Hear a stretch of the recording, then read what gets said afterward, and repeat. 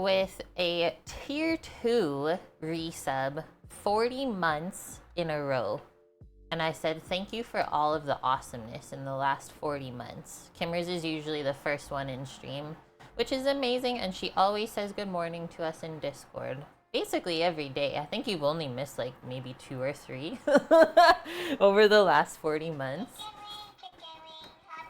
Cookie!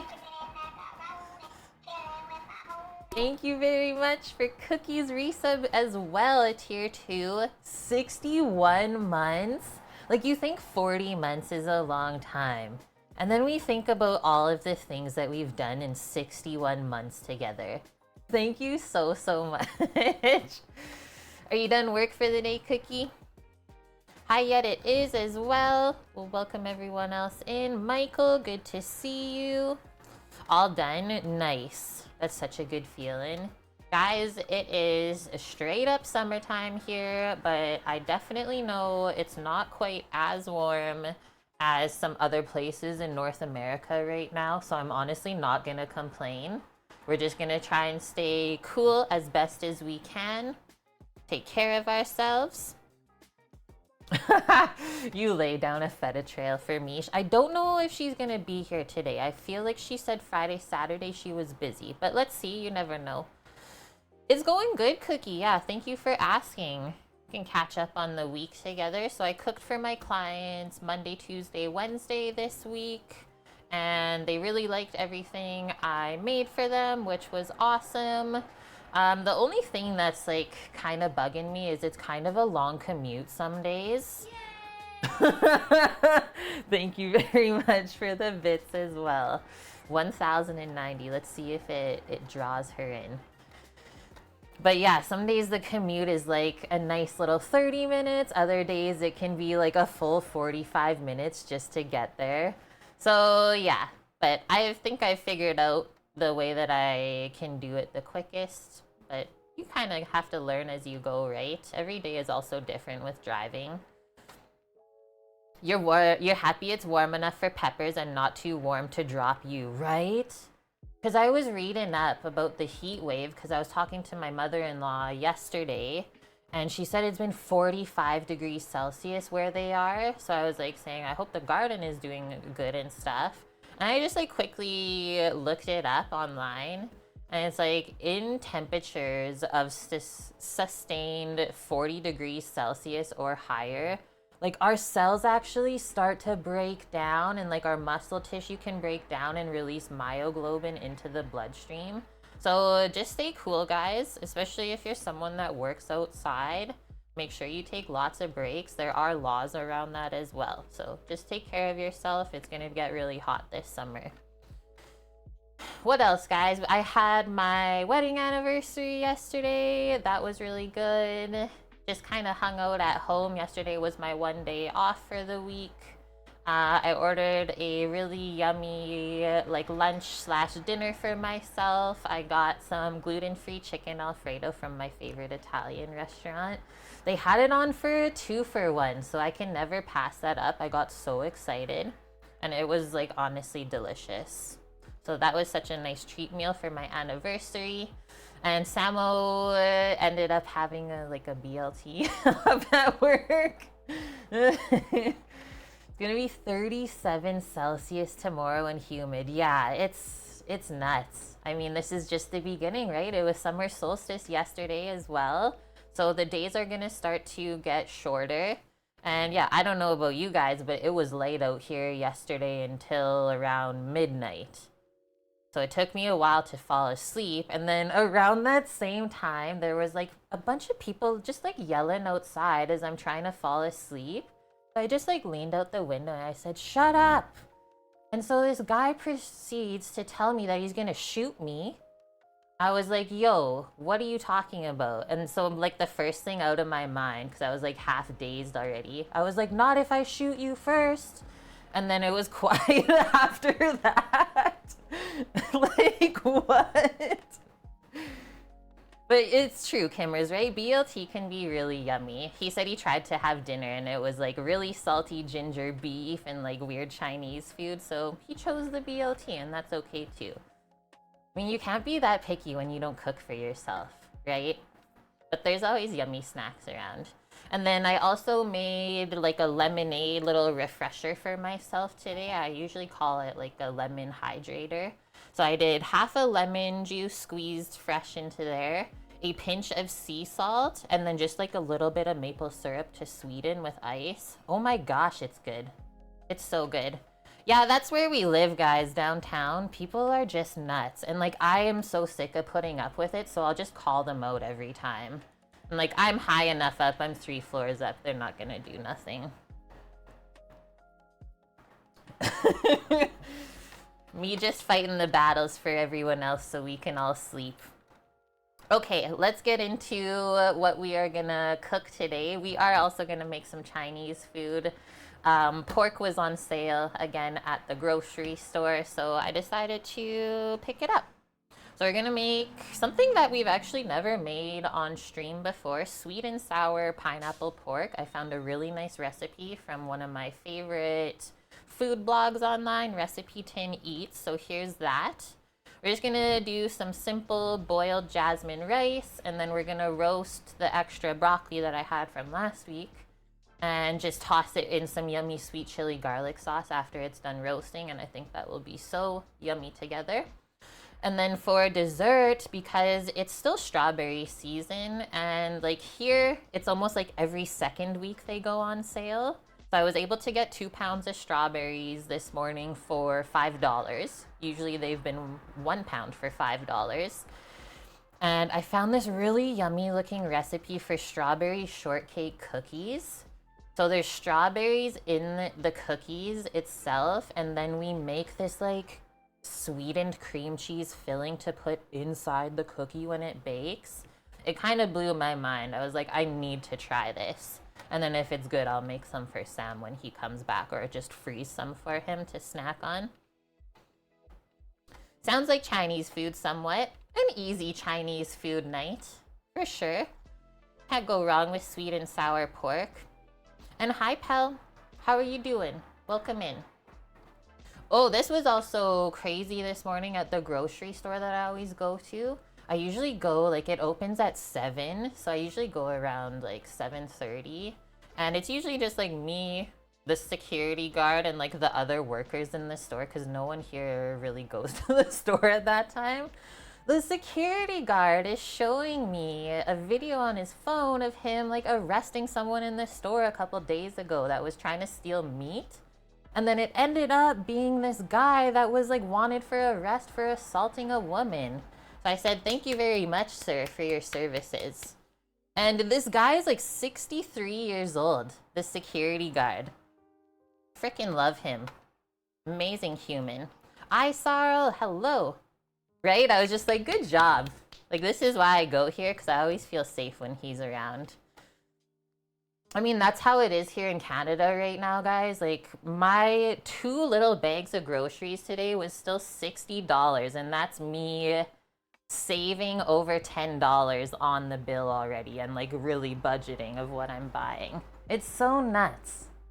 Okay, let me actually pop these recipes up first. I was gonna grab the pork out and we'll start chopping that up because yeah, I think the first thing on stream today is we will marinate the pork. I know it has to marinate for a little bit, and then while that is marinating, we can work on the rest of the things. We have a bunch of ribs that need cooking up. That's what I made for my clients on Wednesday this week. I did baked potato, all loaded up with like bacon bits, cheese, sour cream. And I did some barbecue ribs for them. I slow roasted them at home first for 4 hours, so they were like falling off the bone. And then I just finished them with sauce and everything else at their house. They really liked it. How long should you let it sit with the rub-on before you cook it? I mean, usually I will just rub it with like mustard, or you could do hot sauce, really anything just to help the rub stick on. And then you just pour your rub on, and I'd usually just throw it in the oven. I know some people can be picky about like letting it dry brine overnight, but that could also end up to the ribs like being a little salty when you cook them, because there's not a ton of meat when you think about it. It's also like what, half meat, half bones. when you're cooking ribs. So I think you're good to just season and pop them in the oven, smoke, or barbecue, however you're gonna cook them. Yeah, times are hard. It's so true, man. Just gotta take care of ourselves. Does that sound good, Isarl? Okay, let's see this sweet and sour pork. She says best ever, but I did read the reviews on this recipe and it really does sound like it's one of the best ever. People said they've tried other recipes other than this one for sweet and sour pork and it just was not as good. I said I need to try this. You're welcome. That's what I'm always here for. Anytime you guys have questions about what you're gonna cook, ask me. I usually have the answer.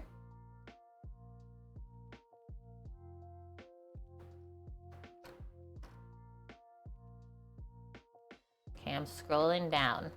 Okay, so the overview, she says we're gonna marinate the pork to infuse it with flavor and also tenderize the meat. She says we do a double dredge, and I really like this. It's in cornstarch, not wheat flour. So that's good for my belly.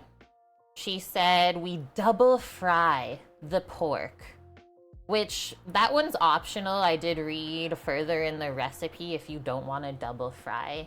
I don't know if I feel like standing over a hot pot of oil and double frying the pork, because I also did see she said you can like fry it and then finish baking it in the oven while you stir fry the veggies and the sauce together, which I think we'll probably do since we'll have the oven on for the broccoli anyways. Planning meals these days involves a good bit more math and finances than your brain likes to tolerate. You should have seen me at the store this morning trying to pick the pork out. Like originally I wanted to buy, they had a half pork loin on sale for $2.99 a pound, but obviously those were all gone when the sale started yesterday only. And so I was like looking through and like comparing the prices. And yeah, I ended up just buying a pork shoulder that looked really meaty instead of fatty. I was like, well, I don't think I have to like trim a ton out of this. So I think that will be awesome to cut up and marinate. And it'll give me a lot of leftovers too, since we are doing an IRL stream tomorrow. We're not cooking.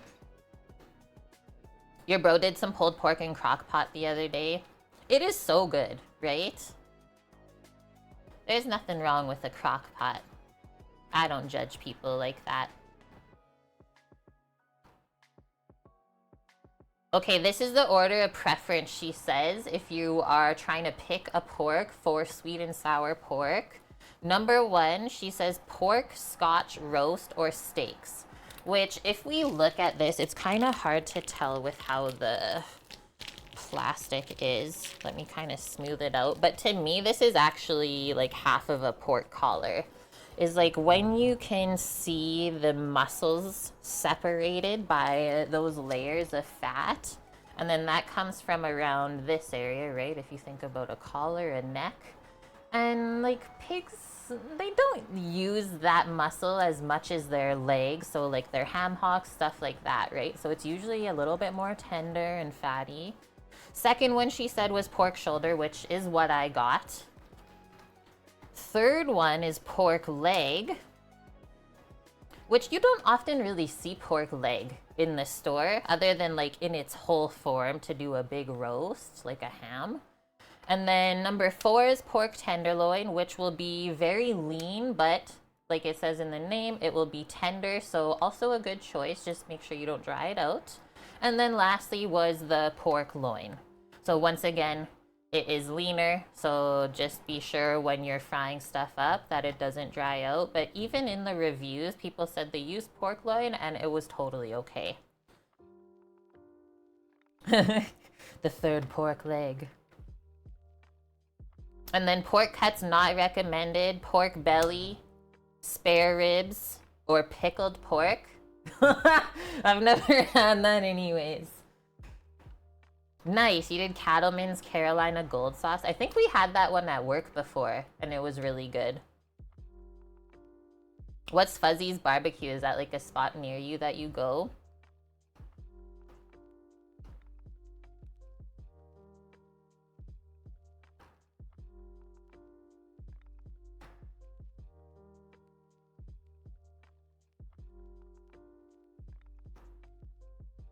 Okay, let's say this. If you like your sweet and sour pork like super crispy with the sauce, do the double fry.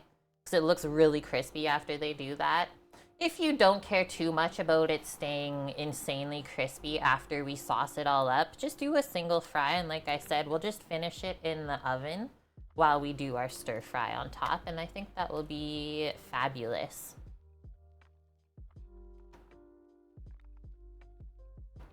And yeah, she says serve with plain rice or even fried rice if you want to go all out. We are making our own sweet and sour sauce today. I had to break down and buy ketchup. And then some sides that she suggests to go with this. Chinese broccoli with oyster sauce. So we are doing broccoli. Smashed cucumbers, which is something that we're actually doing on Sunday with our meal. Asian salad or Asian slaw. Yeah, the list could go on and on. Or you don't do any veggies at all because there's already bell peppers in there. Totally up to you. They sell packaged pulled pork in most grocery stores around there, maybe nationwide. Yummo. And it's good. Okay, so cut up pork. Just gonna make our little prep list here before we start. Marinate.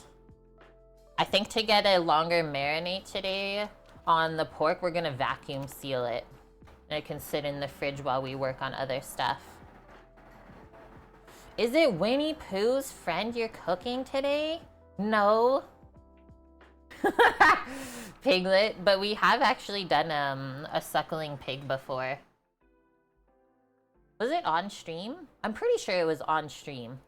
I'd have to look back in YouTube and find the upload. It was weird though, I will say. That was kind of weird to me. It was something that I wanted to do though to like get over cooking a whole animal, right? Because if we eat meat, I feel like you shouldn't be weird about it. You need to respect it. Sounds like a stream meal? Pretty sure that's what we did. You got real Luxardo maraschino cherries today? Where did you get those from? That sounds delicious. Don't get drunk off of them. Kimmers, you remember it? Yeah, I was living at my broski's house. You can get it there too, Cookie. $50 for 2 jars. Okay, so don't eat the whole jar in one sitting. Yeah, we're actually gonna see my bro tomorrow on stream. I got him to come to the soapbox derby with me. Keep me company. Maraschino? Like that? Or maraschino? Ski. Maraschino. Because it's Italian, right? Good morning, Mary. How are you doing? I feel like it's been forever since we've seen each other. Okay, once we cut and marinate the pork, we are gonna work on the cookies after that. We have to first make the cream cheese filling. And then we pop the little cream cheese balls for the cookies just into the freezer while we make the cookie dough. Then obviously we'll make the cookie dough and then stuff them and bake them. Let's see how long that's gonna take. I'm doing good, Mary. Thank you for asking. Life is busy, but it's a good busy. And I'm also getting excited because hopefully Samo comes home next Thursday. Right, loser? Eat the jar in one sitting, you'll be sitting somewhere else for a while. Yes, I did see that actually. It was really cute on TikTok. A aunt was visiting her nieces and nephews in Italy, and they were making fun of her of how she said, how we say it in North America, bruschetta. But they said it's bruschetta every time.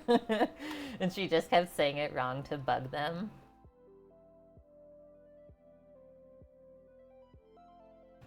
Okay, listen to this. How to make strawberry shortcake cookies. It took many, many rounds of testing to get these cookies just right. Our biggest piece of advice is not to be afraid of mess. Okay, we're getting into it. Covering the cream cheese filling with cookie dough can be a sticky task, especially when we're using fresh strawberries, but we promise you it's worth it 1,000,000 times over. Okay, I'm in. Bruschetta? Kombucha. Just start saying hilarious words. Okay, it says it makes 12 servings, so I'm assuming 12 cookies. Lime mango bucha. So yeah, the filling is super simple. Cream cheese, powdered sugar, lemon. And then there's 3/4 of a cup of fresh chopped strawberries in the cookie dough. That sounds so good. Yeah, if you clicked on the recipe, they just look phenomenal. So after the cookies are done, what's our bake temp here?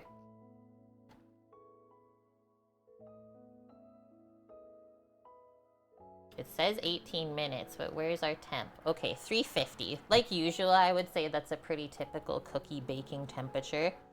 350 F, and then because it says 18-minute bake time, I'm going to assume these cookies are going to be pretty large. Quite large, because the typical cookie will bake in around 9 to 10 minutes. Burguesa. I love burger. I'm gonna wait till Samo's home. The combo tastes like Starburst. The lime mango kombucha. I bet.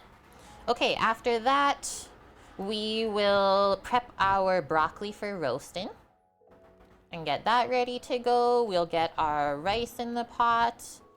And it's always smart, especially if you're gonna do like some frying and then stir frying and making a homemade sauce on the stovetop. Prep your other ingredients for your meal ahead of time so that they're ready to go. You just turn on the burner, pop stuff in the oven, and then you can focus on the one task. So let me just see for the sauce. I think we just mix the sauce outside of the pan. Yeah, place all sauce ingredients for the sweet and sour, except water, in a large jug or bowl. Mix until combined, and then mix in water to get your consistency that you want. So that's easy. Okay, we do have to prep some bell peppers, as well as our pineapples. I just want to see how big these pineapple chunks are to go into the stir fry. Usually I like this as well with some sliced onion or julienne onion. So we'll get that ready. And after that, we will start frying. Easy mode. Chopped cheese. Oh, I wish there was a place here that made that. We don't really have that kind of food in Canada. Should get udon for lunch, but stir-fried or soup? I would choose stir-fry today just because it's warm where I am.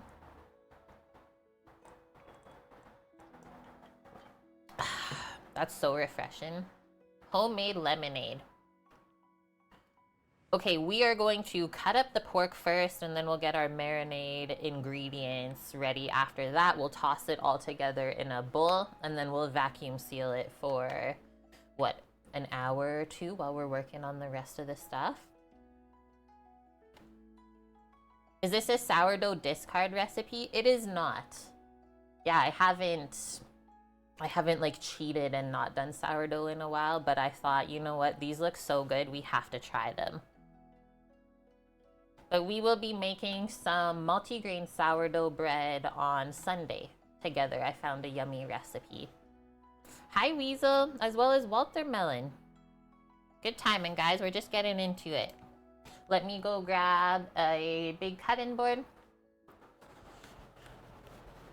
And we will dice up our pork.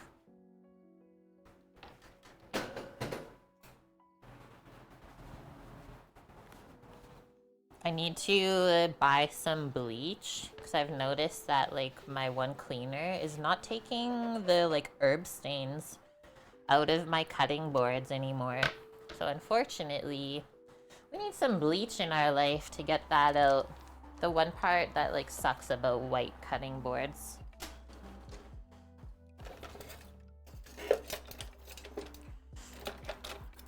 Oh, as well, I asked my brother, because they have a massive rhubarb bush, I asked him if I could trade him some snacks for rhubarb so that we can do some baking with rhubarb next week on stream. Because like, I couldn't justify paying $6 for a bunch from the farmer's market when I could just trade snacks instead. Hi EHPZ. You just ate pineapple pork 2 days ago? Did you make it or you just had it from a restaurant? I'm just opening the pork over here because there's a lot of juices in there. Yesterday I read we all have microplastic in our body and some comes from our plastic cutting board. I believe it. Like the way that I have seen some people cut on a plastic cutting board, it's like all about how you like scrape. Like I've seen people literally like scrape their blade up with plastic. So don't do that. You shouldn't have to be super aggressive with how you cut if your knife is really sharp, right? But even then, there's always the argument that every slice you make in the plastic is like opening it up. Yeah, I'm no stranger to that talk. But I literally, I don't know. There's just something about putting meat on a wooden board that I think is like more risk of bacteria than using plastic. It's a great conversation to have though. Won't be the first time or the last time. R.I.P. Cookie. Never really used rhubarb till recently and you're mad at yourself for not finding it sooner. Isn't it so good? Okay, so see how they like really nicked this up and then just tied it back together. So good thing we're chopping it up anyways. I'm just gonna chunk off this piece here and start working on it. And so first thing we want to do is just look over and see if there's any connective tissue that we want to clean off or like any really thick fatty bits. Like I might clean this up just a little bit. We always do our trimming and cleaning before we do the dices. A little bit of fatty stuff over here. And yeah, nice thing about pork, same with beef, is it's easy to separate the fat and the muscle. So we might get a couple little pieces that are funny looking, but whatever. It's all going to the same place. Oh my gosh, rhubarb pie, like strawberry rhubarb pie is, yeah, I go nuts for. So that's probably what we're gonna end up making because I am a pie master. I said it, guys. I finally accepted it. I'm a pie master.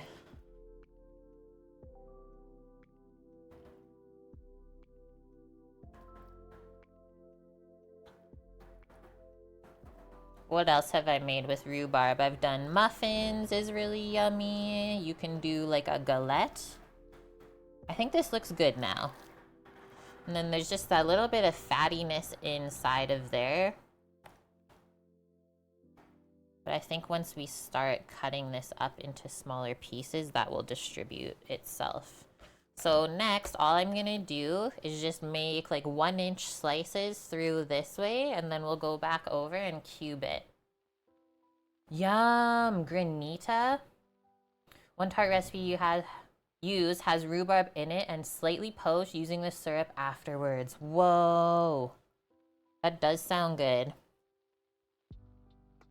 Okay, so this is what I was talking about earlier when they were describing what a pork collar is. This is how it should look. And like you will pay a premium for something that's called pork collar, but if like the butcher doesn't know what they're doing, you can easily sneak this into your life if you know what you're looking for. So I think we really lucked out. Think about like how good that all the fatty bits are gonna taste once they're marinated and then fried up. I'm excited. Is my pizza dough recipe in Discord? Are you talking about the Detroit one, Mary? That we used to make all the time from Cheese Pizza? Look at these little flappy bits. That's okay. Okay. Put that to the side. I messed up, I didn't get a bowl yet. And now we're gonna make basically like 1-inch cubes, or the best that you can. We do want to keep everything around the same size as we are dicing this up for when we go to fry it later, right? So that some pieces don't get too dried out. Yeah, it should still be in Discord, Mary. Search Detroit style pizza dough and it should come up. I know it's a typed out version from Cheese, or even like a linked PDF maybe that you can print out. I think that's what I used to do when we would make like, what, 12 pizzas in a weekend for our Food for Friends crew way back in the day. Why is this being... Okay, so if your knife doesn't want to go through, probably clean that part out. That just means it's like really sinewy. And that's not gonna break down while it cooks anyways. Nice. Okay, we're getting there. You ordered popsicle molds? That's so funny. Sam did another like Nespresso coffee order because we were starting to run low. And one of the little gifts this month was some popsicle molds. So I'm thinking next week when Samo's home, hopefully, I don't know if he's staying late yet, we'll make some popsicles together on stream. We'll do it on like a Friday or Saturday so that we can eat them together. I haven't made popsicles in a long time though. And I just started thinking about all the different flavors you make. Some of my favorite ones actually have yogurt in it. You guys ever do that? Do like layers with yogurt and fruit? Because then it's like froyo.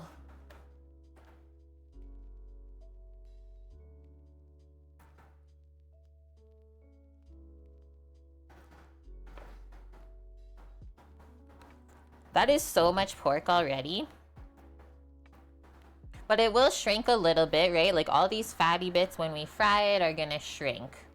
And then there is some trimming to do on this side. And then we can also see like how much more lean this side is. And there might be a little bit more to clean out from around where the shoulder blade was cut out.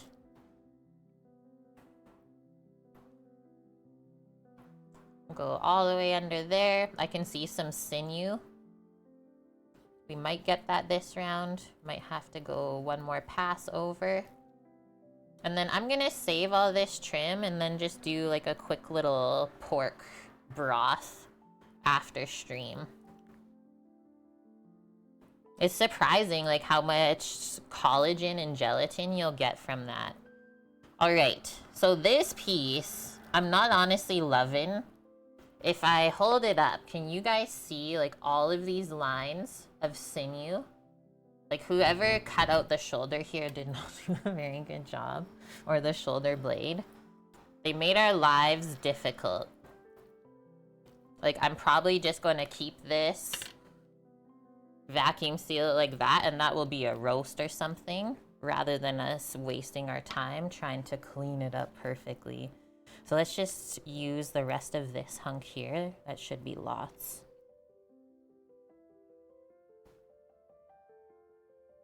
Yum, white dove. Cantaloupe orange ice cream. I've actually been having a hankering for melon lately, and I saw they weren't too expensive anymore compared to wintertime. I really like melon with prosciutto, and basil is always refreshing on a hot day.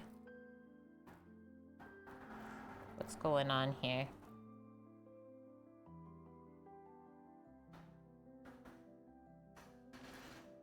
Fatty bits. Fat equals flavor though, right? So we shouldn't be scared of it.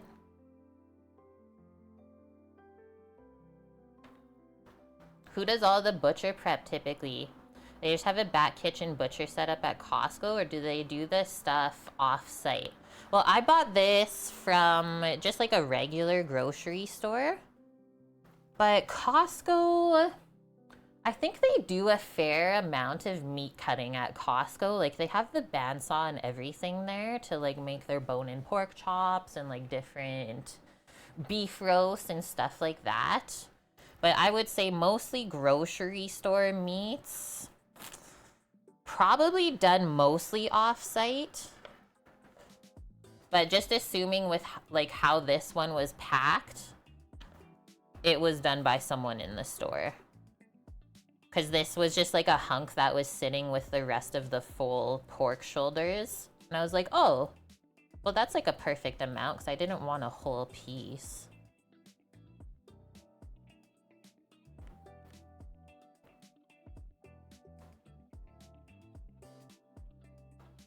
Told in the past that Costco cannot do custom cuts for you when asked. Are you in Canada or the States? Because like our Costco, this was on the island though in BC. You're in Canada. Yeah, the Costco we used to go to all the time, you could literally call them up, be like, I want this, this, and this for this day, and they'd have it ready, and you just walk up to the counter, and the guy will bring it up to you from the back. I don't think it should be different being on the island versus everywhere else. Because I think even at this Costco now, like when we were doing our jerky business and stuff here a few years ago, we always asked for the eye of rounds and stuff. So maybe it depends who works there.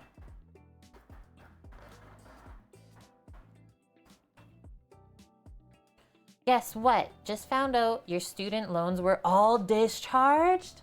That's like the most amazing news ever. What the heck? What an amazing Friday for you. I'm actually so happy yet it is. Heck yeah. Okay. There we go. We got our little pile. Let me just wash up really quick and then I'll grab a bowl. I'll pack up these other things. That didn't take very long, right? Maybe it was an issue with what you were asking for. Do you remember what you were asking for?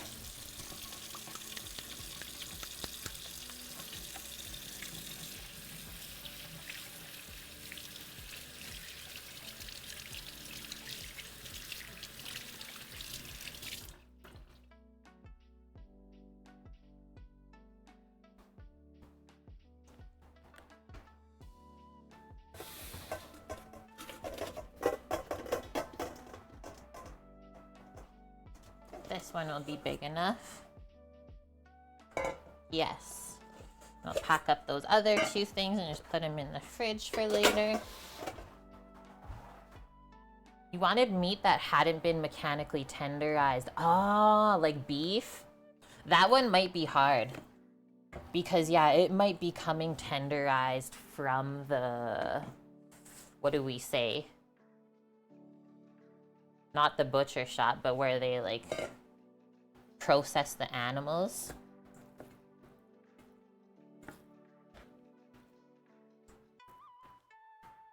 They told you couldn't do it. Yeah, that's what my assumption was as well.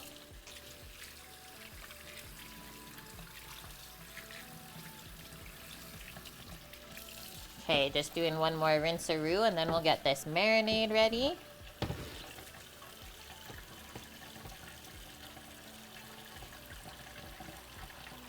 Yeah, the only time you'll not get meat like that is if you get the whole primal cut, right? Like, think about an entire prime rib. There's no way that they could tenderize that. So you'd have to buy a really big piece of meat and then process it all yourself. Or if you know someone, ask them to do it for you.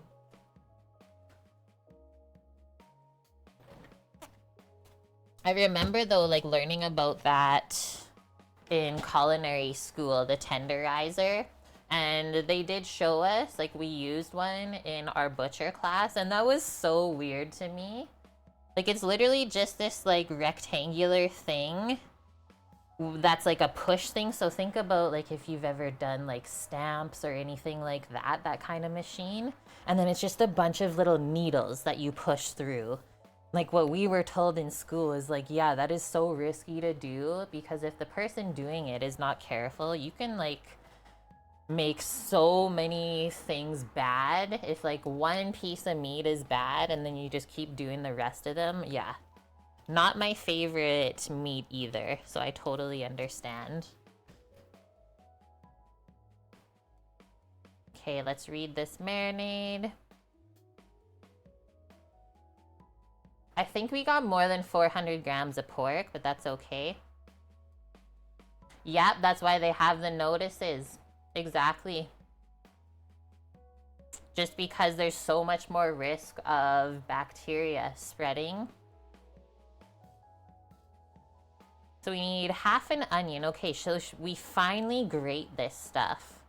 Half an onion, teaspoon of garlic and ginger. This is a trick that I've learned from Chinese food as well. Specifically before for shrimp, that keeps them a lot more plump, is we are putting baking soda into the marinade. And she says that actually helps to tenderize it a little bit. And then it's just a bit of cornstarch and then some soy sauce. Okay, I guess we'll get the little box grater out, see how well we can grate this onion up. And then for the ginger and garlic, you can just use like a microplane zester.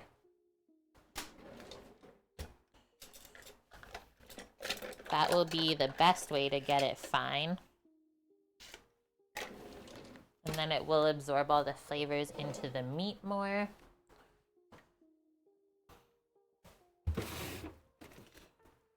Ginger.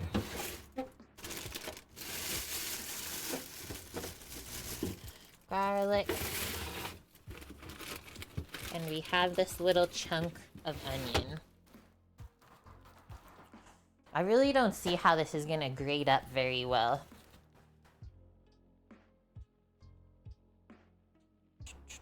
But there's not really enough liquid to even like put it in a blender. So away we go. We will do our best and forget the rest.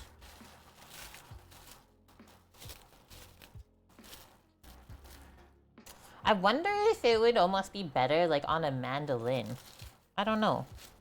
But we actually attempted grating this onion last week, and it still looks perfect. So whatever happens, we can always just chop it up finer afterwards. I think that's honestly what I did last time, guys. We're just gonna chop it. I'm not even gonna fool around with it. I've learned my lesson. And that's what we're gonna do. Okay, so really fine dice, and then we can always go back over and mince it.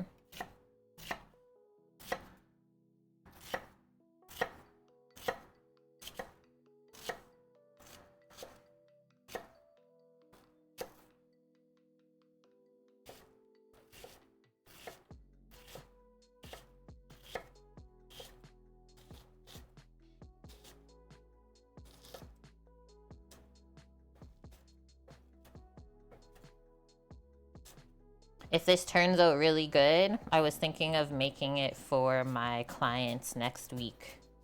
Maybe for the Monday. Because everything will still be on sale, and I like to save them money too.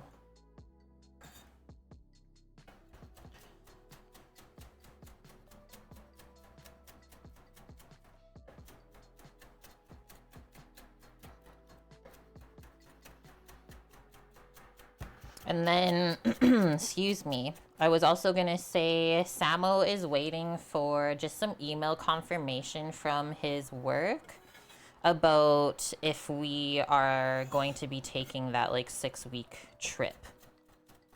Because he'll be working 6 weeks straight before that, and then he'll be able to have 6 weeks off as well. So just waiting on dates, and then I'll start messaging you guys or even post just in Discord about doing a meetup, I think, in the States somewhere. Probably not just one. Probably do a couple, depending on where we are for everyone. We really don't have any strict plans yet. So I'm kind of excited. Okay, that looks good. I just left this root end.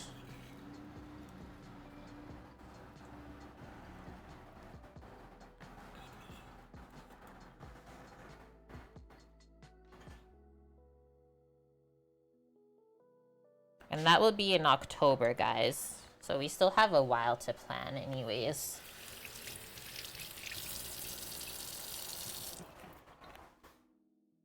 Okay, quick rinse-a-roo. I know they said like only a teaspoon of ginger, but do we need more for the sauce?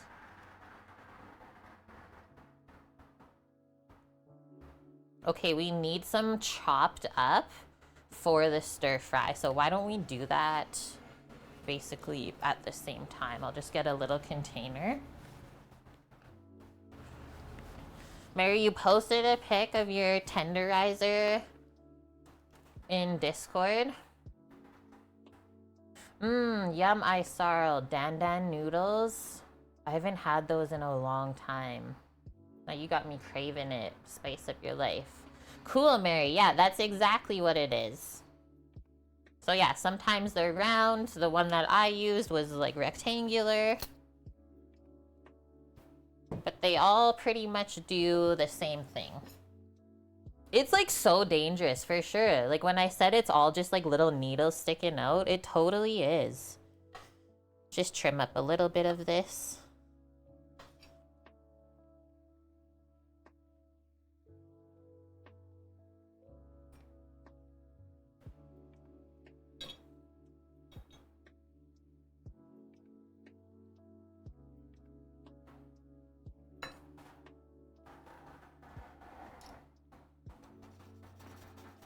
Whoa, that is really fresh. So I'm gonna do that over the bowl because it's like juicing everywhere.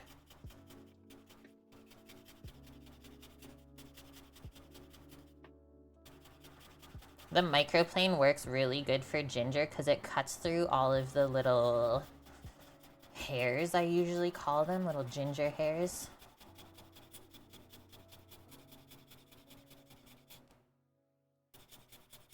And usually it like builds up all of the skin that I don't peel off, just like up on the side here. So that's why I don't really peel it up too much when I do this.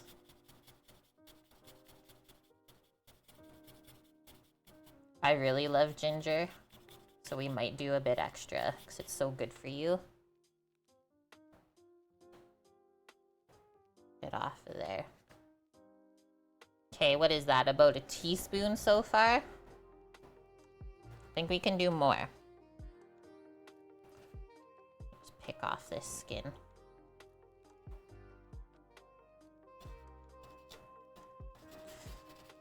Okay, everyone in here right now, what's your favorite Chinese food dish to order if you go out? Or you can even order it in, I suppose. Chinese food is always good for takeout, and that's actually been like a topic of discussion, is like you never see advertisements for Chinese food restaurants. You just always know they're good. Hi, Nightwalker. Cumin lamb? Okay, that's from like a legitimate Chinese spot. That makes me miss Vancouver. Because I don't think I maybe can find one spot here that would make cumin lamb. But it's mostly like westernized Chinese food where I live. Stir-fried pork with spicy green peppers. I really like the basil peppercorn beef sometimes. Nice cookie. Peking duck. Or General Tao's chicken. Yes. There's so many good ones, right? I went through like a big cashew chicken phase there for a bit. I don't know, it's just so good when they do it right. Crab rangoons. Okay, that's still one that I've never ordered. Like the amount of times I've been asked to make them. Okay, that's our ginger. We're just gonna use the garlic press for the garlic. I find my hands get too sticky if I try to microplane the garlic. Garlic shrimps. Michael, you like orange chicken and mixed veggies. Like the list can go on, right? Like pineapple chicken balls. Obviously, ginger beef is always a big one. You're still hunting for a more authentic Chinese spot? Sometimes it can be hard, right? But then when you find the one spot, oh, life is just made. Let's put the ginger here for when we're gonna chop it up next. But we'll finish this marinade first. You have a lot of Korean places near you. Interesting.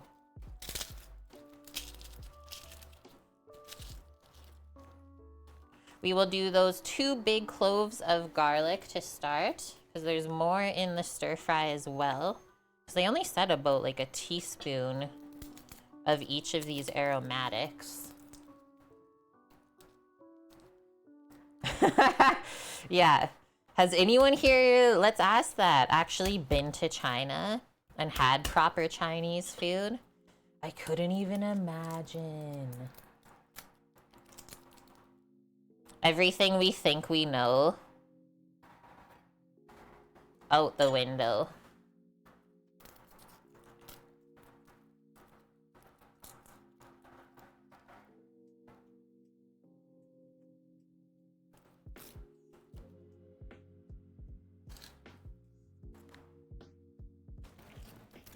There ended up being a 2 clove in 1. How cool is that? It's like when you get a double egg yolk. Yeah. I barely even traveled down the street. Never mind across the ocean.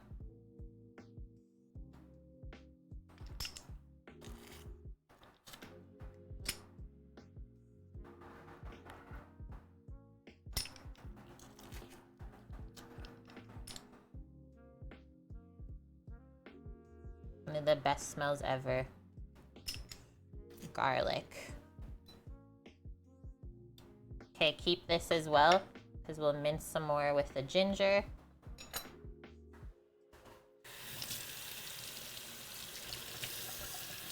That is insane, Paloozer. You literally haven't left the house? How is that possible? Like, I thought I was a hermit.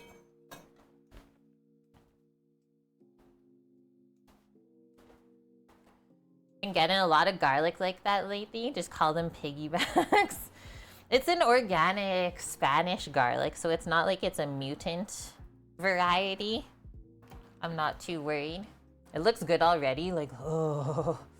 Okay, now we need some liquids, I think. Onion, garlic, ginger. Okay, we need our baking soda, cornstarch, and soy sauce. Not literally. You leave the house. Yeah, you walk around, but you don't like really leave your subdivision, let's say.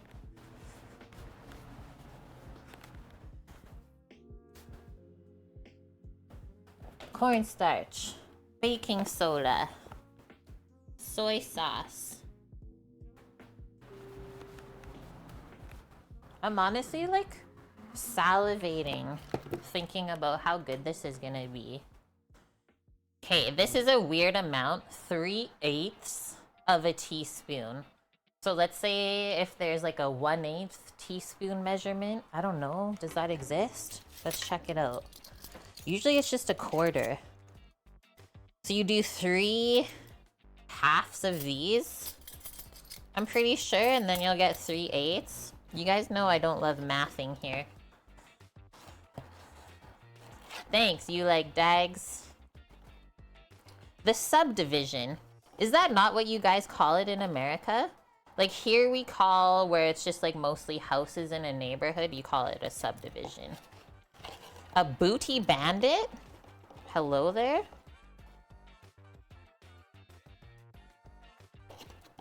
How often do I wash my aprons? I would say like every couple of months. It really depends on what I do and like if I get it really dirty. I don't like to wash them like too often. Like I said, if it stays clean, which I'm a really clean cook, I won't wash it because over time, like the canvas and stuff will break down and fade. But I would say if you're like cooking dinner for yourself every day and you're messy, for sure wash it once a week, like the rest of your laundry. If I was working in a restaurant, I'd probably wash it every 3 days. But it's just me, right? And then I have another separate apron that I use for my clients, and like I've already washed that one. Is that a good answer, Mary? Nearest neighbor is 1/2 mile. What a dream.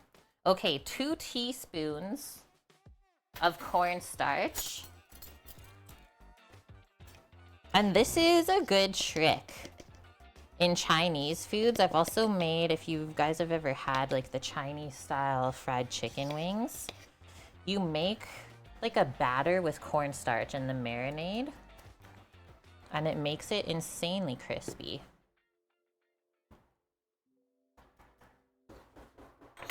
There's someone at the door, 1 sec.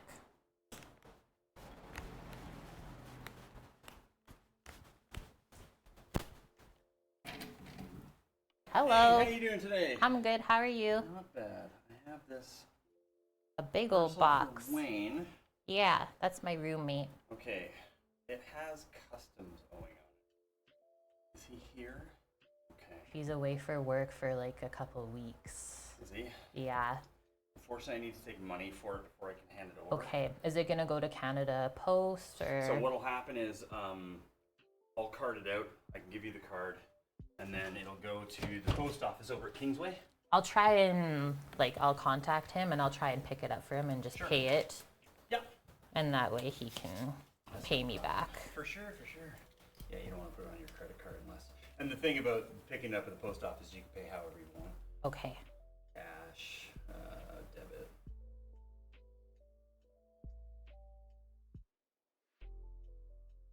How's your day going? It's good. I'm just cooking up some lunch for myself. You staying cool out there? I am going through water like it's, going out of style. Do you like pop? I have a root beer in the fridge. Oh, no, thank You're you. good? Yeah, Okay. I'm on a Diet. weight loss Okay. thing, so. Have a good day. Yeah, Take you care. too. Take care.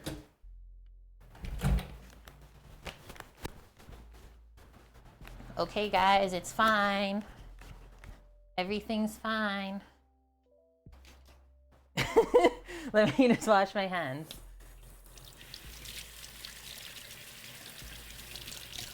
It's a bag that my roommate's been trying to buy, like, think about like a luggage bag, kind of soft shell though, for when he goes up to work.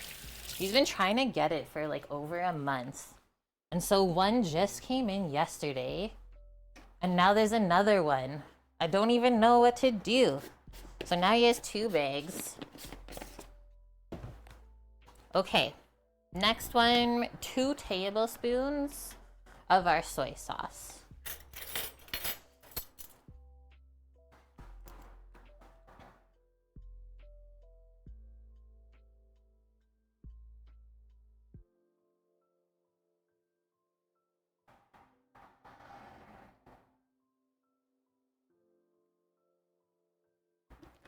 So that will season the pork up a little bit too, right? The saltiness from it. I'm just gonna use my hands and give this a good massage, and maybe before we do that, I'll grab the vacuum seal bag so that we can just drop it right into there when our hands are already dirty. And we're not gonna drop the bags this time. Remember last week?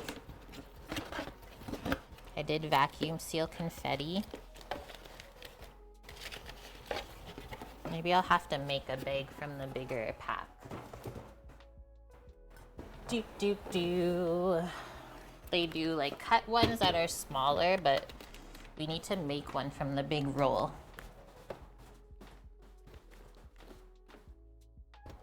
And the reason that we vacuum seal things when they marinate is a lot of people have said that it cuts the marination time in half, which is super helpful. It's time for some salad.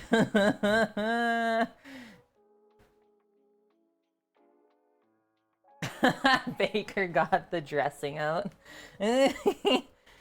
Palooza's going gardening. That's what they say on TikTok. Gotta be careful gardening. Don't let your friends judge you for gardening all the time. Safety meetings? You can eat it if you want to. Just treat it like catnip. What the heck just happened? They tried to do something and they got wrecked. What did they do, Cookie? Did I miss something while I was away talking to the postman? I also love that postman. If you're like, why are you so friendly with him? I see him all the time. So I was like, you need a root beer or a pop? So freaking hot out to be a mail carrier right now.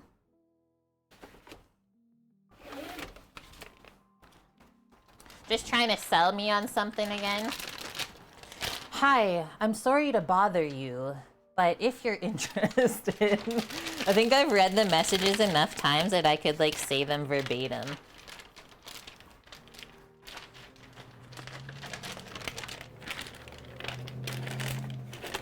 Okay, we fold it over the top so we don't get it dirty. Yeah, unless you see them, which we have seen before, literally throw the package over the gate when we lived in BC. She was covering for our usual mail carrier. Yeah, not a thing. So we actually let Canada Post know, and she wasn't seen again after that. But otherwise, you always have to take care of your mail carriers. Especially like where we are in the building, literal end of the hallway. It's such a far walk. This looks good, guys. I'm just really mixing it to distribute that baking soda up. It smells delicious already.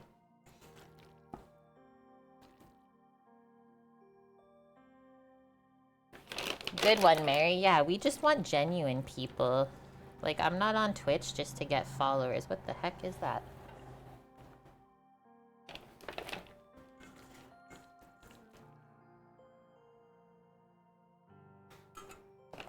I'm here to teach so that others can learn. And even at the same time, I also learn.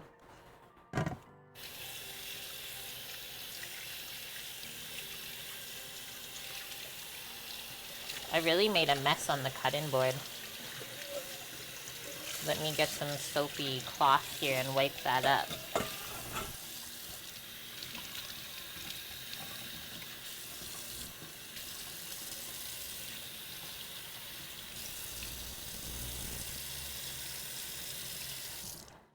No, when it's like a beautiful sunny day, blue sky, and then out of nowhere, it's just cloudy now.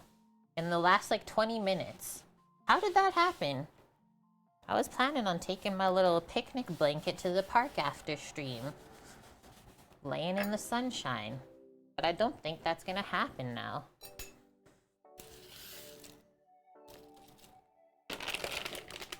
Okay, so now it'll be better if we flatten this out into one nice even layer.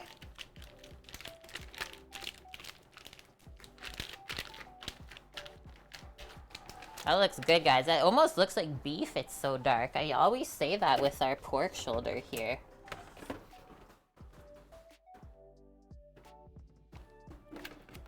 No, you definitely can't get all the sun in the PNW. Frick, I miss being out there, though. One of these days we'll get back there.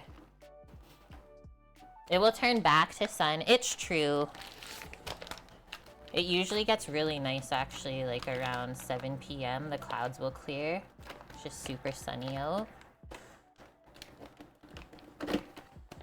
Doot. Okay, I'm just gonna pulse this so I can control how much air comes out.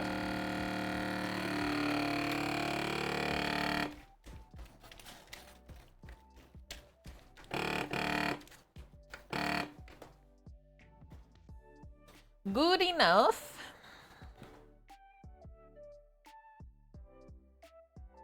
And it's the strawberry full moon tonight. We're making strawberry cookies for it.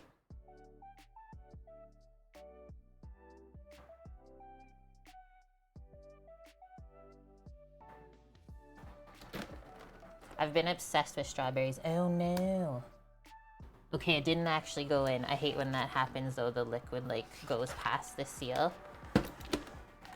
Yeah, I've been wanting to buy local strawberries, but I haven't been able to like justify paying $9 for a small pint when I can get 2 entire pounds for $5.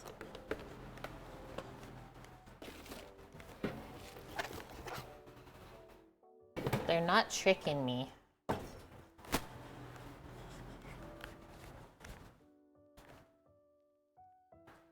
Oh, maybe we'll do that for a stream. I wonder how the internet would be.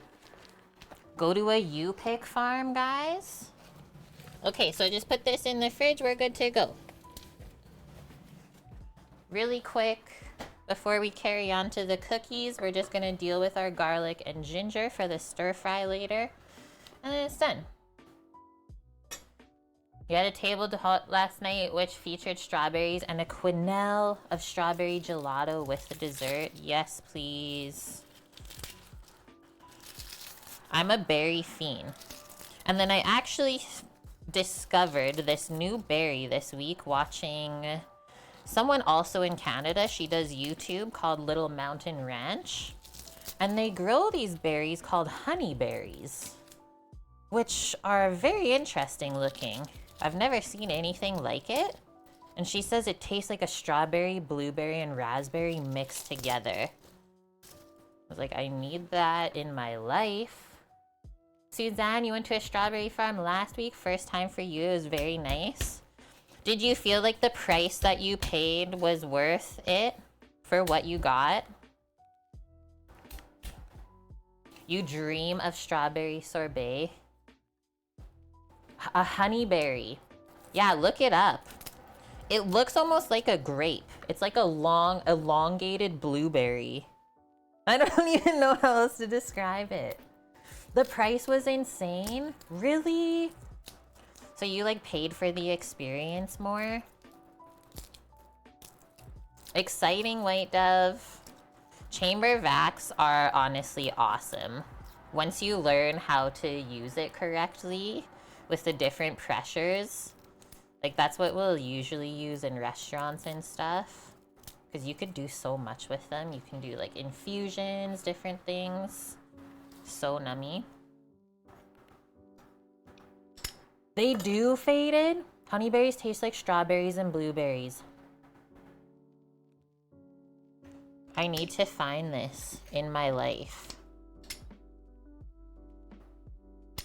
You need one of these? This one has honestly like seen better days. Let's just say it went in the dishwasher when it shouldn't have. So it took off a lot of the really nice finish. It's a Pampered Chef one. But it doesn't put metal onto the food, right? Because it would color the garlic. So I still use it because it's one of the best ones I've ever used. And it honestly helps so much. I don't love mincing garlic because it gets so sticky. And then everything on your cutting board smells like that or tastes like it after. So using this, which is not very popular to use in restaurants, like a chef will like scold you if you like ask where a garlic press is. But it is awesome to have at home.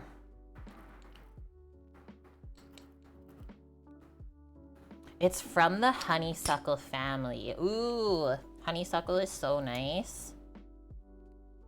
Okay, that's it for all this sticky stuff. Let's do a rinse.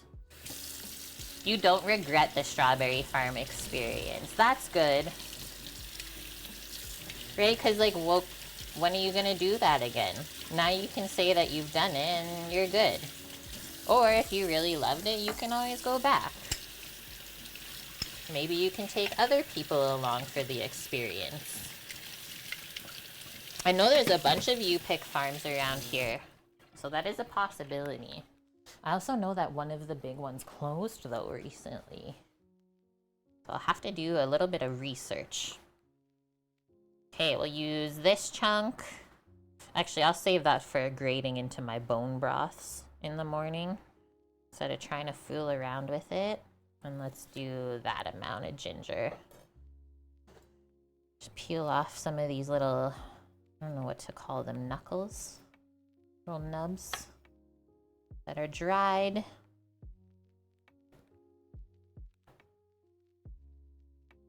And then if you wanted to be really strategic about your ginger peeling, you can either use a spoon or just the back of your paring knife to scrape the rest of that off. But I'm not really picky about the ginger skin if it's clean like this.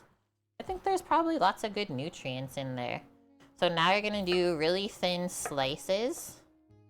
And then usually as I slice, I try to stack them together, like maybe 2 or 3, so that we can cut back across.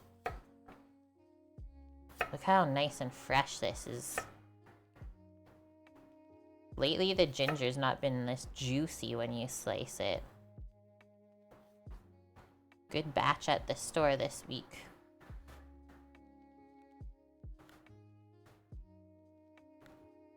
Yeah, like we used to have a honeysuckle right outside of our window where we lived on the island, where I would cook. So in the summers, holy, that's all you smell, right? Wafting in. Filled with bees, or like we had so many hummingbirds that would get territorial over it. These yummy ginger chunks for the stir fry.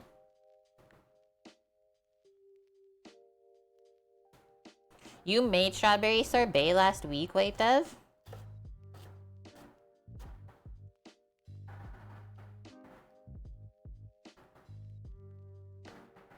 From Winter Recipes, it used a Italian meringue. So it was like kind of fluffy and light texture then.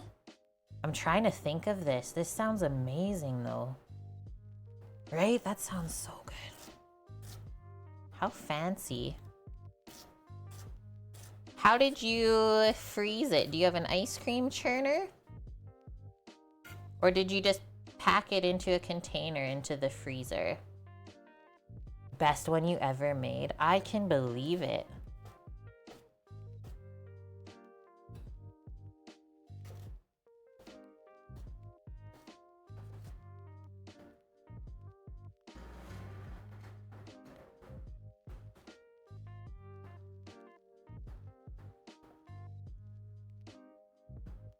You have a ice cream maker, but it might work out fine without one. Good to know. If you want, you can post that recipe in Discord. I would love to check it out. Okay, ginger and garlic for the stir fry complete. And then we're moving on to cookies.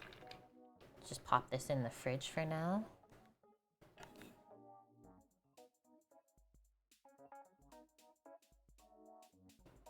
You made one too, Isarl, using Italian meringue. I really love Italian meringue. It makes really good like icings as well. It was one of my favorite things we made in baking class, patisserie.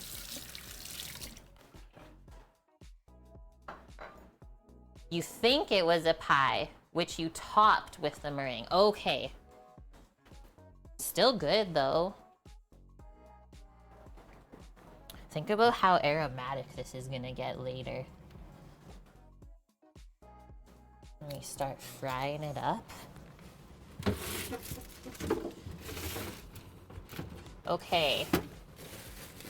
Cream cheese, come over here.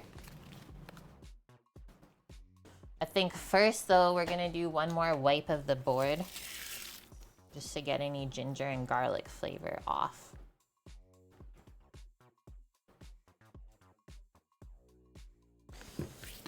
You're drawing a blank. That's okay. It happens. I mean, sometimes I don't even remember what I ate last week.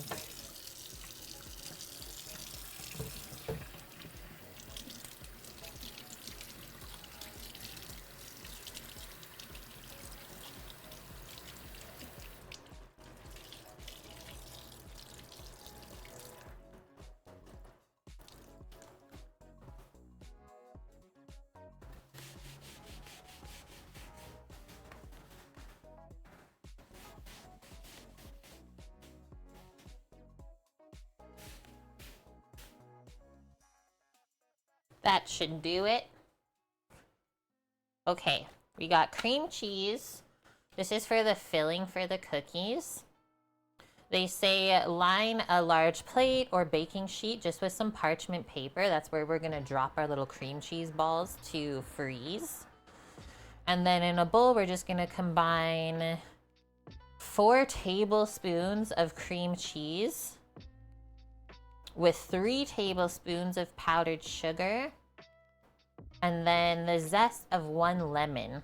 And you just mix that up until it's smooth, and you scoop into balls that are about 1.5 teaspoons each. So half of a tablespoon is what that is.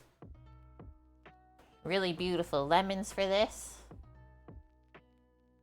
Ah, you made a Swiss meringue, which similar but not same.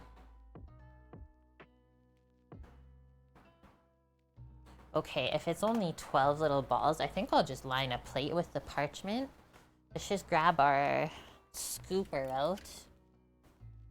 Make our life easier. We'll use a little ice cream scoop that I have. Or portion scoop. It's a really small amount. That bowl is not clean. I've been noticing that lately. I'm trying to use up like another dish soap that I've had sitting around. Certain things it does not work good on.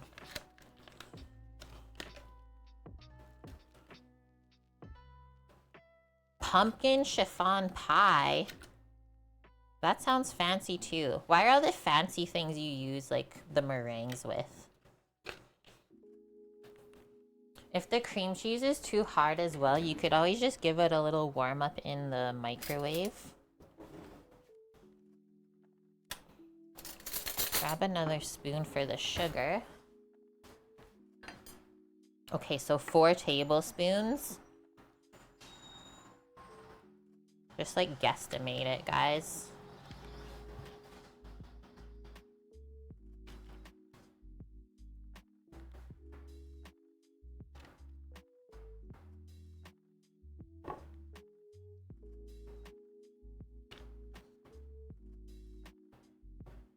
Sure. Works for me. I don't know what to do about this plastic piece. I'm just gonna try and pick this off. We'll wrap it back up.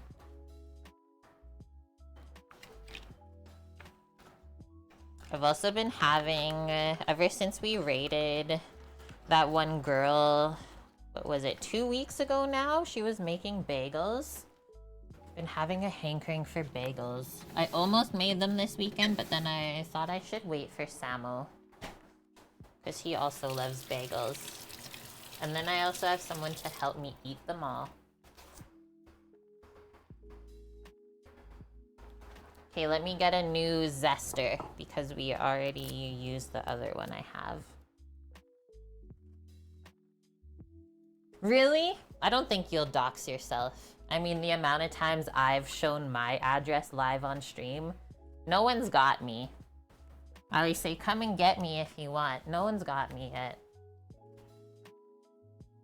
Good luck.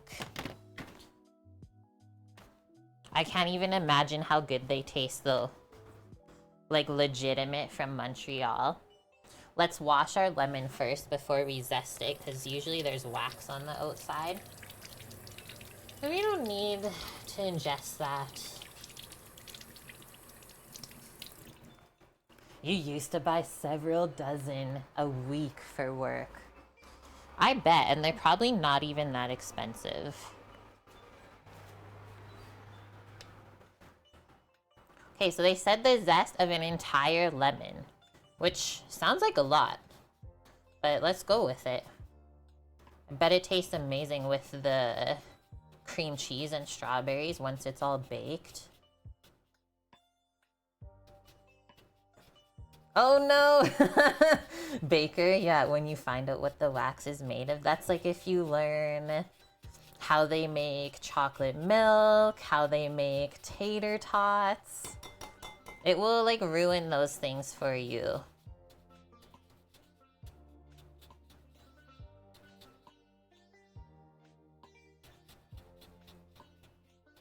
Bugs are useful though. It's true. That's the best feeling. Being a regular, yeah, just walking into this spot and your bags are ready to go. Now that's service, right? And that's probably why you kept going back. Because just the feeling of like someone actually pays attention and cares. That's a rarity, I think, these days. Like everyone's so in a rush. You don't really get to be that personal anymore. Okay, no lemon juice. Wipe off some of this zest and then we'll grab the powdered sugar.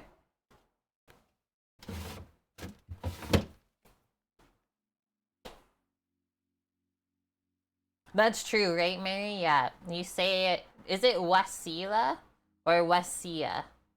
Alaska every time? I hope I can come visit still one day. I'm watching someone as well from YouTube that I really like.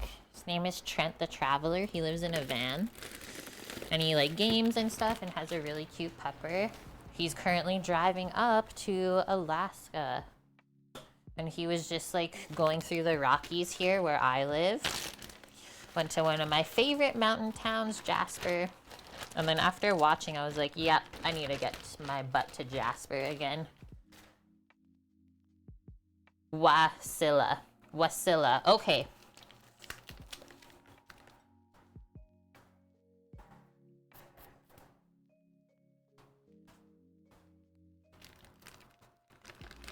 Okay, so it was 4 tablespoons of cream cheese and then 3 tablespoons of powdered sugar.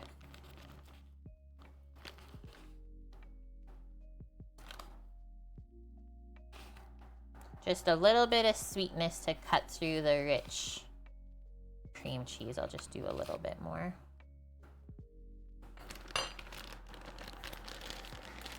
Do we need this again for the dough? Let's look. No. And I believe we'll make the cookie dough in our mixer together. Cream the butter and the sugar really well.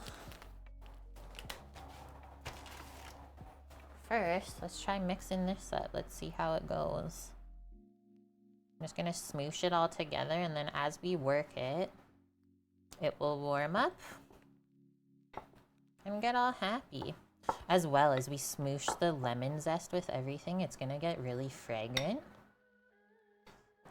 Yummy, yum, yum.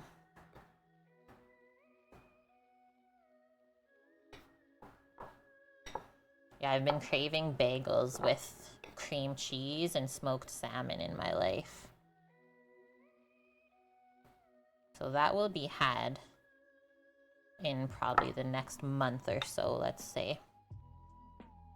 That was so easy to mix together, guys. What the heck? I thought it was gonna be way more difficult. Just make sure the zest is all distributed good. It smells really yummy already.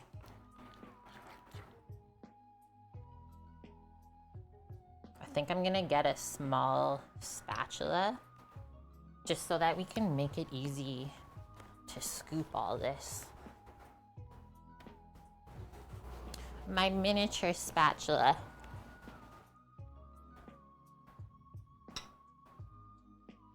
This little guy.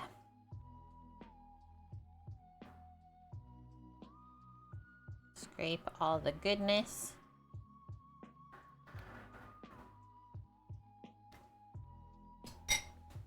And then the edges as well.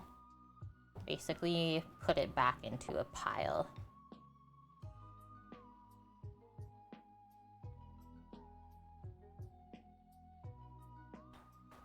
Okay. Let's get our plate and some parchment now. And we'll pop that in the freezer while we mix the cookie dough.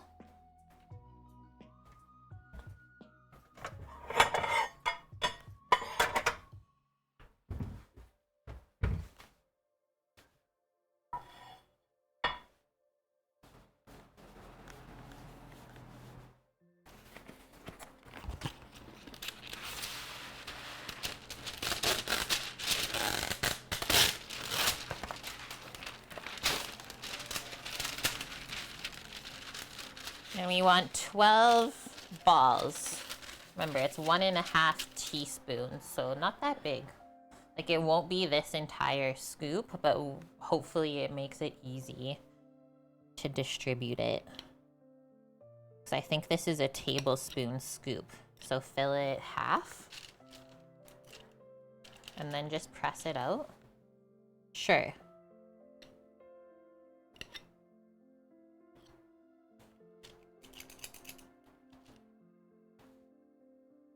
Try not to really move them once you drop it, because it is quite soft now.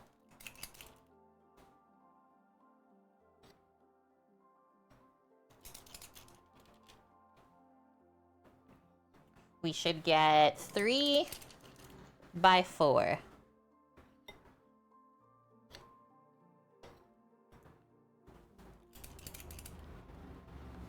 It almost looks like butter, hey? Just the yellow color that the lemon zest turned it just reminds me of scooping butter. Brother! I have to do it for every motorbike that does that.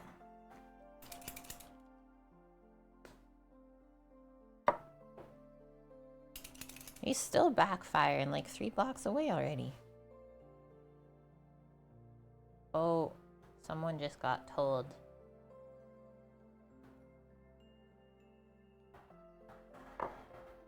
Like, I don't even live in a busy area, guys, but this street is nuts for traffic. It's really entertaining, I will say. Okay, I don't know if we'll get 12. I think we're only gonna get 11 here. That's okay too. I would be interested to try the cookie dough without the filling as well, right? Because yeah, maybe not everyone likes the cream cheese. Scoop everything out the best you can. And we'll top up this last one.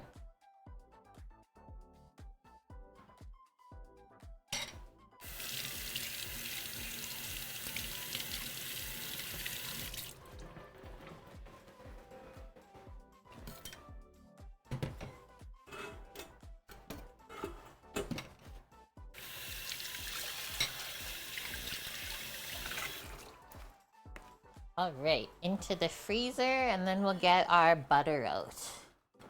Start looking at all the other ingredients for the cookie dough. Move this out of the way for now. Move over, scones.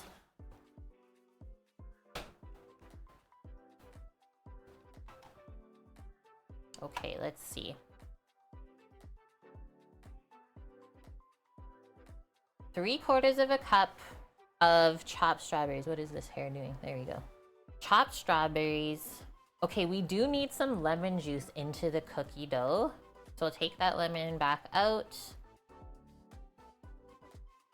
white sugar, as well as a little bit of light brown sugar, which we are just gonna make.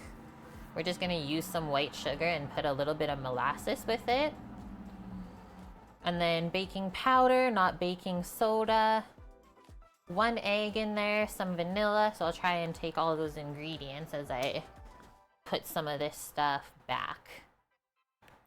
Sugar, flour, baking powder, vanilla, molasses. We got this.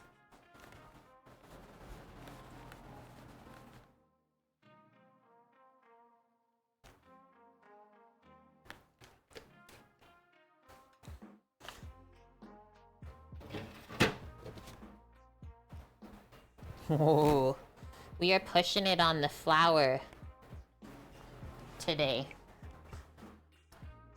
Pushing the limits here, guys. Probably have to go actually buy some more tomorrow morning. Canmore is a pretty good mountain town. It is. That's where, like, when my best friend growing up, her family would always go to Canmore. I think they would rent like a house because they have quite a big extended family. And then yeah, growing up, like I would always go to Jasper. It's just been a thing. So I think it's like where your family decides to go, and then that's just the ritual, right? But I really love Jasper because yeah, it's small. It doesn't have the craziness of what Banff does for whatever reason. Like they're both just as beautiful.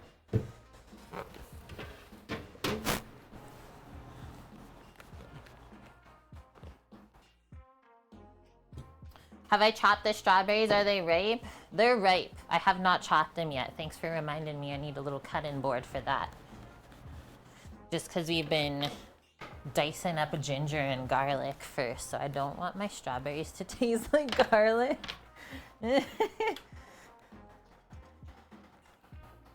Okay, 3/4 of a cup.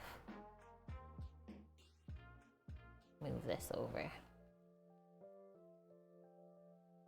And yeah, if you go to Canmore, you can still visit Banff. It's that close. It's a really nice drive, even just taking the Icefields Parkway if you're feeling up to it. You can honestly see everything in like a day.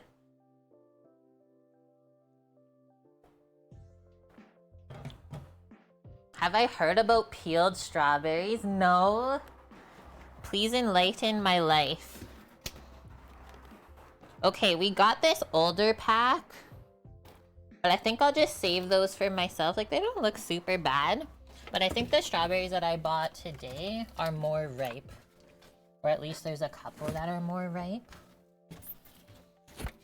They were out of the 2-pound packs already when the sale just started yesterday. So I just grabbed 2 1-pound packs and made them price match it for me. Don't be afraid to ask. And that's what I said. I was like, you don't know if you don't ask. So always ask, and whatever. If the answer is no, we carry on, right? Ew, what is this one? I think I'm just gonna throw that one out. I don't even know. Sometimes they look weird. Yeah, see? I swear they always put one in that's like going bad just to make the other ones go bad. We gotta take that out. And if you don't take it out, it just spreads to all the rest of them and makes them go moldy. Jose... Is it Jose Andres or Jose Andres? Rave about peeled strawberries, saying that one is not truly lived unless they peeled one? So you're just like taking the seeds off then? Ew. Me just saying ew at what we're using. Well, because why is it like this?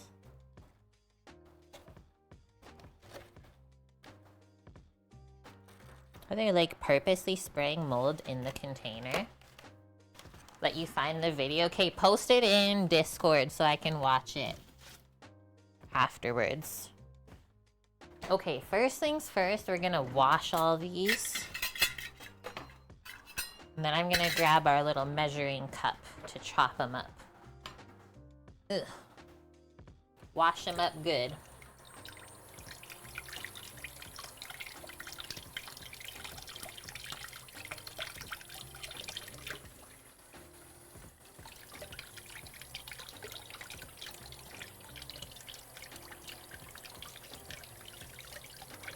Ew. When you're washing it and the strawberry washes away.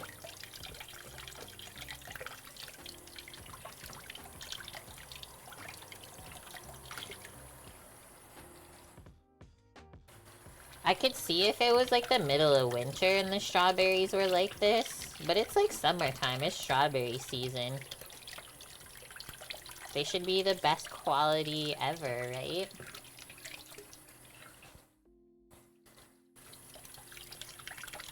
At least those are our expectations.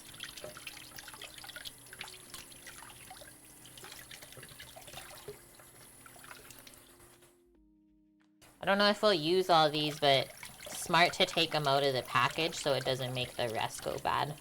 I'll just munch on them later.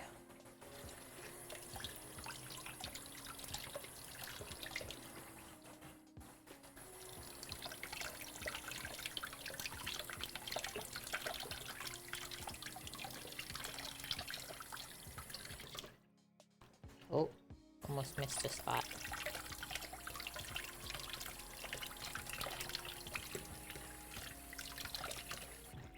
Okay.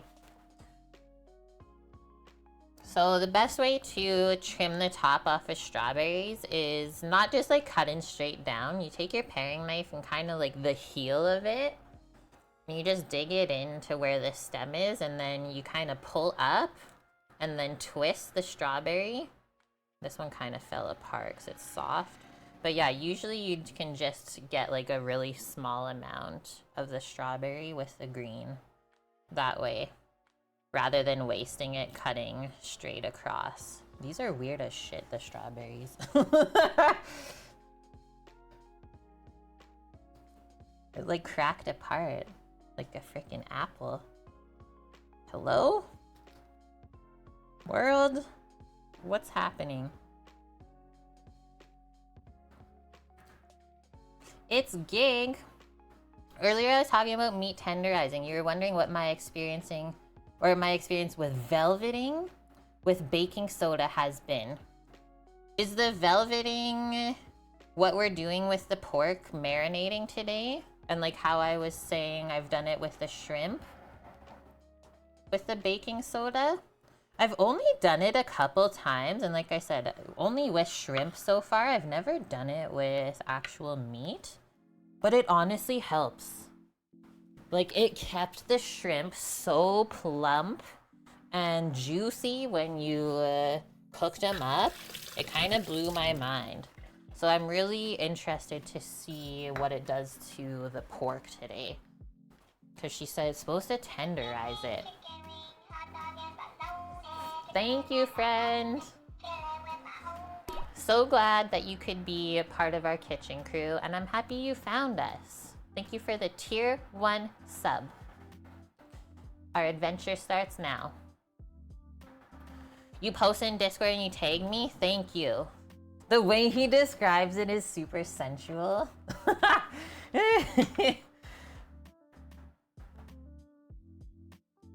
Okay, Walter, that's a good tip. Yeah, don't use too much, so definitely follow the recipe.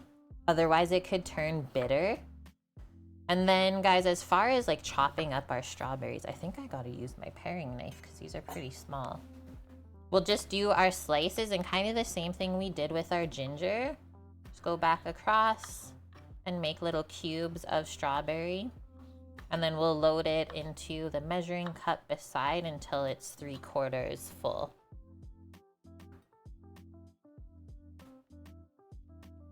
I have to ask, Baker Vuke, are you a baker?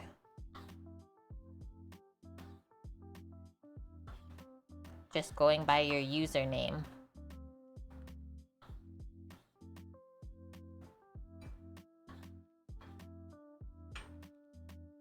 Hi, Mickey.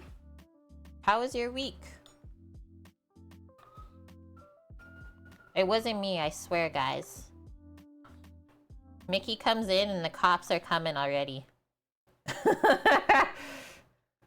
One day you'll be a baker. Hey, that's all it takes is one day to start. You're taking a break from work? Nice, dude. The weather pretty cool over there? You getting a heat wave like we are right now?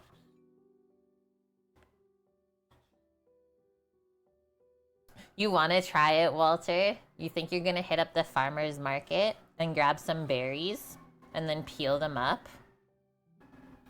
Please come back with your reports.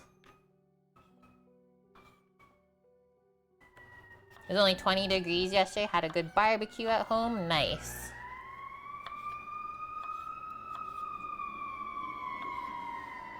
It honestly can't be a stream without emergency vehicles going past at least once.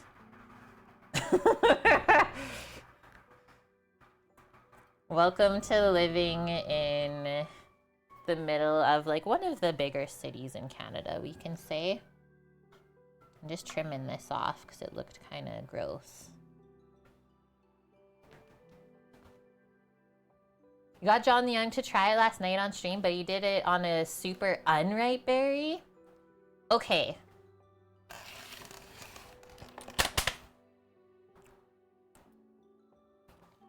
Where's like a... Oh, look at this one. Okay, should we try it on this one? But I feel like I have to watch the video first.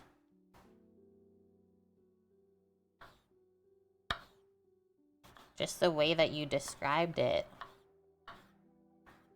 That one looks so good, though, to be able to peel. And I always say this on stream, like, you should always try something once. Even if it seems weird.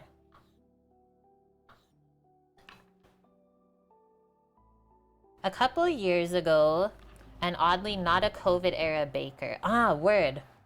Just decided to start sourdough culture and it's been a wild ride. Okay, so we're gonna stop there with our berries. That's pretty much full. I'll just eat this one. Chef snack, if you will. Okay. Berry is going up top here on the counter in front of me. So I can try that out. A chef tax is very real. Always, right? It's like the best part of prepping food. Snackies. So Mickey had steak and peppercorn sauce, sausages and salad. Dude, that was your barbecue? Yum. Those berries are tasty, I will say that, guys. And sometimes that's the case. Is like the berries that are really ugly and basically overripe. Of course they taste the best. Boom. Wash that off, otherwise it will get stained red. Speaking from experience. Okay, I think next we will soften our butter and start getting everything into the mixer. Move that over.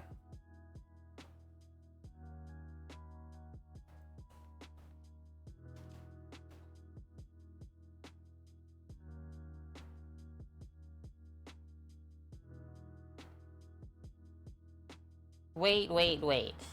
It says, in a small bowl, stir the strawberries with the lemon juice and a tablespoon of granulated sugar. Let it sit for 10 minutes and then drain it out. Okay. This is the most in-depth cookie recipe ever. This is some serious stuff. Papa lost his first tooth today, so the tooth fairy's gonna come then.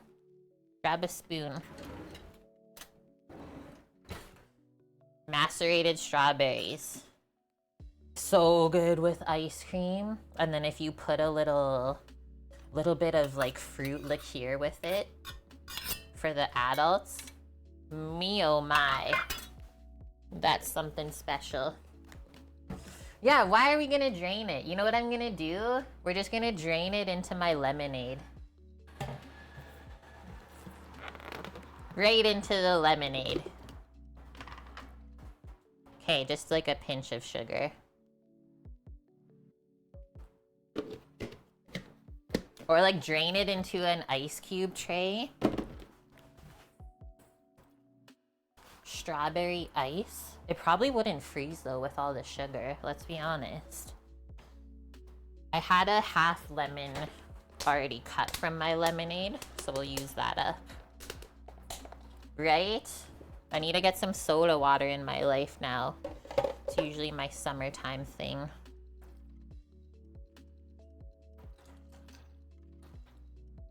You love making strawberry shortcake?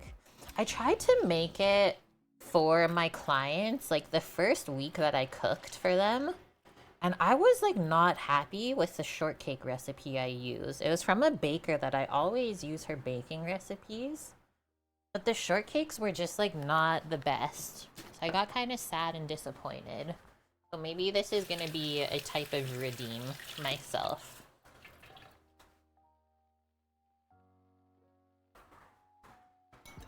But I know this is Sam's dad's favorite dessert. Did I see a lemon seed? Might have seen a lemon seed. Vicky! How the heck have you been? Thank you very much for popping in today. 30 months in a row, I did see a lemon seed. Very small one. Welcome, welcome back. Okay. 10 minutes. Thank you. Set that aside while we get our cookie stuff going.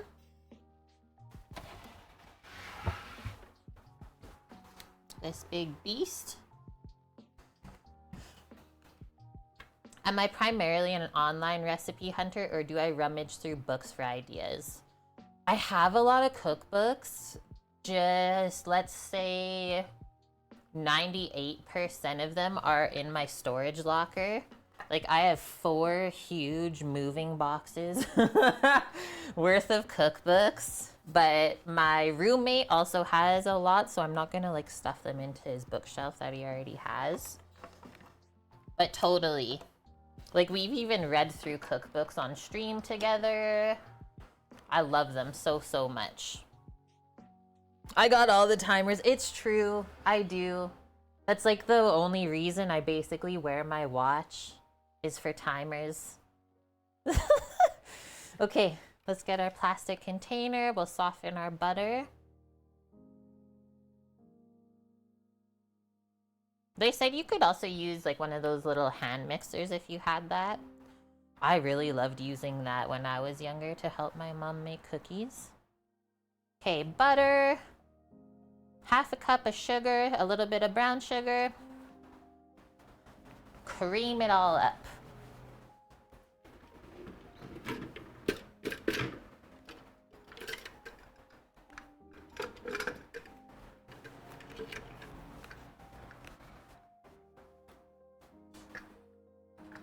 Yes, yeah, the vibrating alarm, exactly. Like, let's say half of my timers on there are like when I have a nap. Like, I'll either have like 1 or 2 hour naps. And then I just set a timer because like you said, it just kind of vibrates your wrist to wake you up. It's not like a crazy sounding alarm that jolts you awake. You have 6 clocks. That's awesome.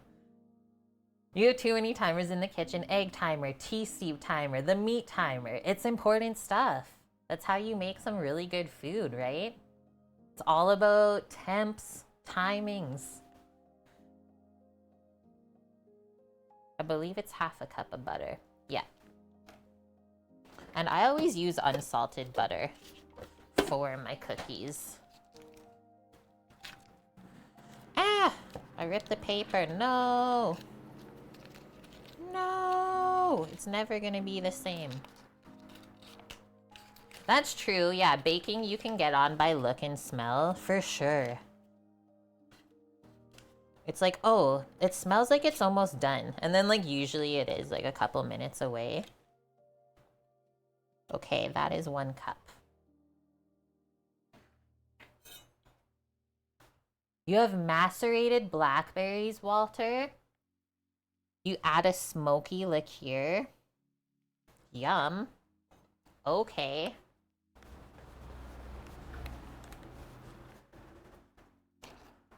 I miss picking all the blackberries for free in BC.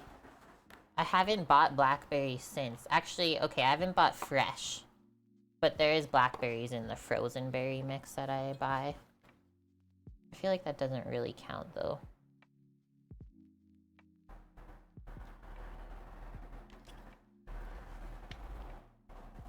Boom. Whoa. That person's bass in their vehicle was so crazy that I could feel it shaking the floor. And I'm like 3 levels up. Let's also grab our egg out so it can kind of temp up for us.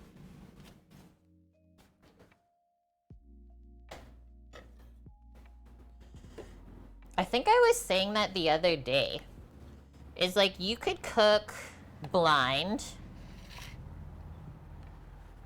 You could maybe cook deaf. I think it would be hard for me because I listen a lot of the time.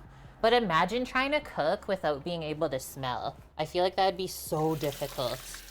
And also probably like not enjoyable.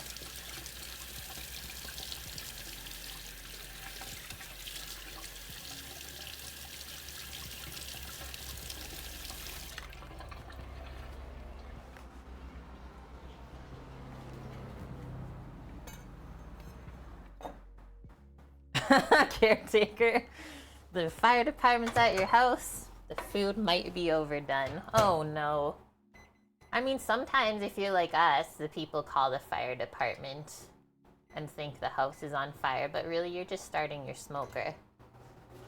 And that's okay too. I guess better safe than sorry. Okay, so we're just trying to soften the butter. I'm gonna try and watch through this to make sure it doesn't melt fully.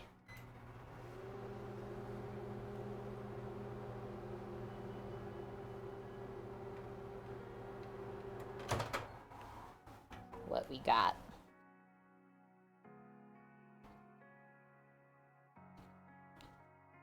Yeah, that is pretty much perfect, I would say.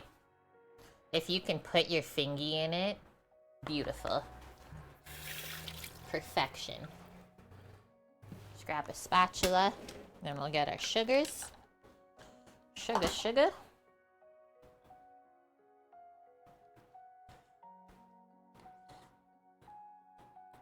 Yeah, people don't realize how much you use your senses while you cook. It would be so sad to not like hear things frying, to not be able to smell stuff. And yeah, what's the point of cooking if like you can't even smell what you're making? You probably wouldn't really have an appetite then. I need to look this up. Guys, are there people in the world that can't smell? Is that a sense that can be disabled? You want to be able to dry and smoke some chilies by the end of the season? The department specifically says you can't have a smoker. I mean, we might have 3 smokers on our balcony, but I haven't used them. I haven't used them this year. We used it a little bit last year, but I don't use it when I'm home by myself. That's my one thing.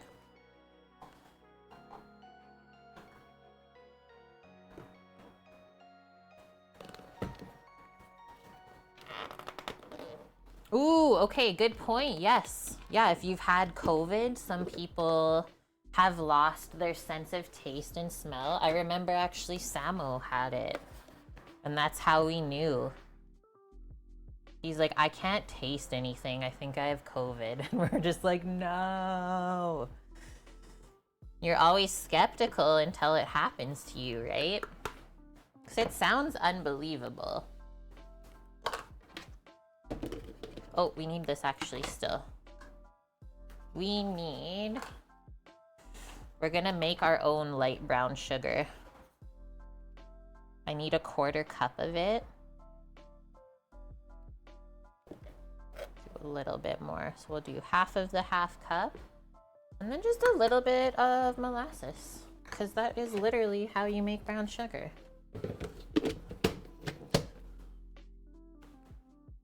For this amount, it's gonna be really small. Anosmia? Is that what it's called? The best woman with purple hair, Kanara, lost both. Oh, poor Kanara.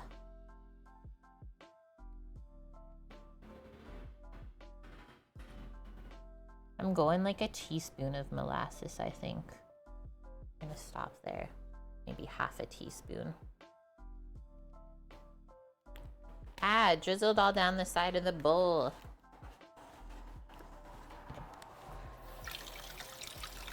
Molasses is kind of crazy like that though. Sugar strands. Okay, we'll mix this up, and then the next one going in is the egg, so we can crack it into this while we're waiting.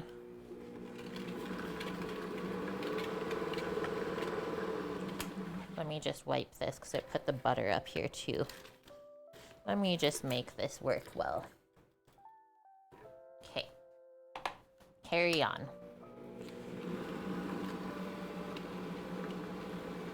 Cream it up. Obviously until it looks creamy. And then I usually say the sugar like melts into the butter when we do this. So it shouldn't sound granular anymore. And it will also get lighter in color. Can I get this to focus? There we go. It'll get lighter in color as we whip the butter. Anosmia can be temporary or permanent. Okay, and look, that is our timer for our berries. Let's do this. Put our lemonade there. Just keep our spoon here on this side of the berries. Look at the color of that. Ah!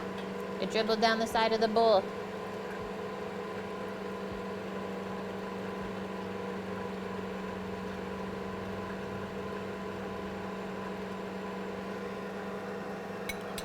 Drained.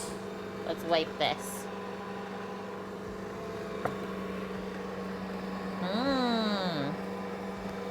Now we have strawberry lemonade. Molasses cotton candy? Is that a thing? Okay, give it a swirl.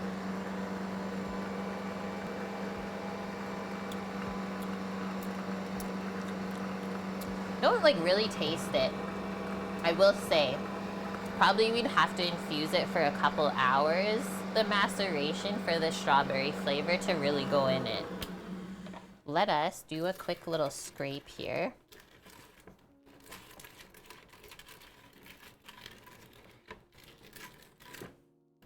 Now I'm like thinking of maple syrup cotton candy.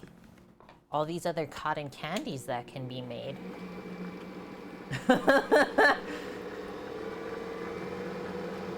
I have heard that caretaker, yeah, months after they had COVID, like part of their long COVID, still have issues with smell and taste. We're sad for those people. This is a Incarcerum machine. It's a Swedish brand of mixer. Do !mixer and it'll bring up the link for you. Thanks, pal. It's the best thing ever though. It's seriously awesome. It's so awesome that I have a backup one just in case. Okay, reading down here. Okay, we're getting there.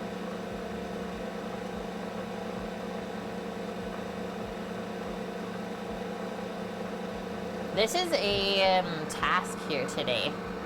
Like, we're gonna have to freeze these cookies once they are balled together as well. Probably just so the cream cheese doesn't bake out and go everywhere. Almost like when you make a croquette and you deep fry it, you gotta freeze it so that you keep all the fillings inside. Now I want a croquette.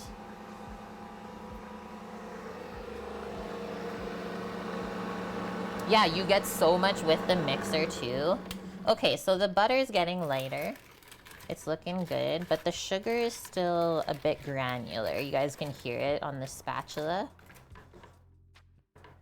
Might go just a little bit more. This is one of the most important steps when you make cookies, is taking the time to cream the butter and the sugar.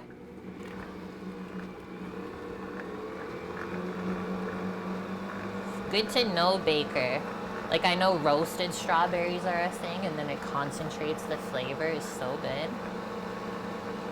It kind of does look like mashed potatoes, hey? I'm gonna really turn it up now. Go, go, go, go, go. Yum, Mary, fancy water. Samo gets that up at work because they have the, like, drink dispensers. I guess they make fancy water for them now. You could also, I've seen this online recently, is make fancy ice cubes where you like chop up cucumber and lemon and then freeze it in the ice cube tray and do it that way. I thought that was a kind of cool idea. Okay, that is looking a lot smoother. We can add our egg.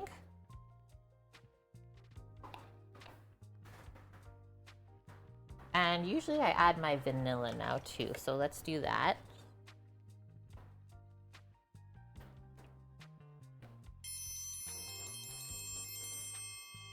Get? Is that how you say it? Enjoy food? Welcome in, thanks for that follow.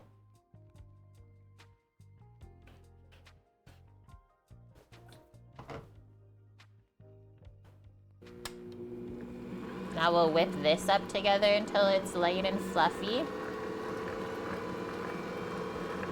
Your bro got Snickerdoodle Pop-Tarts?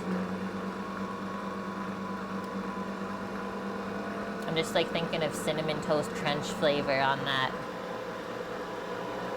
Good one, yeah. If you make water more exciting to drink, you're not as inclined to go for juice or soda.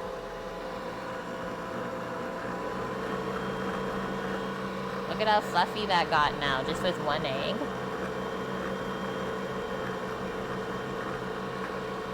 They smell right. Okay. Thank you. I hope you have a good day too.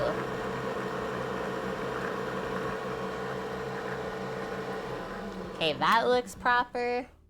Now we'll scrape again. And this is also how you make good cookies, is you always scrape after your additions and mixing. Even the bottom.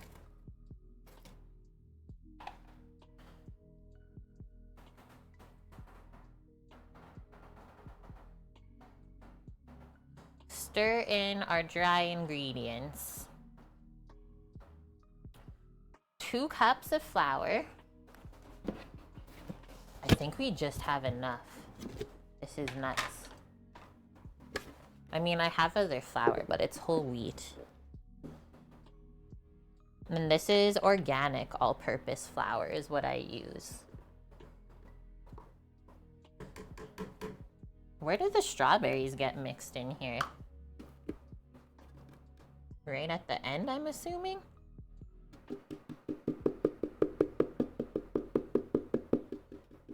Just a little tap, tap, taparoo.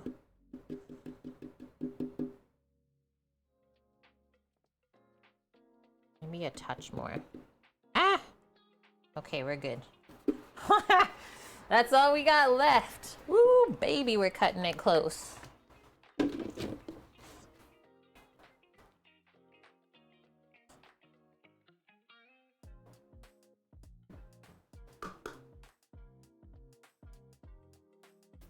Next one. Half a teaspoon of baking powder, so that will make the cookies rise up a bit. Get my other measuring spoons out.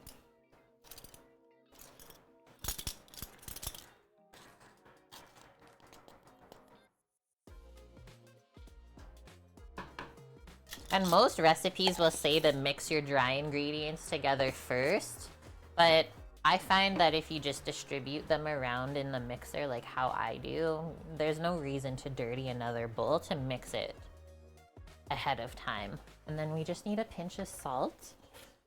As always, it's at a 1/4 teaspoon. 2 small pinches for me.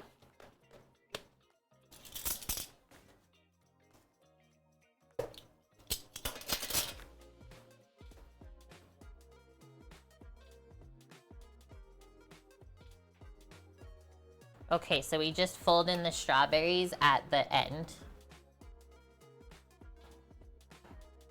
So watch as you mix here that it doesn't get over mixed, because then you'll have tough cookies. Say one tough cookie. I think we'll stop there. Maybe a little bit more. But you gotta think, like when we mix in the berries, it's also gonna work the dough a little bit. So that's why you don't mix it until it's perfect if you have things to add in. So I'll take that apart. Take this away now. And then mix it in by hand.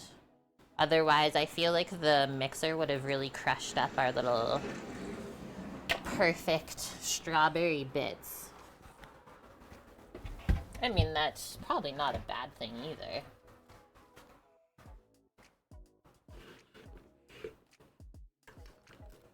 Scrape all that out. The dough feels nice and soft. Like really nice and soft.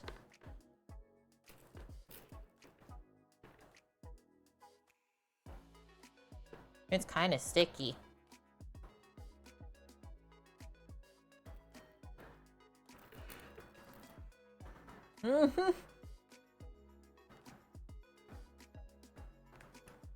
This is the hardest part of cookie making for me, is scraping all the goodness off of the beaters.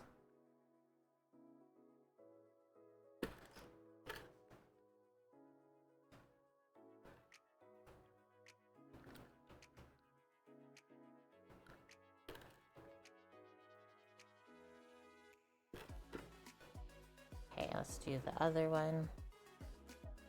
And so we're not going to turn on the oven yet,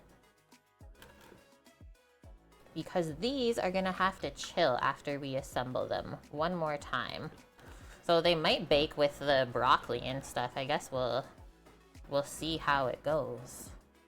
Because it said we have to put them in the freezer until they're nice and firmed up so that the cream cheese doesn't bake out.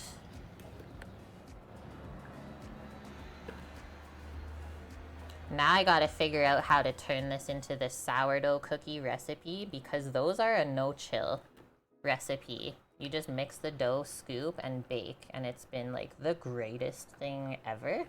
Life-changing almost. As someone who's baked probably like 5,000 cookies in her life. Hi Hoodaz, how's it going? Good to see you.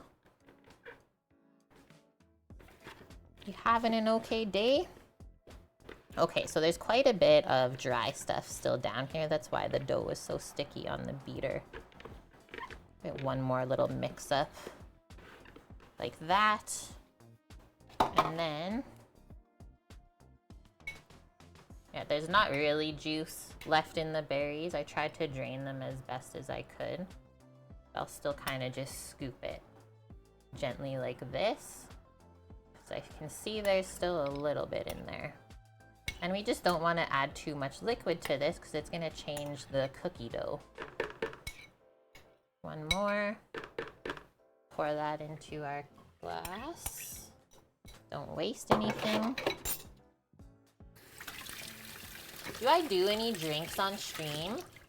Like, do we make any types of drinks? Sometimes. I've made some cocktails and mocktails over the years.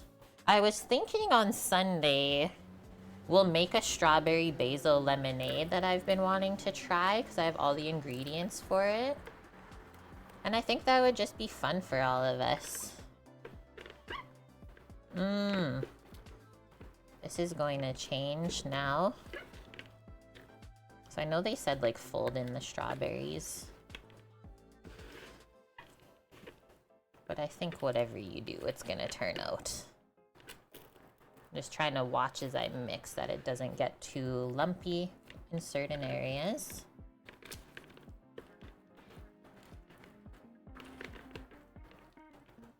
Do you want me to try making a drink on stream? Is there something you had in mind?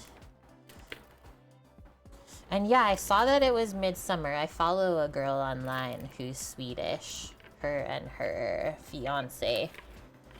So I'm always up on the Scandinavian stuff. Is that considered Scandinavian, Sweden? Please educate me. Okay, that looks good, guys. I don't think I want to mix anymore. That actually looks so good on camera. You made yourself a lovely Indian butter chicken. That is so funny. I almost got that yesterday for myself for my special meal. Thanks, friends. But yeah, they were all dressed up yesterday. She had like this beautiful flower crown that they made. It was like, one of these days, maybe I'll be able to experience midsummer. Using a medium cookie scoop, scoop a heaping tablespoon of dough, about 24 balls, flatten into pancake-like circles on a prepared baking sheet. And then we're gonna place the frozen cream cheese ball in the middle, and then we'll place the other piece of dough on top. Okay, sounds good. So we're making like a cookie sandwich. And then we want our dough balls 2 inches apart on the baking sheets. I don't know if I'll be able to fit this whole pan in the freezer. Might have to do some arranging here. You're also in Norway? Nice. We actually have quite a few people from Scandinavia that watch. That's cool, guys. That's one place that I could like totally see myself living. I don't know, it just seems like my kind of people.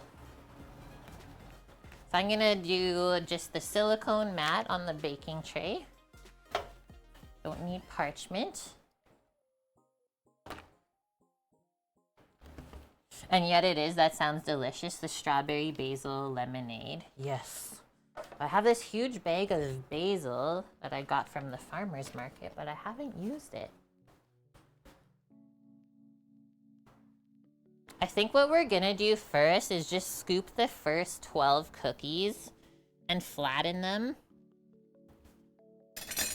And then scoop the other 12 afterwards so we don't have to make too much of a mess. I always like to try and streamline recipes as much as possible. Push this over here. And then you have the north, which includes the 3 countries above, plus Ireland and Finland. Very nice. I like learning about that stuff.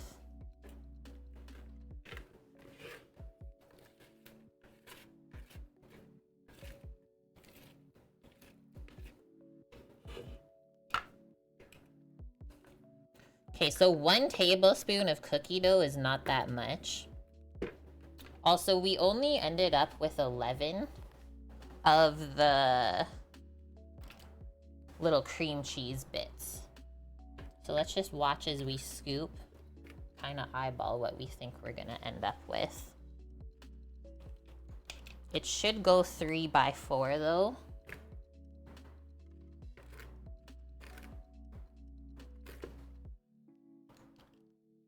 And that way they're still a couple inches apart.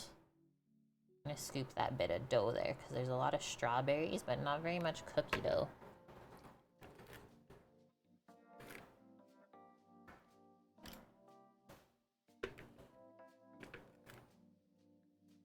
And honestly, I was just thinking, like, regardless of how these end up baking, it's gonna be delicious either way. Like, this combination of ingredients, even if it gets messy, still gonna be good.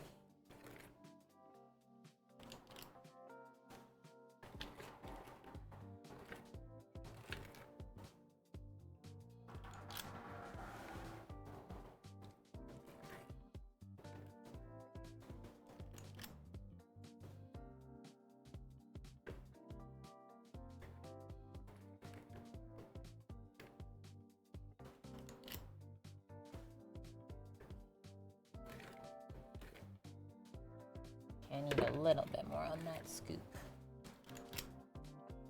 Some of them are bigger than others, hey?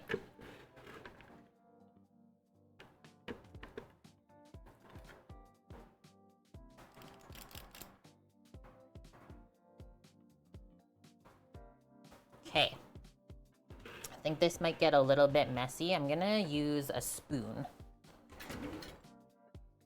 Kind of a flat spoon to help us flatten this out. Saw on the news the other day that people from southern of Europe are starting to make coolation to the north. Yeah. I honestly feel the same way. Like, now that I have worked in the Arctic, even if it was just for 1 year, this one's huge actually, I'm gonna do this. I still, like, now I don't love heat anymore. Okay, see how sticky this is, guys? We're gonna try a trick here, because this is insanely soft. We are gonna spray this spoon with some nonstick spray and see if we can smoosh them. Nobody talks about this part of the dough in the recipe. Maybe because it's so warm here today.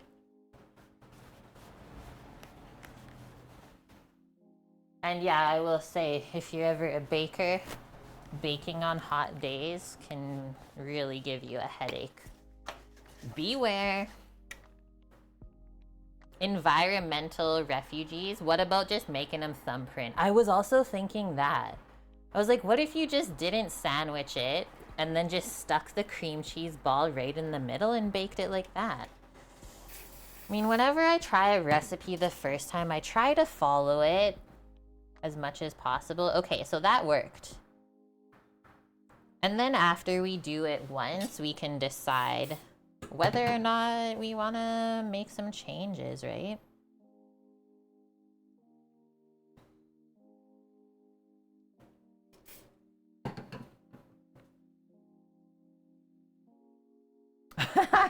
You just did that yesterday, all of the baking. Kudos to you. That takes courage.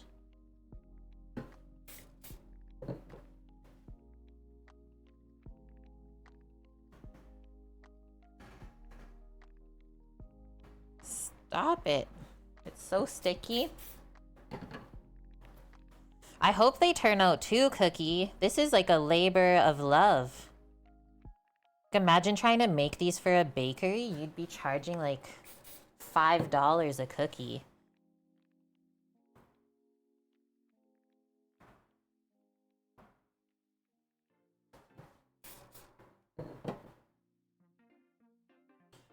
Yeah, proofing goes quick on the hot days, but it's true. Sometimes it goes too quick, and that's the stressful part. Fingies also were good. I guess I could spray my fingies too. That's true.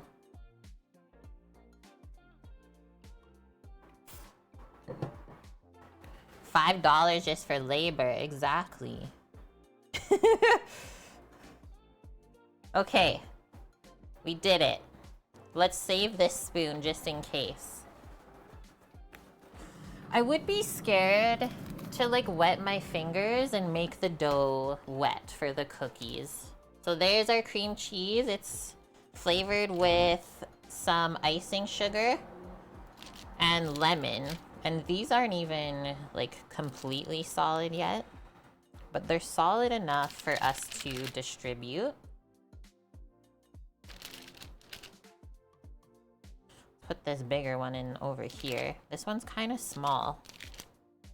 Let's do that one.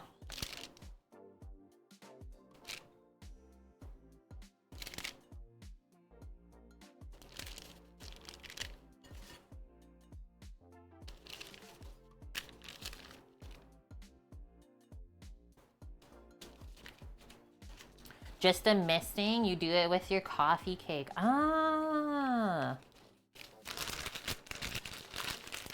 Yeah, coffee cake is quite a wet dough, it's true. Like any sort of quick bread, right? Like this is really reminding me almost of a muffin style batter, how sticky it is. Yeah, it is. It's like a cheesecake filled strawberry cookie. And when I found this recipe, I was like, I can't not make this now. Okay, so now we're gonna try to distribute even amount of dough over top. I'm not gonna stress out too much about it. Let's wipe off this though from the back of this scoop because all that dough is just sitting there.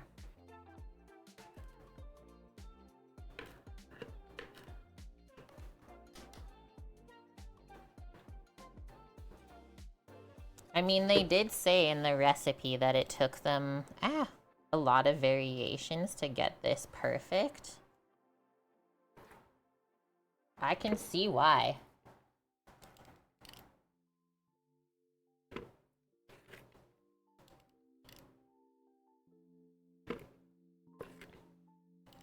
The torturous part is we go through all of this and then we have to chill it again.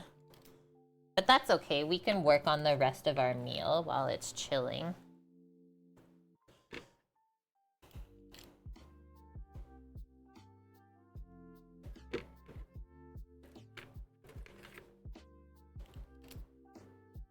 I think we did good.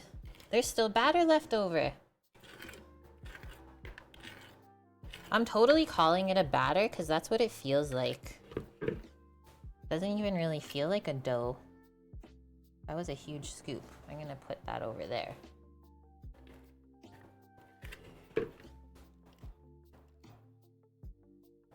The strawberries fell out.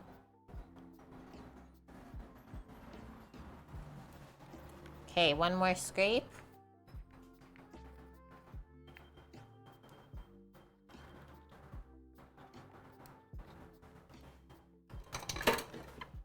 Clean all this goodness out.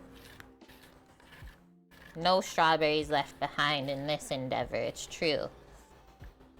Yeah, isn't it looking so good, guys? So now we just kind of top up the ones that seem a little small. Do your best, right? I said don't stress out about it too much. It's just cookies at the end of the day. It's only food. I used to say that to like the young kids that we would train in the restaurants because they wouldn't get stressed out over things because they cared a lot, right? I was like, honestly, at the end of the day though, it's just food, guys. Like, I don't need you going home like crying over something getting messed up. It's okay. Just try again the next day, right? That's all we can do.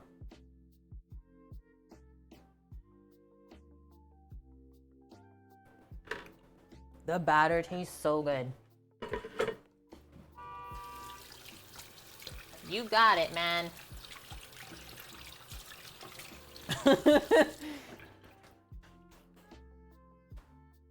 You tell him what's what.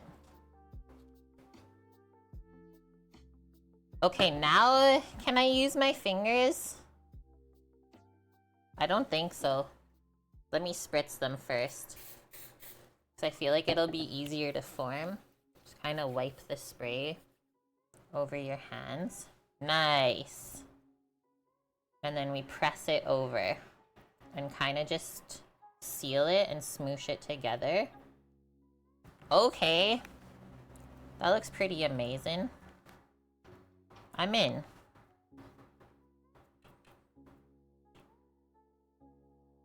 See how I said, though, we wouldn't need as much on top as the bottom layer? Guys, they're turning into cookies. This is getting exciting. Oh, the cream cheese is peeking out. I'm gonna do one more spray.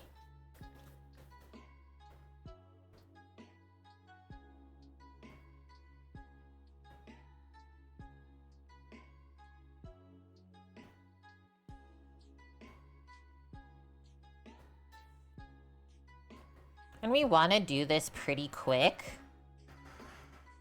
because we have to chill the dough so much. Because the longer we leave this out, the softer everything gets.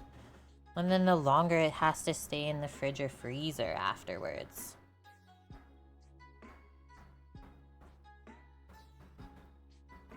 Seal it up.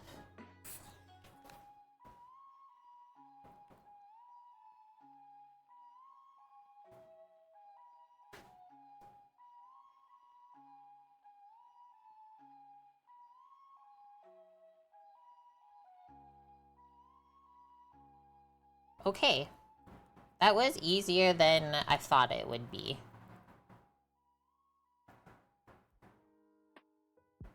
think we got the hang of it though pretty quickly. Awesome, guys. And like, you don't really want to press down because your little cream cheese ball is inside of there. And because they're already frozen, you're not gonna be able to moosh it. There's no more smooshing. I'm just washing my hands because they're really greasy. And then let me see in my freezer. Just move a couple things around so this tray can go in.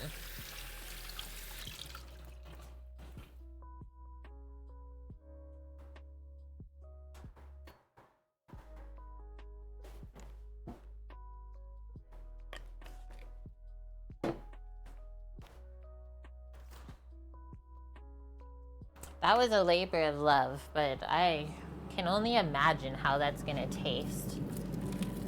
Okay, you're going down there.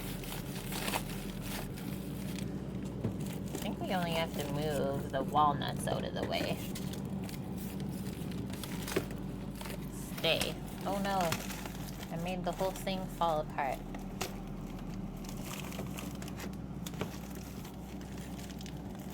Stay there for now. Totally, yeah. I wonder what would happen, right, if you just push the cream cheese all the way to the bottom. It might burn. I don't know. My precarious stacking, but we fit it. See? We got this, guys. Never give up. Can I fit this up here? Aha! That's so good. So good. I literally am so good at stacking this stuff up. Okay, so let's tentatively, we'll set an hour timer. Let's see where we get in that amount of time. And then hopefully they're ready to bake. All right, going down the line. I'll say we're at the stuffing and chilling stage for the cookies. We'll leave that for now. Next one, let's prep our broccoli for roasting. And then we'll do our bell peppers and onion for our sweet and sour pork. You're excellent at trash can Jenga. Hey, it's a skill that we need to know. And I will also tell you guys that I kind of made a mess in here already. So I'm gonna quickly clean it up. Yeah, where does this go? That's what I hate having happen, is when your counters get full, then you have nowhere to put anything. I hate that feeling. So before that happens, I'm just gonna do a little cleanup.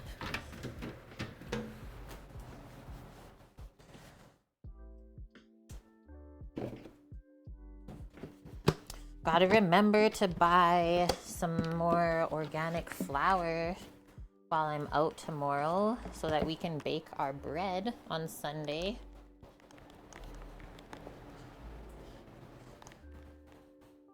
I think we actually still needed this cornstarch for the pork because it gets a cornstarch dredge. Bring that back. Non-stick and this, and then the icing sugar we're done with. Oh, and the only one other thing on that cookie recipe that we just made was there was optional if you had some coarse sugar, and if you like sweet things, you could sprinkle that on top of the cookie before it bakes. But I think it's gonna be sweet enough on its own, but it might add a nice crunch on top if you like that. So really up to you.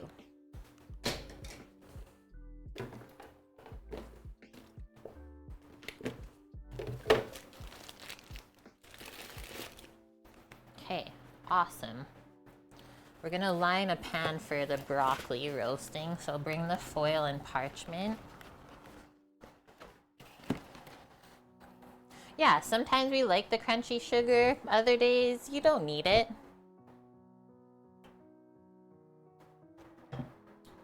Whoa, that's pretty sour now that we added the lemon juice from the strawberries too. It's like a natural energy drink.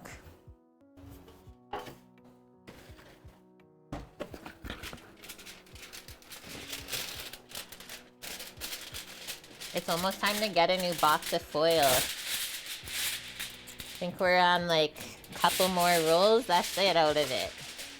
We've only had it for years. Oh man. Have you ever made the Liège waffles with the pearl sugar?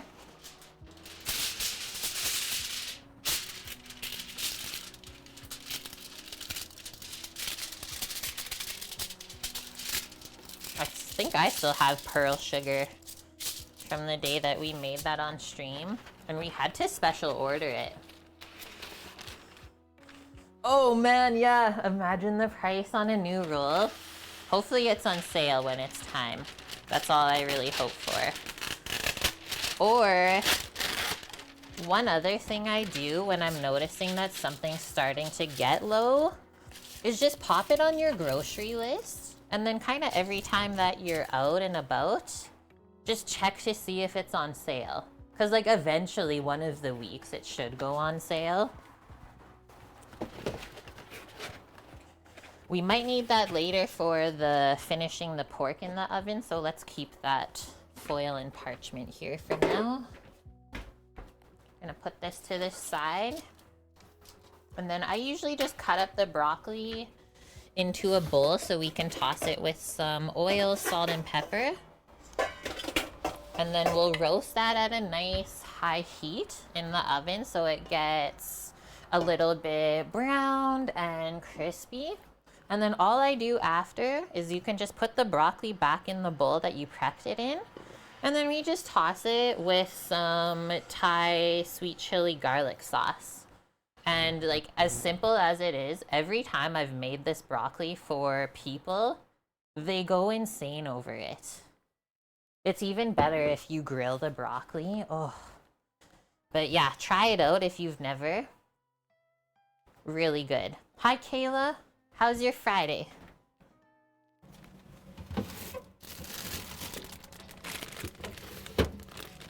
Oh yeah, and that's right. We saved all the really nice big broccoli pieces last week on stream so that we could roast. This is so good.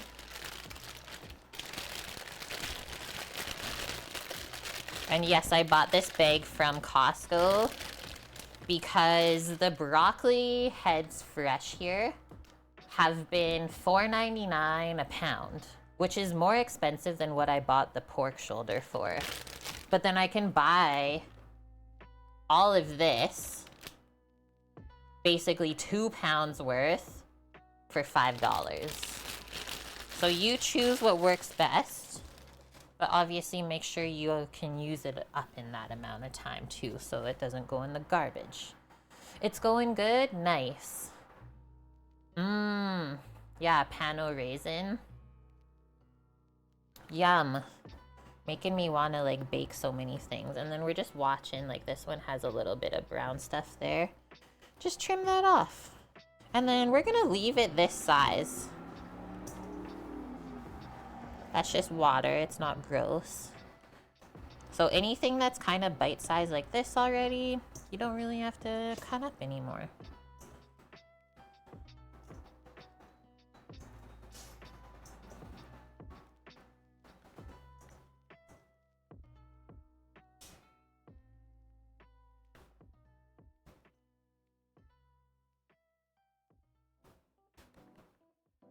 And then we just cut these ones in half.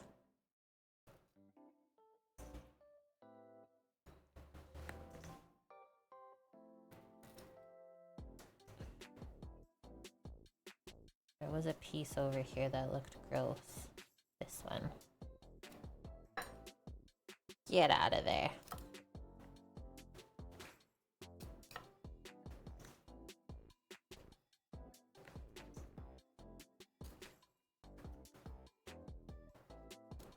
This one's really big, so we'll cut it into thirds.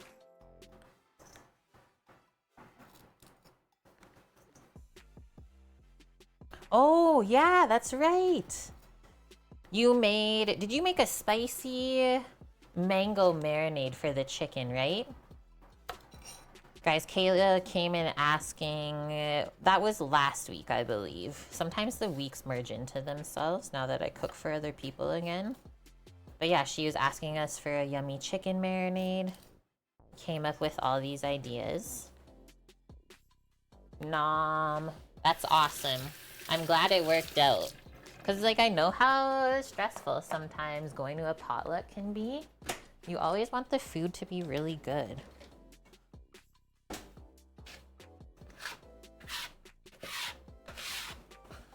So I guess I understand now. When we would host potlucks, Sam and myself, about once a month we would. And then all the people that we invited were always so scared to, like, bring food. Just because we were, like, cooks.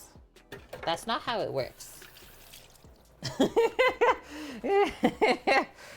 At the end of the day, we like getting cooked for too, is what I said to them. I was like, I don't care whether it's homemade, whether you bought it. It's just a fun experience for everyone.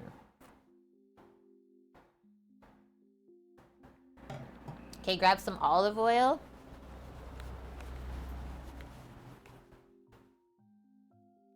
And then we'll just do some salt and pepper. Yeah, because there's enough garlic and ginger in the sweet and sour pork. We don't need the flavors to, like, fight each other. I'd like them to complement each other. But we don't need to over garlic everything. Let's see how that goes to start.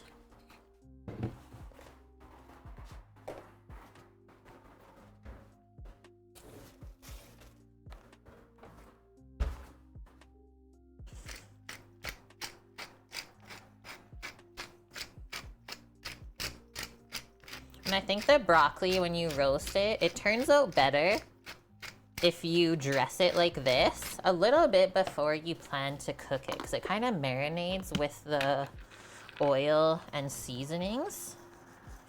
I find it just roasts more evenly. Okay, let's stop there for salt, because we could always add more after it's roasted. And I have made broccoli before roasted that was like a little bit too salty. So don't do that.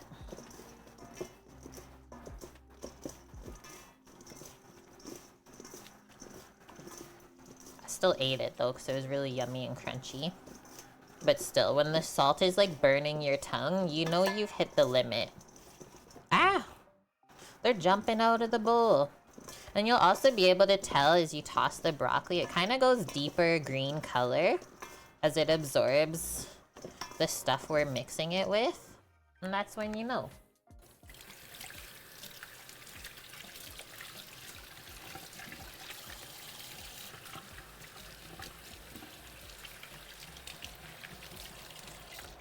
Now you just pour that on the pan and spread it out. And then that will roast for, I would say 10 to 15 minutes. And I like to go pretty high heat on my broccoli, like 425 Fahrenheit. So I like it a little bit charred, but we won't roast it until it's mushy. We like a little bit of crunch, a little bit of color.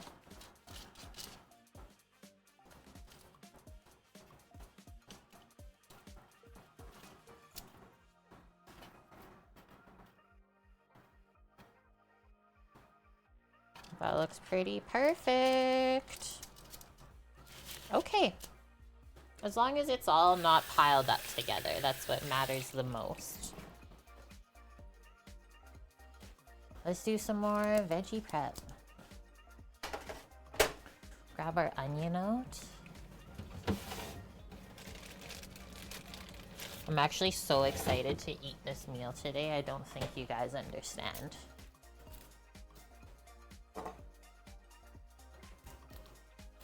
So this is the veggies for the sweet and sour pork. It's typically served with stir-fried julienne onion, peppers, and then the pineapple chunks. I think we'll do this whole half onion. Just save this other one for, I think Sunday we'll need it to make some chili crisp. Homemade.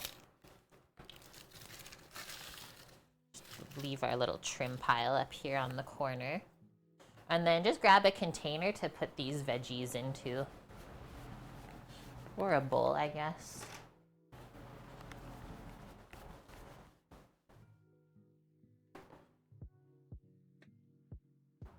We just go along, nice thin slices.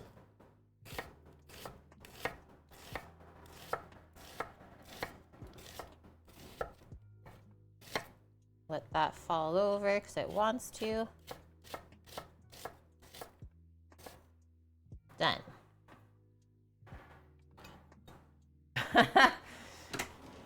Julienne onion. Ah, that didn't work at all. And you can mix the onions with the peppers. We'll stir fry it all together at the same time. I'm gonna be using my cast iron brazier pan, so it's a really big surface area. I don't have, well, I do have a wok, but it's only meant for the grill outside. It doesn't have a flat bottom, so I can't use it on the stove top. I'm gonna do quite a bit of peppers here just because, yeah, these farmers market peppers are getting a little soft. So use them up. Time to put them in the fridge, methinks.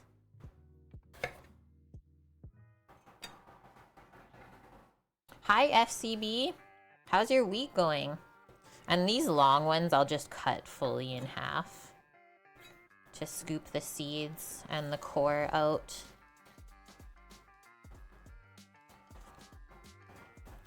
FCB, you staying cool over there? I know you live in a hot place in the world.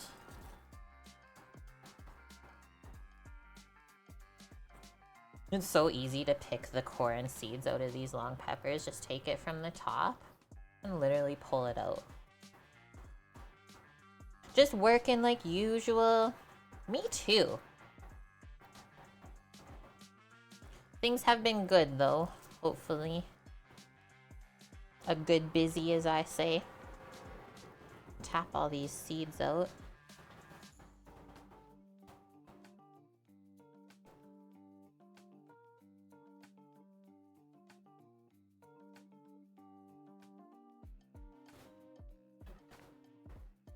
They look like Marconi. I'm actually not sure.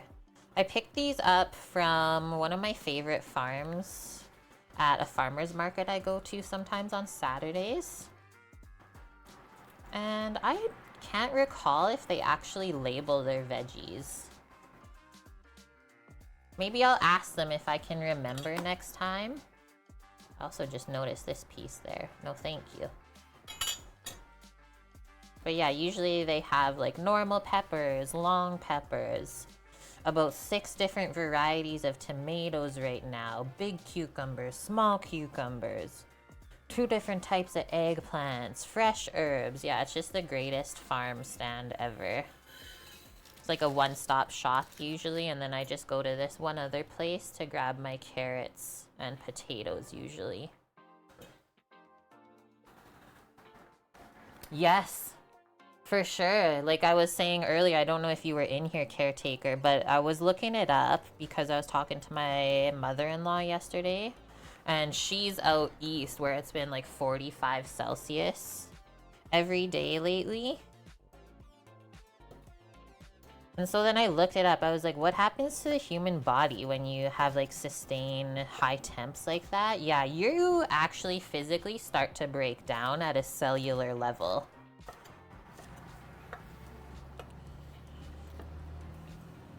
Actually, that one's pretty small, so I'll just trim that there. You're so anxious for your tomatoes to go, to start like growing. That is my favorite thing ever to grow in a garden is tomatoes. I really go crazy over them. Blondie, how you doing, my dude? It's good to see you. Blondie's somewhere where it's been insanely hot too.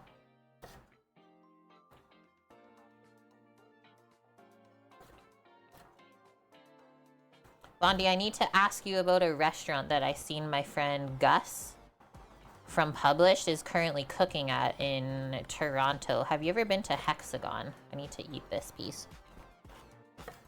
Mmm. So good and sweet. 36 degrees Celsius. It's 24 only here right now.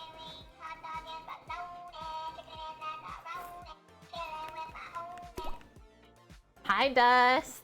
I can't believe it. Like, second longest resub of the day today. Thank you for the 59 months in a row, dude.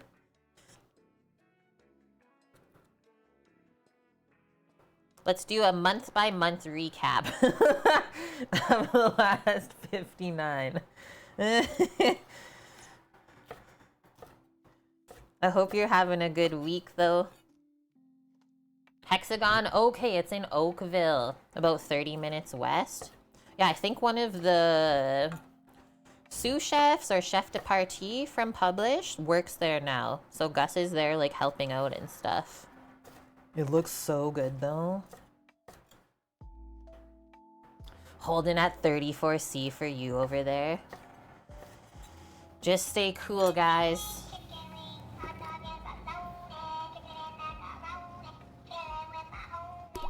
Thanks, FCB, as well.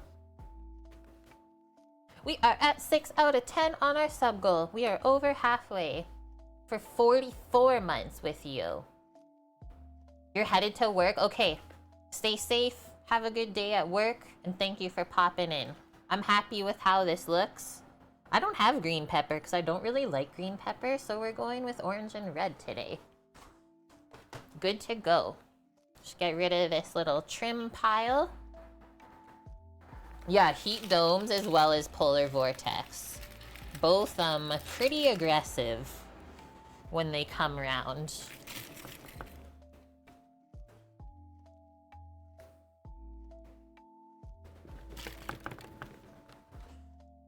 Done. Let's just pop this away. And then what's next? I think we'll make the sweet and sour sauce. And maybe just prep our rice. We can get into frying. That's exciting.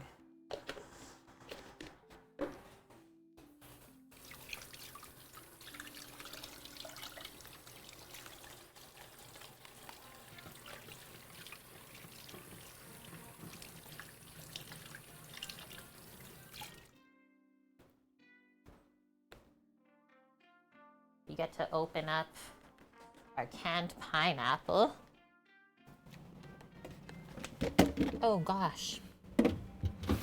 Just throwing the onion around. Poor little guy. At this point as well, since we're kind of close to cooking the pork, good idea to just take it out of the fridge where it's been marinating and let it start to temp up to closer to room temp, even though it won't get there. But it's always gonna cook more evenly if you let it warm up just a bit. That's a chef trick. Like, let's say this is how people cook in a restaurant. When your ticket comes in and you're like eating a multiple course meal, a lot of the times the person that's on the meat station, they're gonna take out your meat when your ticket is printed, even though you're still on first course, just so that it can do the exact same thing that I just did. Is just gonna temp up more and make it cook more evenly and quicker. Just think about a like cold piece of meat out of the fridge. The outside is gonna overcook before the inside gets cooked through. Wow, those really stain the cutting board. Holy smokes. I will have to do a deep clean here. 109 in Phoenix, my lord.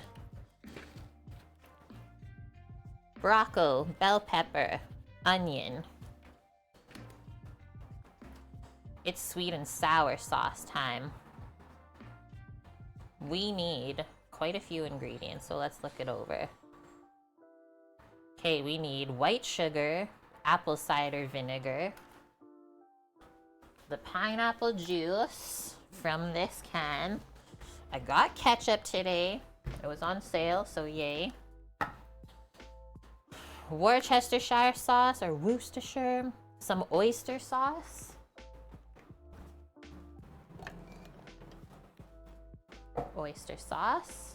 a little bit of cornstarch in the sauce as well, and that will just help it coat the meat better when we toss it all together in the pan. Okay, sugar, vinegar, Worcestershire, and I almost skipped over the soy sauce, which we have here already. I like the apple cider vinegar part. Just a little bit of acid to cut through the sweetness.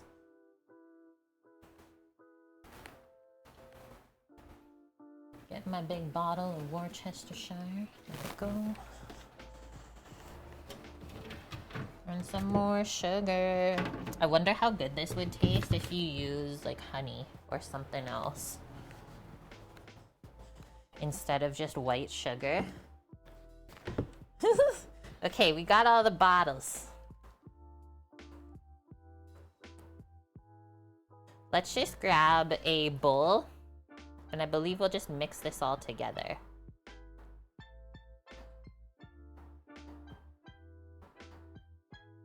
Yeah, all ingredients except the water. And you just mix in the water at the end. I think if we do this small bowl, it will all fit. Yeah, something about the dishwasher. Every white bowl I've grabbed, not clean. Not clean. What is this about? That's the limit for me.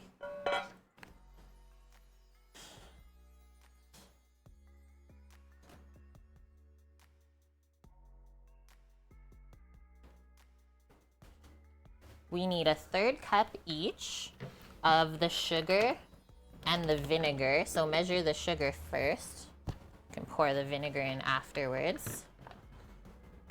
You're the dishwasher? I need a pre-rinse cycle over here, I guess.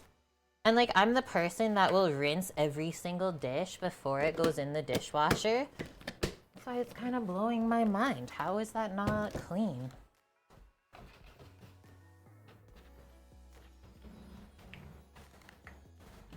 Yeah, that was actually my joke. Is the dog is the pre-rinse cycle, right? So this is the sweet, and then we add the sour. Is this a completed sauce though? No, it's not. 3 tablespoons of the pineapple juice. At first I looked at the production date and it was like February 1st, 2024. I thought it was the expiry. I was about to freak out.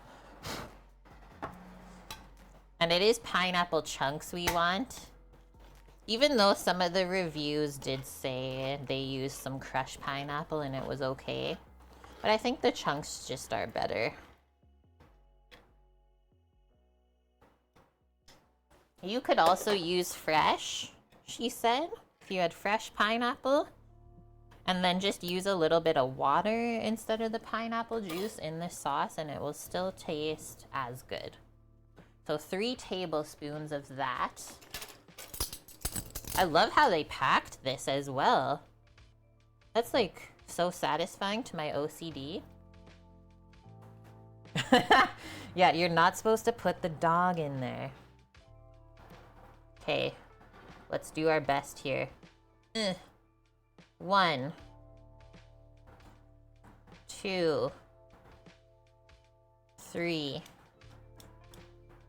Do we need to eat this? Yes.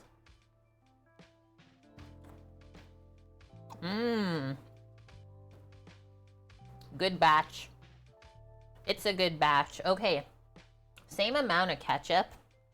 I don't think we really have to measure it. Just squeeze it into the bowl and guesstimate 3 tablespoons. Yeah, they can the rings and then just slice it in a can. That reminds me of some of the people that I've seen when they chop wood. You just put your log into a tire and it like perfectly splits apart. Oh no, it's not letting us in easily. I hate when that happens. Why put the peel thing if it doesn't work? Because then we just have to dig in with our hands anyways and get all ketchuped up.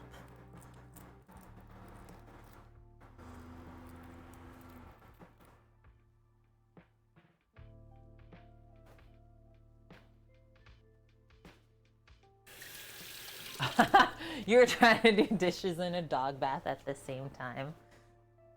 I like it. Okay. They always rip off, or you peel it up and then the little plastic layer doesn't come up with it. 1, 2, 3 tablespoons of ketchup, everyone. Half a teaspoon of Worcestershire sauce, so the smallest amount from the biggest jug. Okay, don't laugh. Boom. Get on my level. Next one, a tablespoon of soy sauce. We will measure that one to control the salt levels.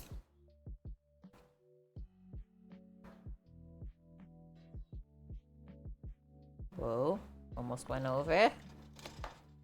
A teaspoon of oyster sauce. Let's just put this here so it doesn't drip on the board. This one is usually tough to get out of the bottle. You don't want it all to come out at once.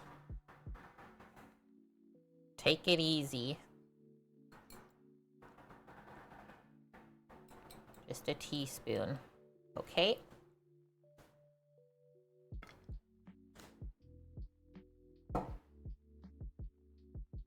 Four teaspoons of cornstarch. I think that one is still dry. Yes, success. Okay, so then we mix all this and then we add some water at the end. 1, 2, 3, 4. And I mean, what? Other than the soy sauce, I guess this could be gluten-free. Is there gluten in this? No. It's just oyster extract and salt. Yes, I have really good control, I guess, over not snacking. And it's probably from this one time. The restaurant that Sam and I met at and worked together for a few years, they brought in this consultant that would like get mad at us if he saw us tasting our food. And so I think like ever since then, I just try to like not touch anything. I'm scarred for life, man.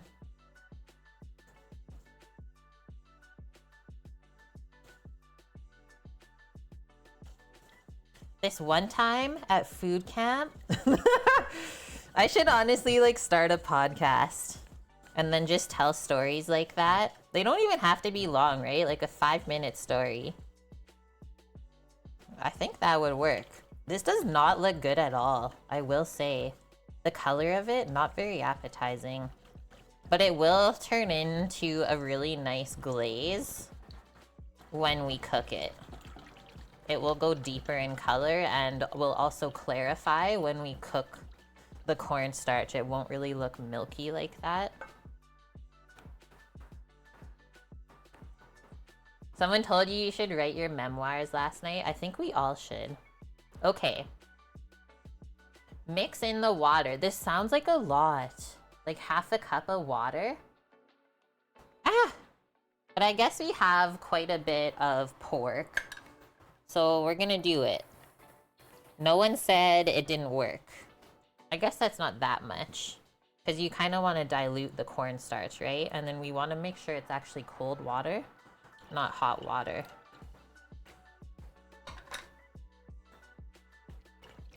And that's it, guys. Sweet and sour sauce. Okay. I think next we will strain some of these out and get them ready for the stir fry. And then I think we're dredging the pork. And that's how you make clay water, everyone. Were you paying attention? Nice, the ketchup fits down there. Okay, everything else goes over here. We don't need any more of these. We'll just need a little bit of oil for the stir fry. And I think we're gonna use peanut oil. I bought some peanut oil this week to make my chili crisp from on Sunday, instead of buying like a grapeseed oil or a vegetable oil. I thought that peanut oil was a better choice. Feel free to let me know if it's not, though.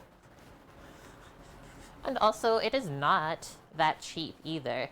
It was $9 for 750 mils of the peanut oil.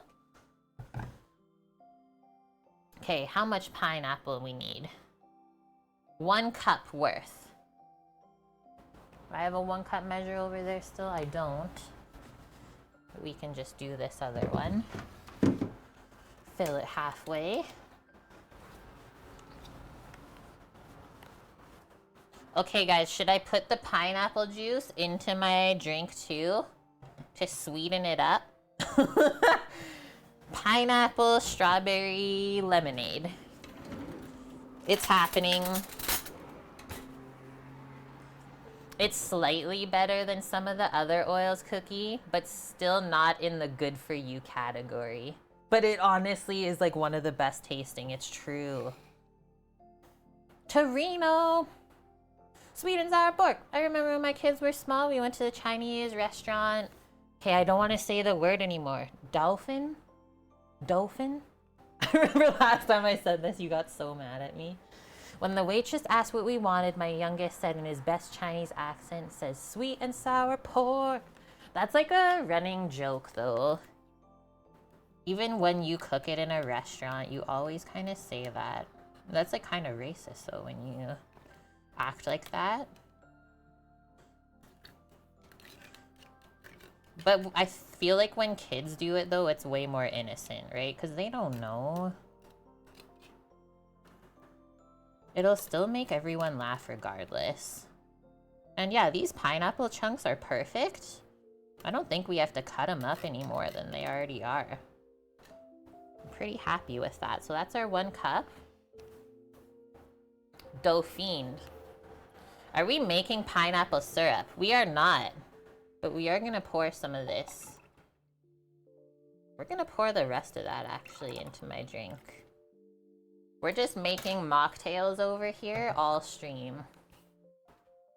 It started as lemonade, and then it turned into a strawberry lemonade, and now it's a strawberry pineapple lemonade. Dolphin. Dolphin like dolphin. Okay. Hey, we need to know. We're trying to do our best here. All right, we got this. Our marinated porco is looking fantastic. Grab a bigger bowl just so it's easy to mix in. You guys like that pork slap? I did it for you. For frying. Coating number 1.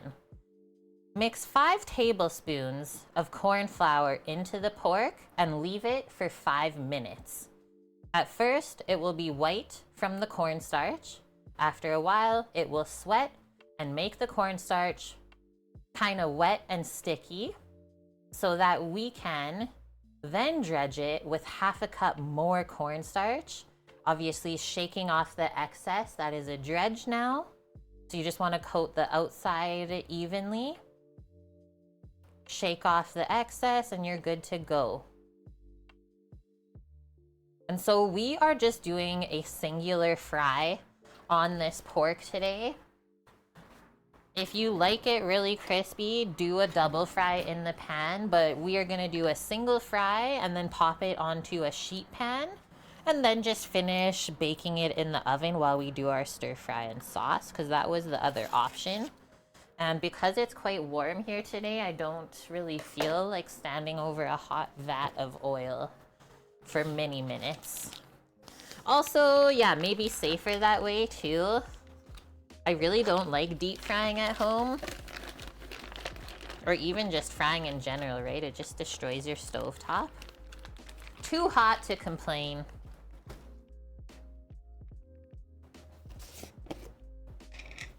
We gotta work smart, not hard, right?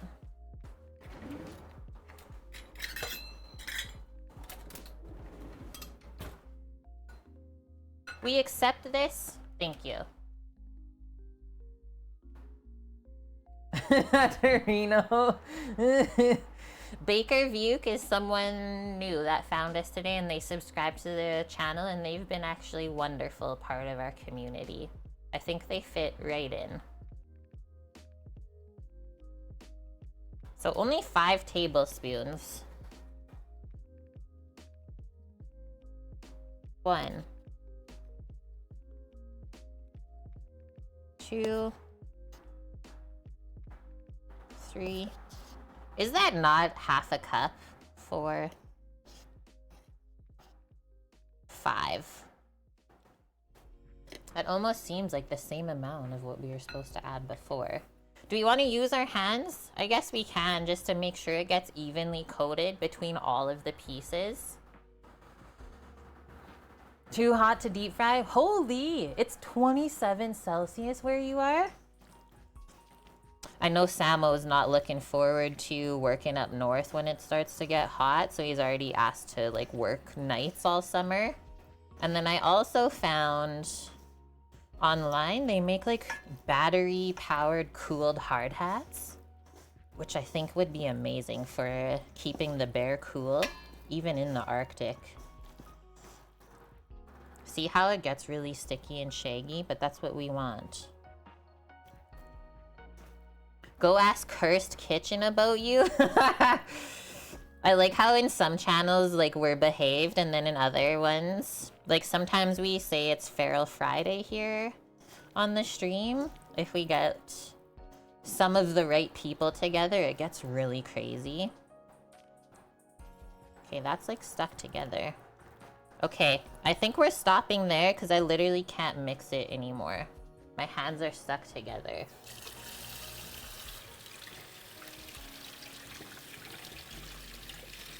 No, he doesn't have to worry about his hair getting caught in the fan.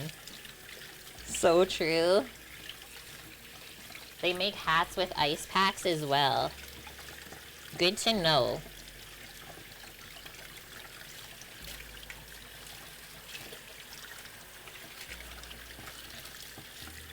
Cause yeah, I remember last year, it got really, really hot. And like he's right at the Arctic Circle. I think in the kitchen in the summer we were around like 35 Celsius. And then we complained to safety and he brought us in like the biggest fan you've ever seen in your life. Basically as big as me, and that helped. Neck fans, yeah, or like the little spray misters, right? So we're just gonna let this sit for 5 minutes. And then they say after this, spread the next cornstarch in like a shallower dish so that we can separate these pieces and dredge them individually rather than them getting piled up like this. This is a pretty important step. I usually like to use a pie pan or something of the sort when dredging things. And then while I'm waiting, I'm just gonna get our makeshift wok out.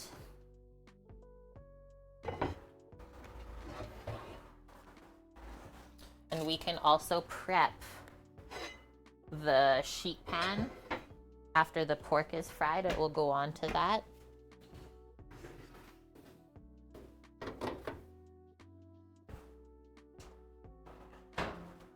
Yeah, you're in Arizona, 36 Celsius is feeling cold for you. Us Canadians, yeah, we're just not used to the heat like that.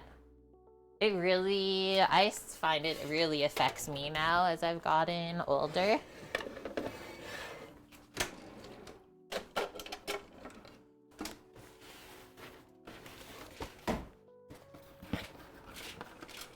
Remember watching Gene Simmons' Family Jewels? Yes, I remember that show. We went to Comic-Con, he was in a furry costume, got his hair caught in the suit cooling. I think I've seen that one. That's like along the lines of the Ozzy Osbourne reality show. Oh my gosh, those were funny. Torino, you're creeped out by Kiss? Why? They just wear a lot of makeup. I think they're good humans, though. Keyword think.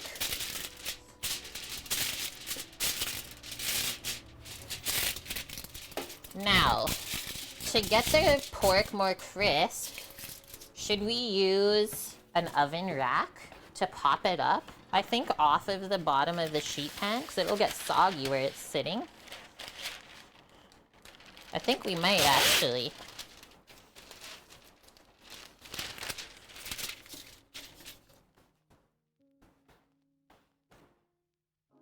Oh, really? Guys, I didn't know. I haven't been caught up on the whole Gene Simmons thing. What did I start? Okay, so now I've been educated that he's actually a creepy weirdo. Hey, the more you know. I don't think we'll need a spider for frying. We can just use a slotted spoon to scoop it because we're just gonna do a shallow fry. Where's my oven rack down here that I seen? Beautiful. So this is what I am prepping. We're lined up so we don't have too much stuff to clean up after. And the oil won't burn onto the pan. And then we just put this rack and we'll put the fried pork on this, and that way the air can flow underneath as well. Pro tip. Yeah, it's the humidity that gets you, hey? And hi, Teddy. Welcome in. How are you doing?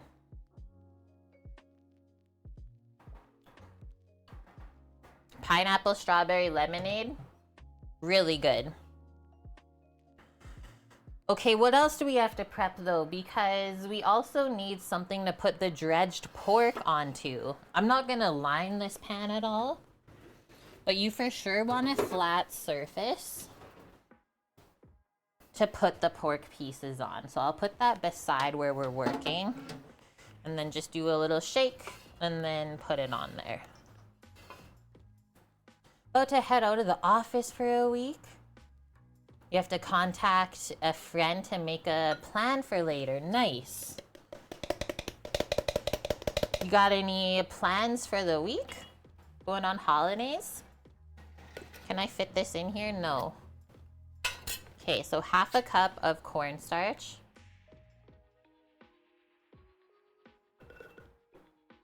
Whoa. Whoa-y. Easy now. Don't want it going everywhere. This stuff is dangerous. We'll keep that up there for now because maybe we need more. You're just gonna sleep and study? Awesome. Sleeping is really good for you. I think I'm gonna need some more after this. There's not very much in that container now. Okay, so we're gonna grab like a couple pieces of pork at a time. So see how the initial cornstarch mix really made it sticky? So that this is gonna get like perfectly coated. And yeah, this feeling of the cornstarch on the pork, I don't love. but I know it's gonna make a really good crust rather than it just being flour. I think if we put more, it might be easier, and I'll just like give it a shake, a little swish around rather than doing it singular. I don't know. You don't know unless you try different things, and then you'll figure out what works the best.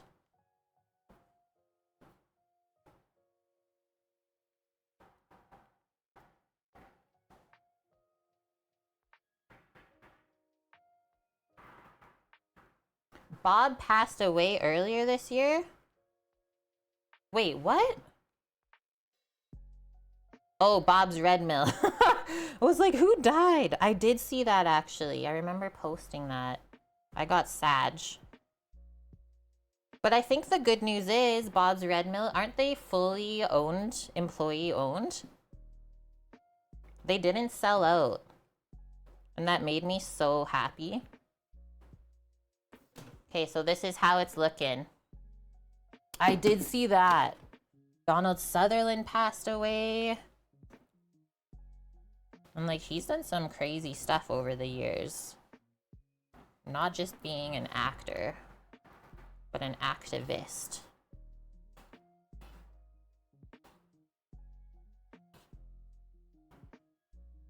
R.I.P. Bob Ross. Those were my favorite nights up at camp. And there'd be Bob Ross on the TV. Holy smokes, it was distracting.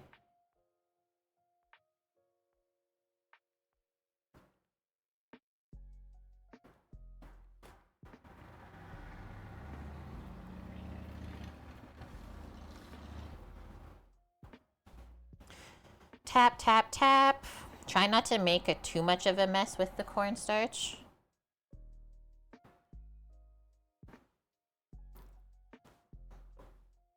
And I bet this is going to just smell fantastic when we actually start cooking it.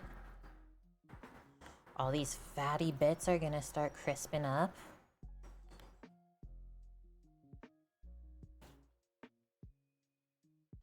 Yeah, impossible cornstarch. That's like its one job. Just to get messy.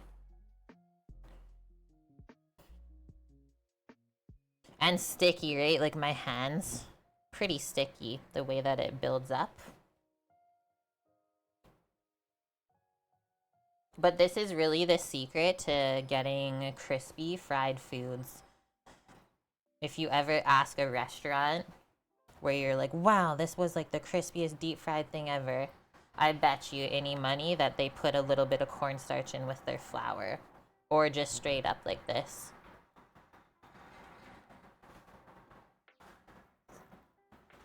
Okay, we did make more pork than the 400 grams that she called for, so we might end up needing more cornstarch, was my guess. Yes, cocoa is the other one.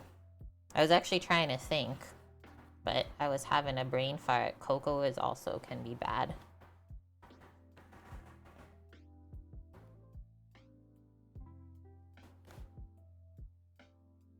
Yeah. When you try to seal it really perfect and then it just ends up shooting out of the top.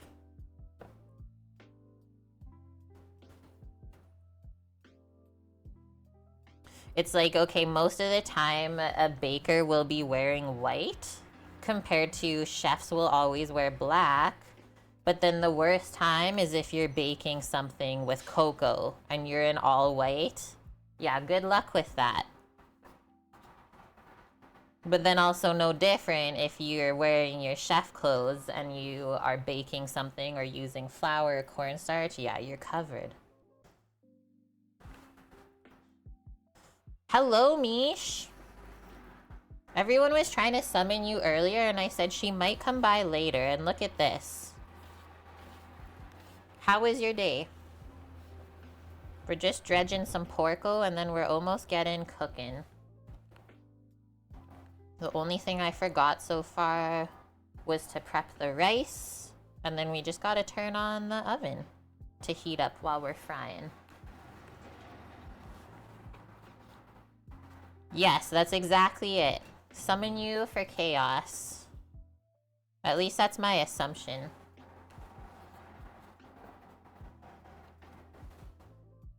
Look at this little nubbin. That might be just a little pork snack while we're frying, I think.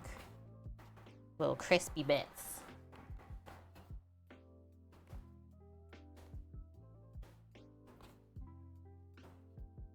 Imagine having like a fire wok in your house to use. Like I'm imagining what they use at Chinese restaurants. Imagine having that set up in your house. Okay, we did it. That would be crazy. Thanks, Mary. Thanks for complaining for me. It's true, we didn't use any feta today. You got me. That was a really big chunker. Okay, we ended up not needing any more cornstarch, so that's lovely. And we are making sure that every edge is coated. Kind of seal in those flavors.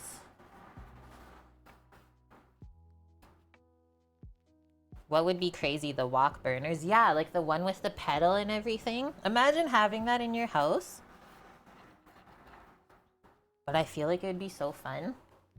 Alright, I need to clean this up. We did good, guys. We did great at even. Only a small circle. I feel like it could have been way worse. And then, before I move this, this is how it looks. So you can see how some pieces are soaking through the ones that we did earlier.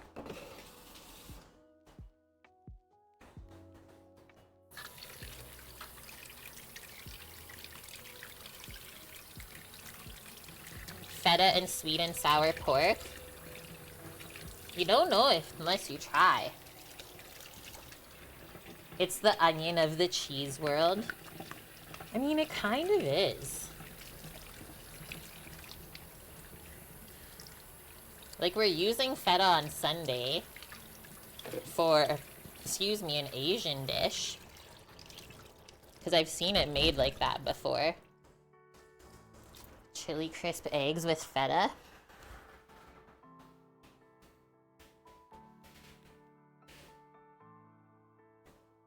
Dun, dun, dun, dun. And not even that much on the apron either.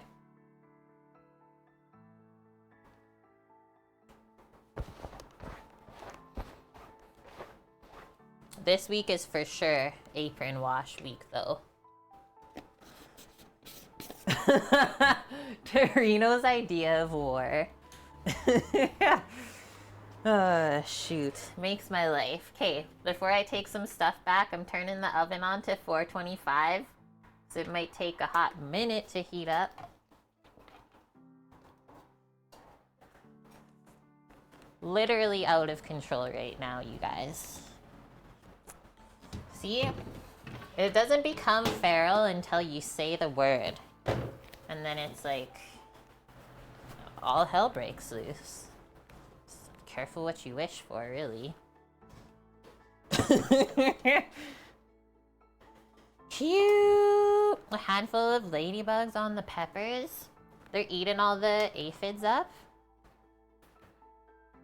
Okay, it's time to come over.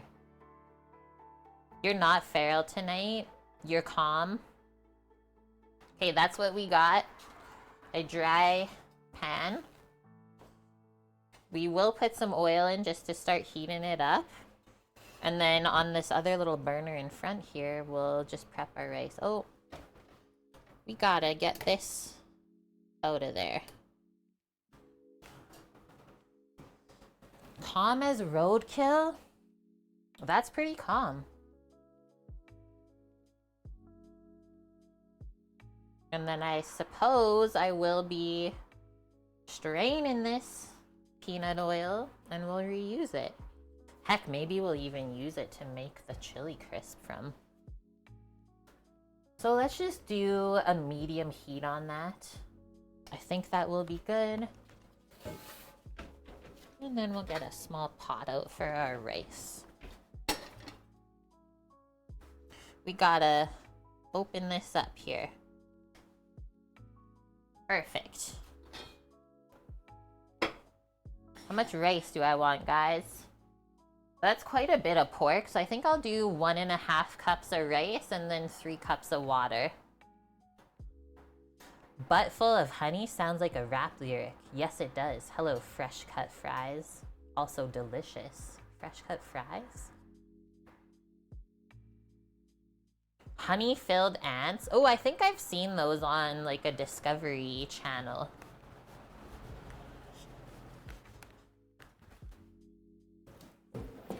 Rice.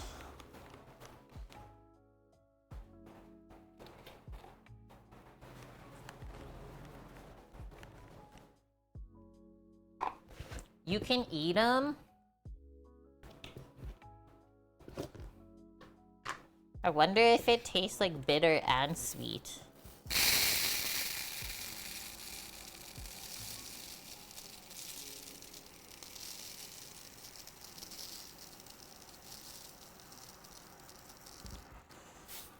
We do still have to prep a little bit of garnish. I'd love to slice a touch of green onion for this to sprinkle on.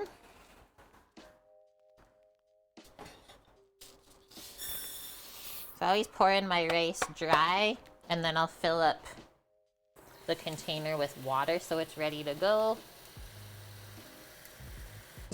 What?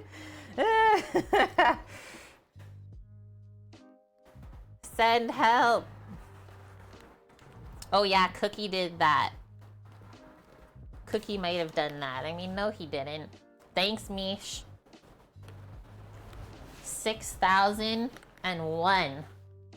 And that will be so fun. Our next little bit adventure that we're saving up for.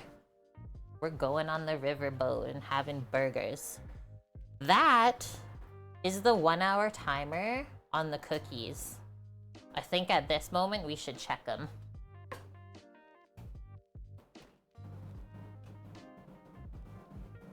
They eat them in Mexico and Australia.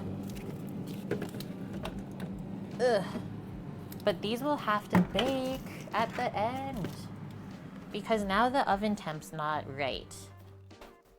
But for those of you that missed it, Mish, look at these. They're like cheesecake filled strawberry cookies. Yes, they are firm.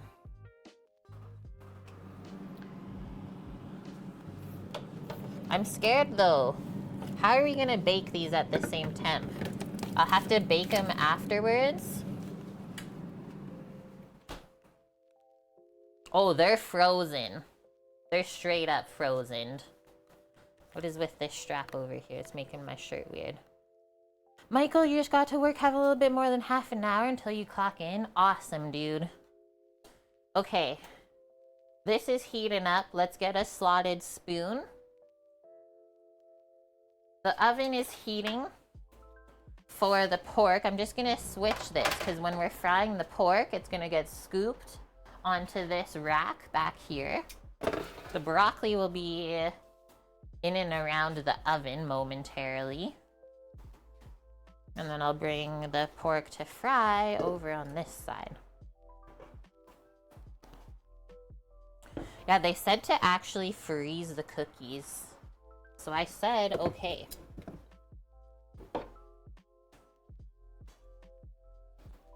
And then we'll also get the rice on momentarily.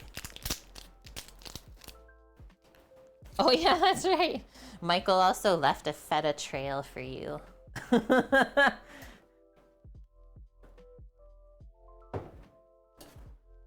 Okay, we're turning the rice pot onto medium as well.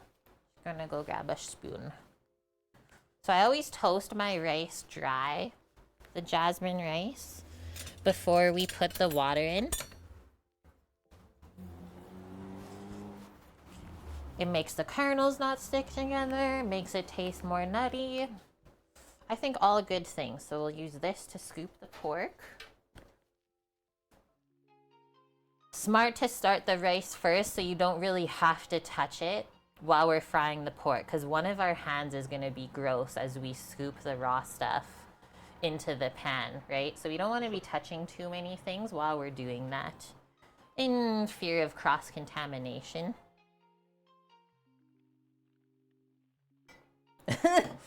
We're smoking. I was frying up some stuff on this burner, and then it splashed onto this other one. My breakfast potatoes, so that's why it's smoking. We're just burning off the fat. And then as this is going, we just give it a stir every now and then as it's toasting.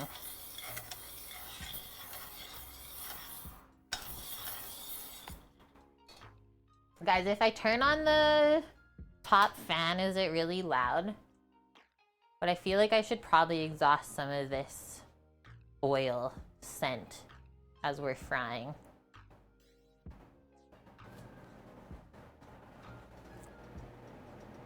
I don't think it's very loud. That seems pretty hot. Let's do a little test drop. I'm gonna go with a big one. Ooh. That's a nice sizzle. Maybe not as hot as it should be.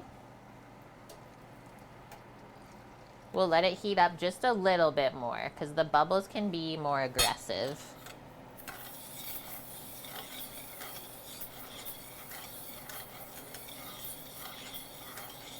So we'll watch as that keeps heating. I guess I could also just turn it up one notch.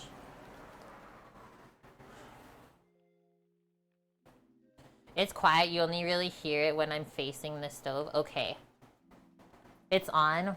Well, we always have that person that comes in and says like the audio's crackling and stuff. So then I get scared.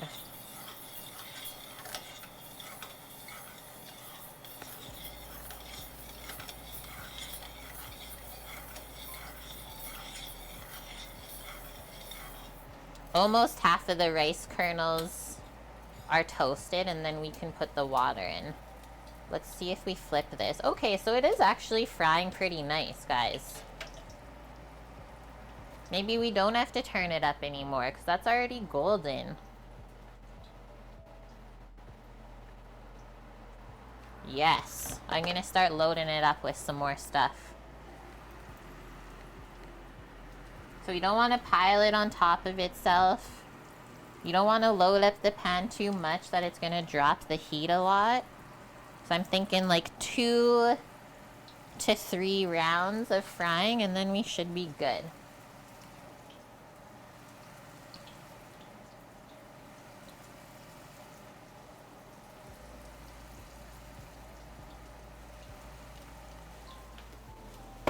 Gonna wash.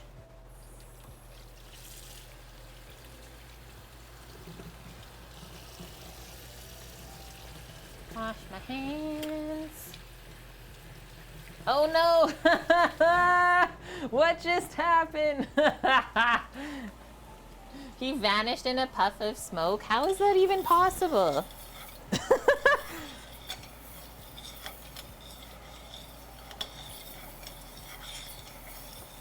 Yeah, the rice is crackling, Kate. Okay. Do you see how the kernels turned more white? That's how you know they're toasted.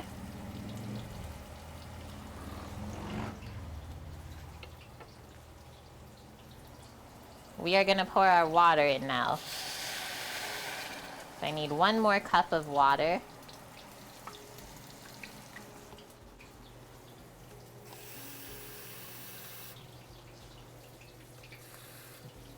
And yeah, we're just doing plain rice because everything else has lots of flavors. The rice is just a base. We're gonna flip those pork in a moment here. I just wanted to give this a stir and then get the lid on. And then we can babysit it as we're sitting. Okay, that's not really browned yet, but I'm sure the middle ones are.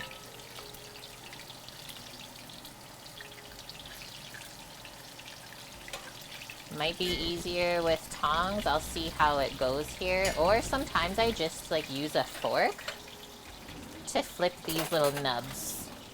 It works really good. I know if I was like Asian, I would be using chopsticks right now, like a pro. Holy, the way that this is crisping up, you guys.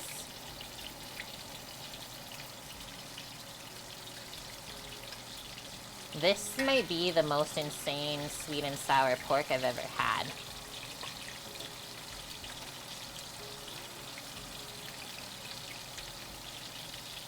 And it smells good too, because there's ginger and garlic and onion in the marinade.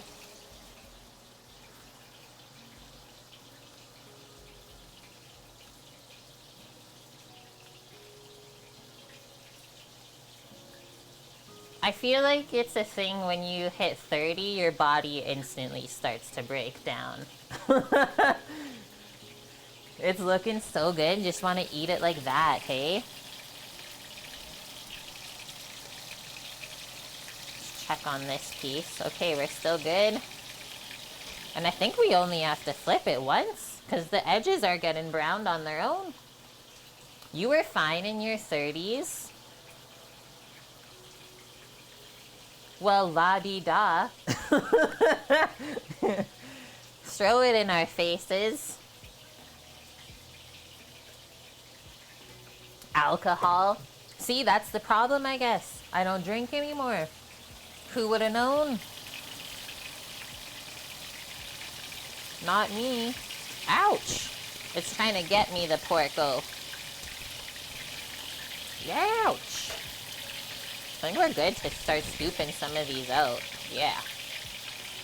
Guys. Try and not leak this everywhere. Open up.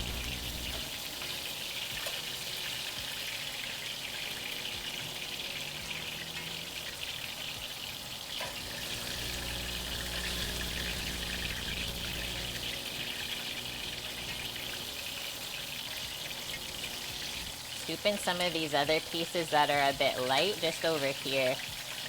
My burner's hotter on this one edge. I know it. Whoa, that one stuck a bit. Okay, get those other ones.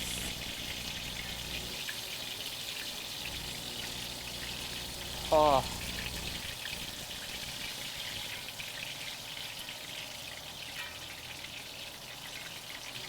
Did I see a wild bob in here? Is this true?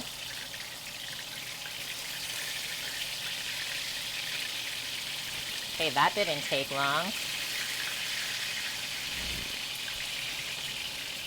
Okay, I'll let those go for a moment and I'll start adding more so the oil doesn't overheat.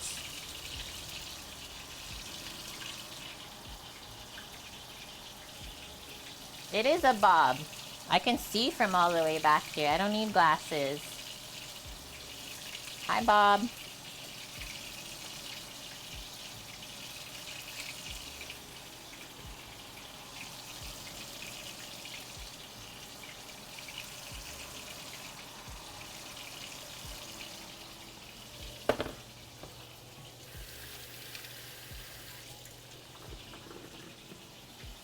How do you know they're done?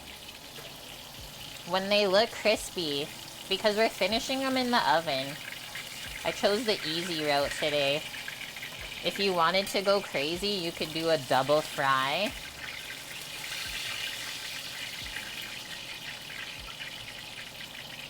But that's about it. I'll just temp it with my thermometer when we think it's ready in the oven.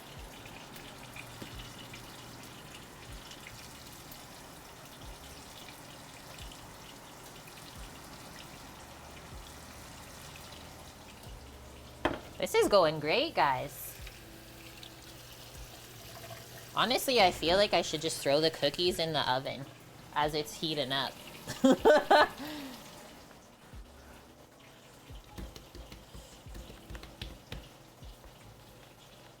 You know it's cooked when it's done. That's the proper answer you give people. It's done when it's cooked, okay? This one's already browning up. One of the first ones we added.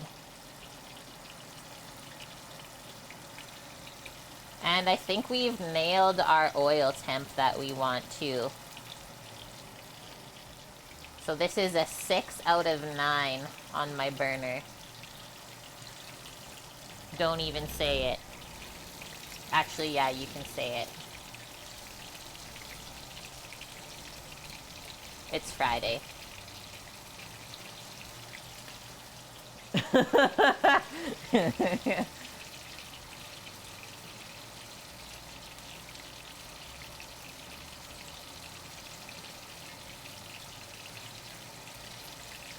When I first started streaming, my community was really different than who we have in here now, and we used to call it Freaky Fridays. That was back when we used to get so many trolls, though. Oh man, Twitch was really different in 2018.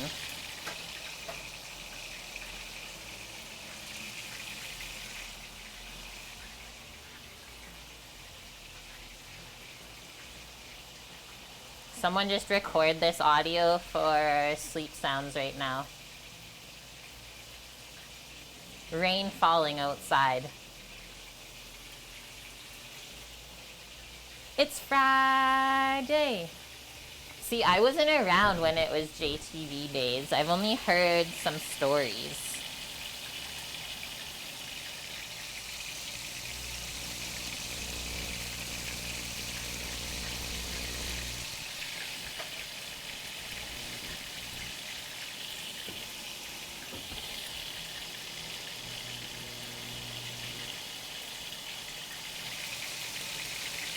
I'm gonna put the cookies in because this is gonna take a little bit of time. I'm doing it, guys. I'm being brave. I just turned the oven down a little bit.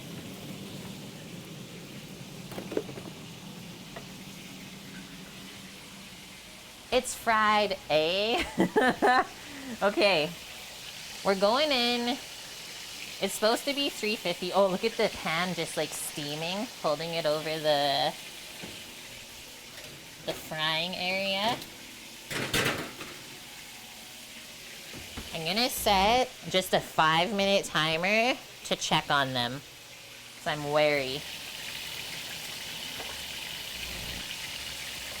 Okay. Start scooping this up again.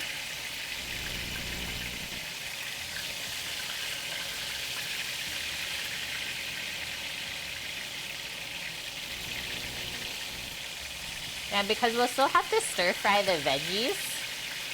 So I think this will actually all time out perfect with the cookies. Our rice is just coming up here. If I was in a restaurant kitchen, I'd say the rice is dragging. It's like behind a bit. Rice is dragging. And then everyone would know to wait for me.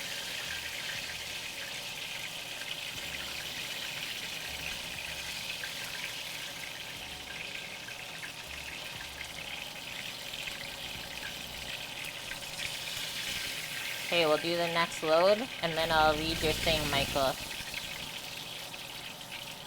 But once you start frying, you really can't stop. Also, can we talk about how clean the oil is still? That's also a major benefit of using cornstarch. It doesn't mess up the oil the way that wheat flour does.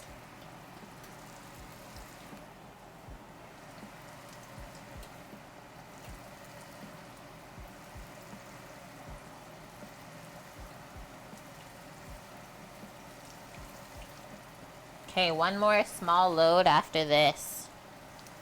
And then we're done frying. Just a little bit left.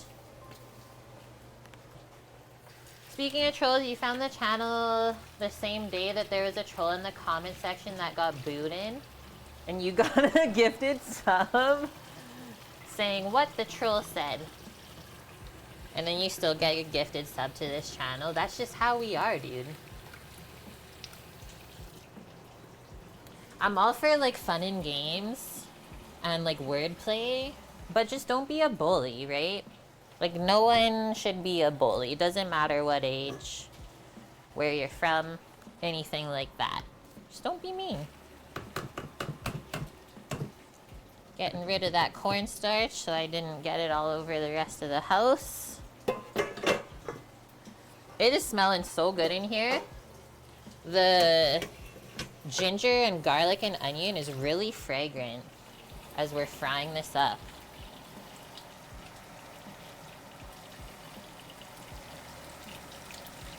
And then it's gonna smell even better when we start actually doing the stir fry part with the minced ginger and garlic to make the sauce.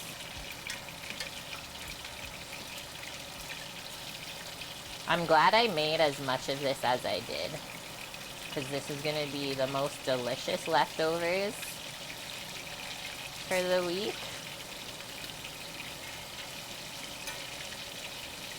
And yeah, also we're not cooking on stream tomorrow. We're going out of the house. So I kind of lose a day on meal prep that way. Not that I don't have things to cook.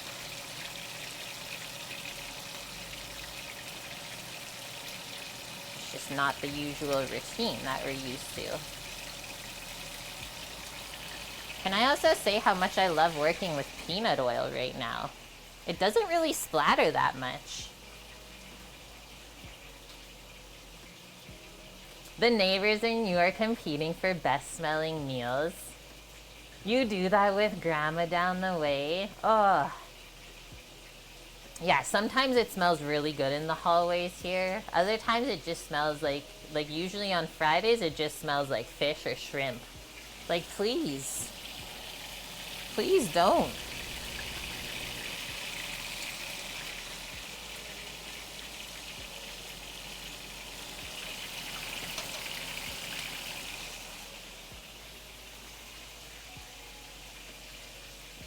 Hello, Jack.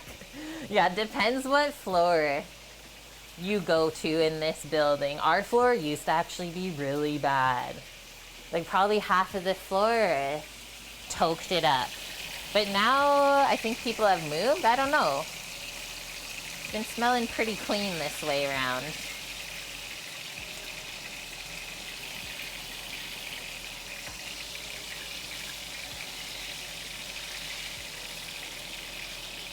My 5-minute timer is going off to check the cookies. We're gonna scoop this out first though.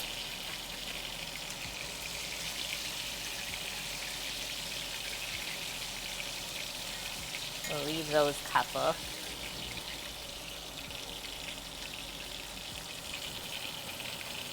Yeah, I can't believe I cooked an entire tray of pork for myself. This is all part of the plan. The master plan. I left this piece just to brown up a bit more. Let's put our last couple nubbins and then we'll check our cookies. First, like 7 minutes, I guess we'll say. So there might only be 10 more.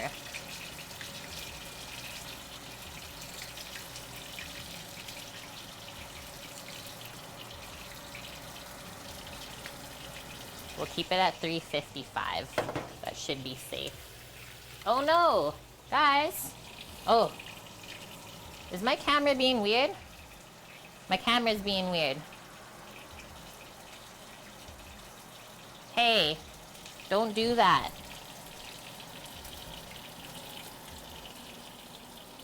We're good again? Okay, we're good again. Cookies are looking good. I'm not even gonna touch it. Nope. There's an Oilers game today, everyone. So if you hear honking, okay, there's an M3. We're in the playoffs right now and the hockey game's here tonight. They have 6 Oilers flags on the top of their vehicle. They have a massive Canada flag on the very top flying. And they have a massive other Oilers flag flying off of the back. And the entire hood of their vehicle had the Oilers symbol on it. That's how committed people are here. We're pretty serious about hockey in Canada. Way harder than last time. I hope they don't get let down. But that vehicle, they drive by every day here. during a hockey game, so I'm like used to it. The little train horn that they got. Ouch! Putting my fork over there, it got hot. I can't feel it. It's too hot. Gotta switch to the spoon. That means it might get rowdy later. I'll just be chilling in the park while everyone's watching the hockey game. Whoa. Okay, it's getting dark, and that's the last little bit, so we can turn this off now. And then really quick, so I just have the rice over here, and it's steaming up. I'm gonna check it. Okay, it's dry on the bottom. So at that point, I also turn off the burner. And then we take it off of the heat. I'll just put it back here. I think you guys can see. With the lid on still. To fluff up. Let's show you more of this view. That's where we're at. Can't watch hockey, your nerves can't handle it. Yo, Swilliams. How are you doing, dude?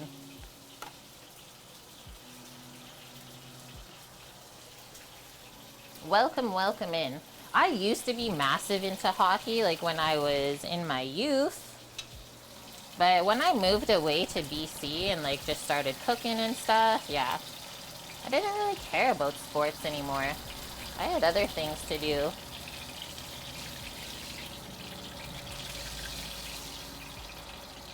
But I will say the first restaurant I ever worked in here, it doesn't exist anymore, but it was called 100 Bar and Kitchen. It was this place that the Oilers team would come to after all of their hockey games. So that was kind of cool to be part of always. Not that we ever really interacted with them, because that's unprofessional.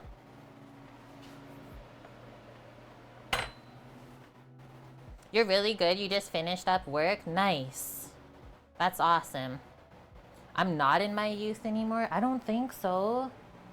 I'm 33. Okay, so we are actually going to drain this oil. I'm just gonna pour it in a metal bowl. And then really important that this bowl doesn't sit on the counter, right? Because the heat from it could like melt the counter. So just pour the oil into the bowl on top of a trivet or a cloth to wick that heat away, because we're gonna be using this to stir fry. That's what's next. First, actually no, we'll drain the oil and then I'll do a little scrape. Because there's some sticky bits on there.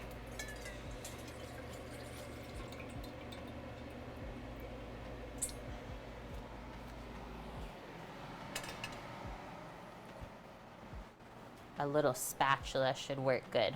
33, yep, that's how old I am. That's my age. I was born in 91.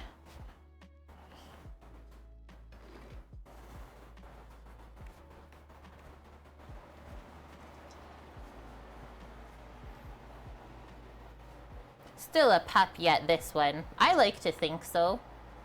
When's my birthday? March 8th. You would have guessed younger. I'm finally, like this year, I stopped getting ID'd. If you were to go to the liquor store. Finally this year was the first time ever. Because otherwise every other year, I always get ID'd no matter where I go. Even restaurants. Like I go places with Sam and like my parents before still get ID'd. Okay, I'm just going to wipe this out with a napkin. We're the same age, but your birthday's in April? Nice. I'm 21 years older than you. That's right. Aw, Swilliams. It looks good, looks like fun. It actually has been a fun day cooking. As much as I was like kind of dreading frying stuff on a hot day, it's not that bad in here. I mean, I do have this big fan right here blowing like right out the window. Very helpful. But yeah, I can imagine corporate government documents, looking at those all day. You're ready for a little break.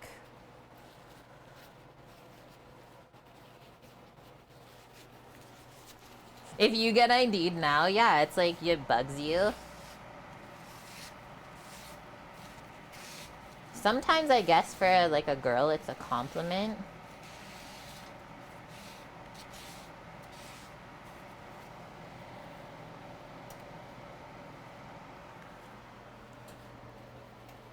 And obviously don't burn your hands while you're doing this because the pan is still hot.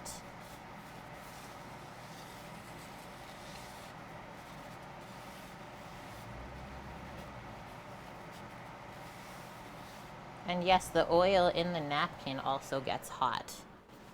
A lot of residual heat in oil. So just careful. I think we need a couple more. And then I'll just ladle a little bit of the oil that we were using before back in here. Some nice clean stuff. Everything will go into the oven, the pork and the broccoli, when the cookies come out. And then we'll do our stir-fry sauce and toss it all together.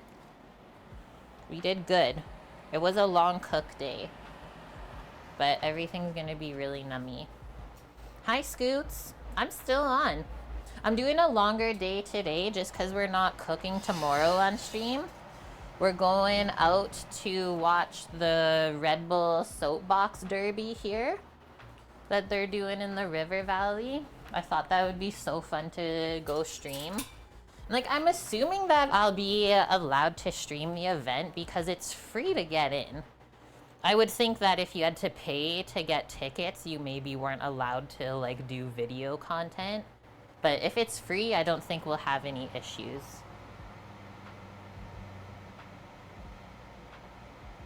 Ah, I went too far, sorry.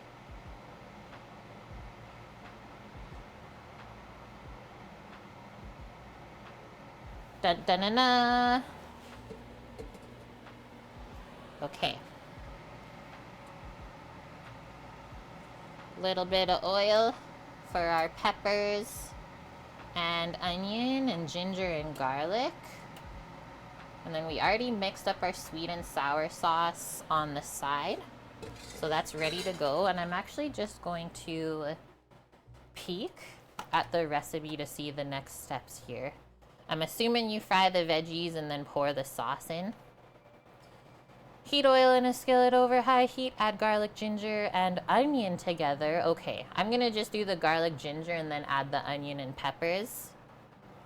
Stir for 2 minutes, add the sauce and the pineapple, and then let it come to a rapid simmer for a couple minutes so that the cornstarch can get activated and make a nice glaze.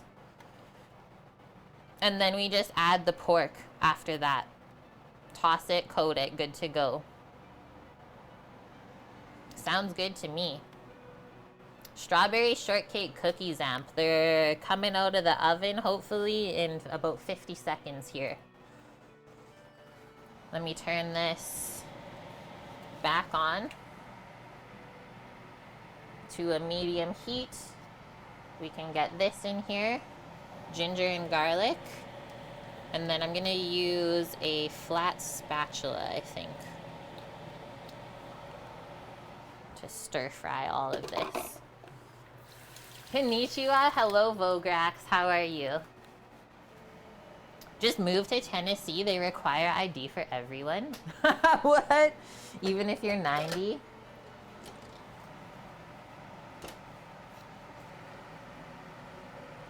So we did chopped fresh ginger and then minced garlic.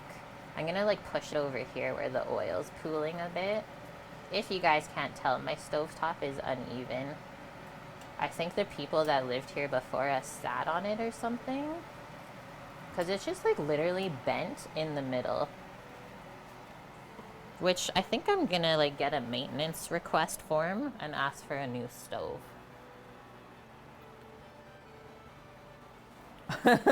Never enough garlic and ginger. Oh my god, you guys. Okay, they're not quite done, but holy shit, they look so perfect. Just gonna turn up the oven a little bit to get some browning. It's looking so good. How is the what cheese? Scooter, you're going to Cherry Blossom Festival? Okay, that's gonna be fun. Please take some photos. How is your cod cheese? What is this? What is that word? Can someone enlighten my life, please?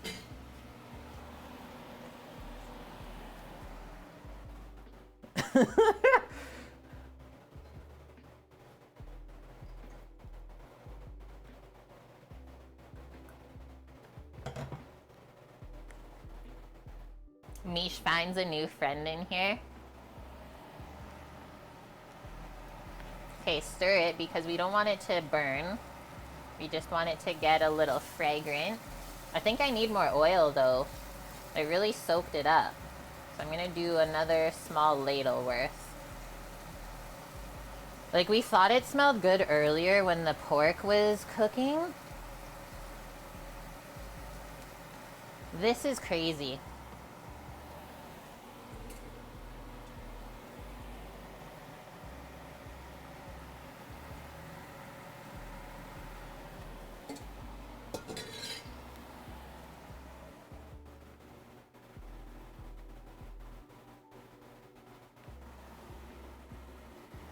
Two minutes on the cookies. Oh, cookies. That's the word. I was assuming that's what you meant, but I wasn't sure. They're almost there.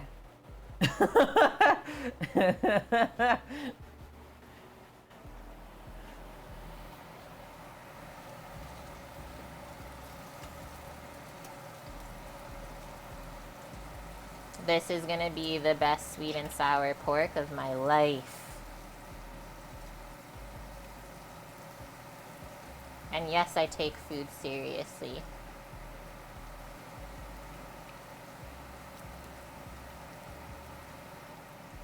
Whoa. It's like you stare into that too long, you just fall right in.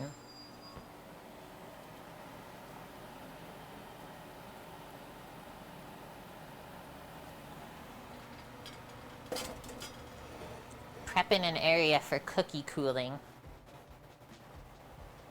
Back hair braids.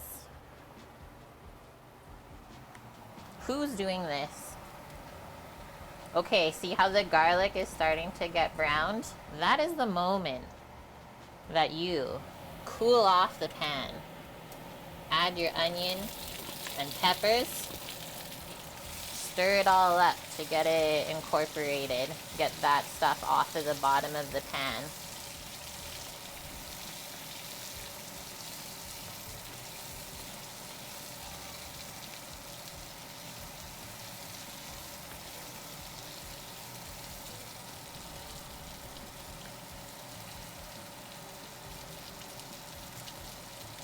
I'm gonna crank the heat just a little higher now.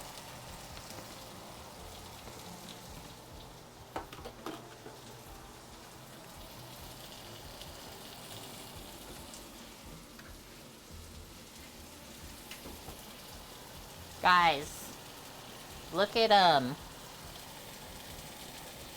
I think they're done. I'm just gonna take a quick internal temp to make sure it's all cooked through before we say okay.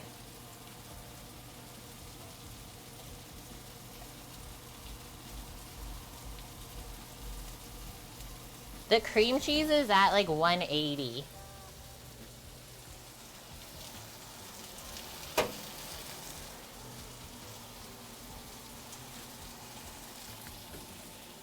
But I honestly, like, I don't want the bottom to get too browned, which actually they're not. So I'll pop that back in for a moment. And then we'll also put the broccoli in so that can start roasting.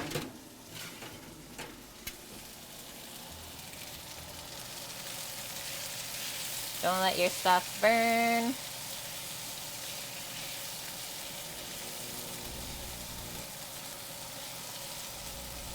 Whoa, it's starting to smell like Chinese food now.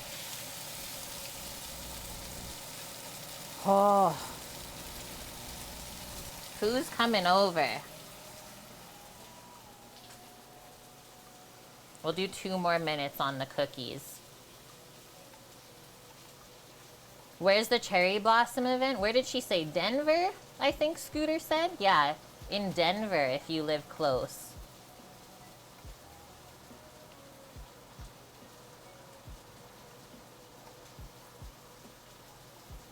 You little creep. It always reminds me of Home Alone or something when you say that. You little creep.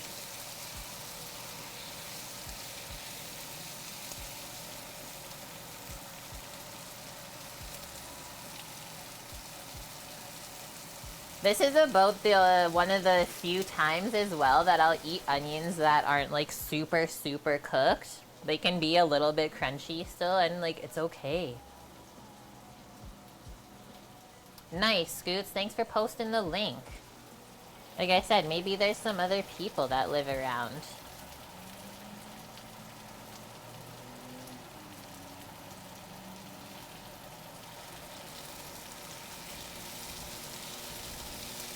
Okay, couple more moments, and then we'll add the pineapple and the sauce and bring it together while our things are finishing up. We'll throw the pork in the oven, like literally throw it.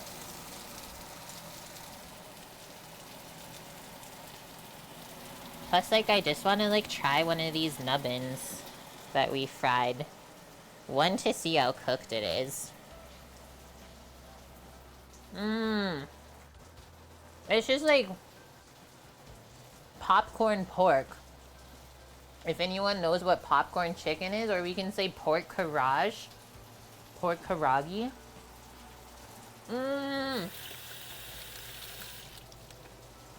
Okay, so that won't take very long.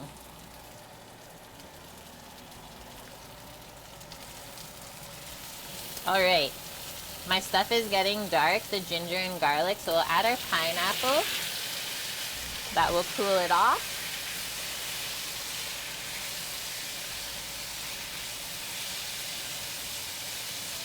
I'm gonna quickly take the cookies out and put the pork in.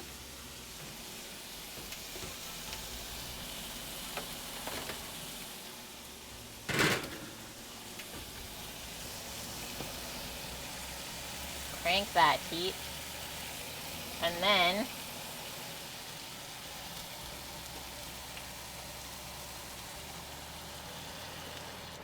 put that cornstarch layer. Turn that down a little bit now.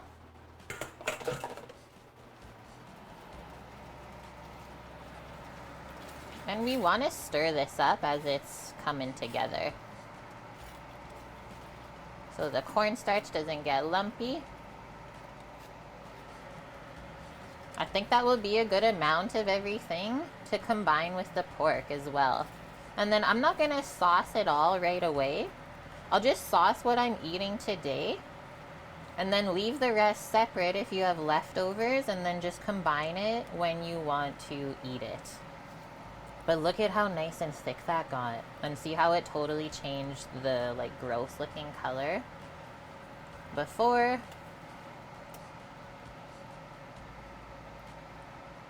And they did say to let it simmer for just 2 minutes together. And at this point, we're gonna have a little tasty taste. See if it needs any balancing, seasonings. I can also turn this fan down now. Silence.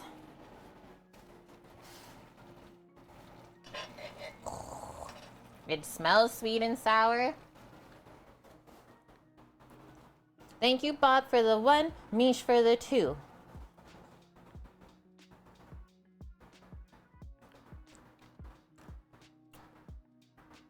We don't need to add anything at all. It has a nice little vinegar, like the lightest vinegar kick at the end, guys. And that's gonna be so good to cut through the fattiness of the pork. Scoots, welcome to streams when Mish and Bob are around. Just let them do their thing. It's okay. They'll figure it out between each other. I don't think it scares anyone away. So I just turned that off now. We'll use a spoon for serving, and I will grab a plate. Put them in an octagon and see what happens? Yes. What is this gonna be good eating in? Probably just this rimmed dish. Like, you really don't often eat Chinese food with a bowl. You eat it on a plate, right? Pile it up.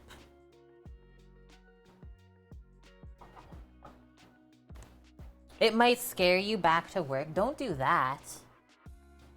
And then I'm gonna set up our little camera to film when we plate. Torino's ready, at least. There's that. And why don't we check this stuff in the oven in like 5? Let me just do a quick little cleanup here. I really made a mess today. Like, this was quite a bit of prep. You don't realize it.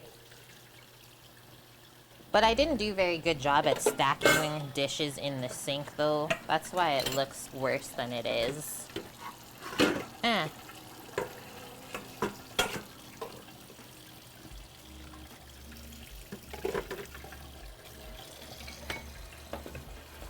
Cookies, please? Okay, 1 sec.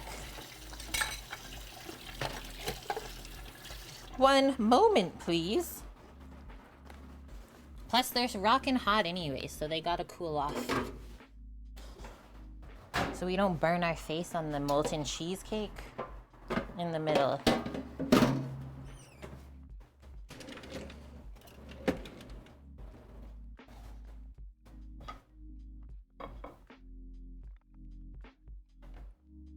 Yeah, Vograx.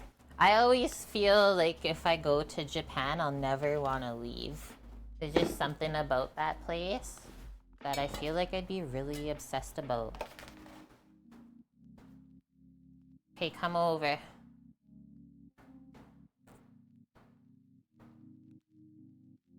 Hello there. Hello, cookies. How are you doing? Gotta hold them up closer, I think. That's how they turned out. This one looks really roasty, the way that the strawberries baked up. Which one do we want? I think this one. That one's like the ugliest one.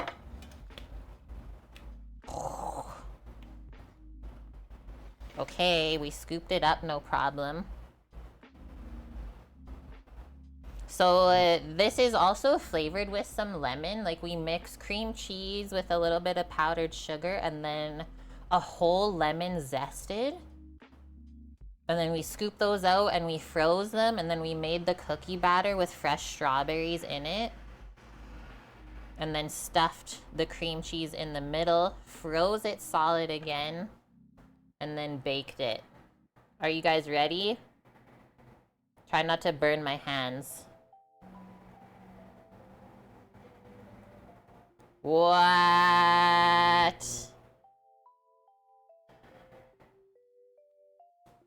What? Okay, let me just switch the next camera, because I think it'll look really good this way too.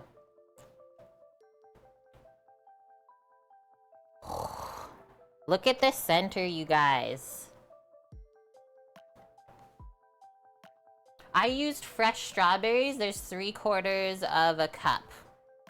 Okay, don't burn your face. I'm just gonna pick like a little piece off, because it is like steaming still. Steaming hot.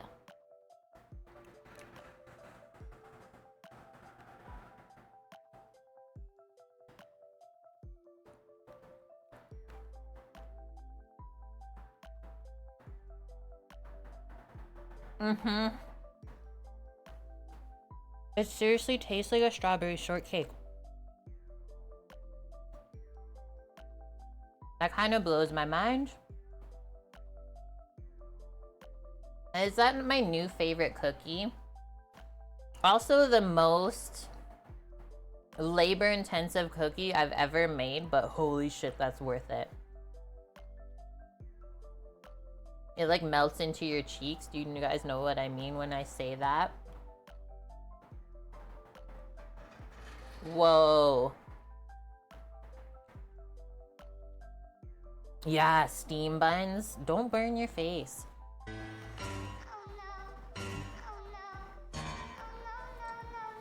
Oh no!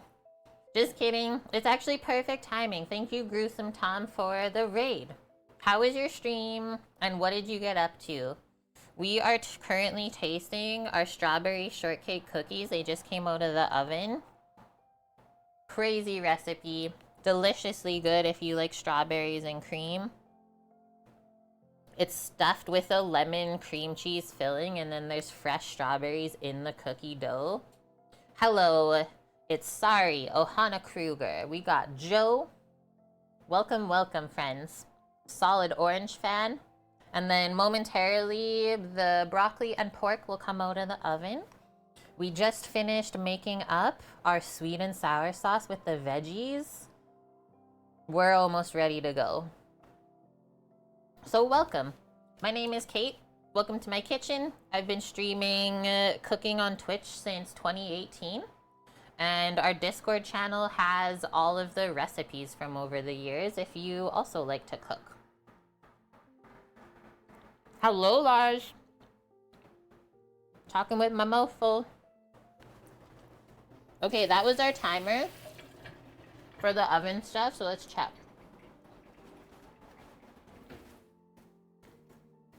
Pork is looking fantastic. Just want to see how cooked this broccoli is.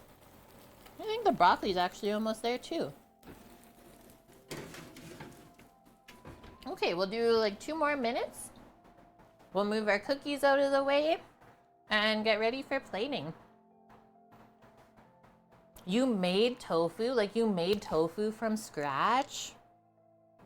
That is so cool. Cal Scott is drunk too. That's okay. We still love him anyways. That doesn't bug me. But whoa. If you guys want to make any of the stuff that you see here, please check out these recipes. I need the trivet too so I don't burn the countertop.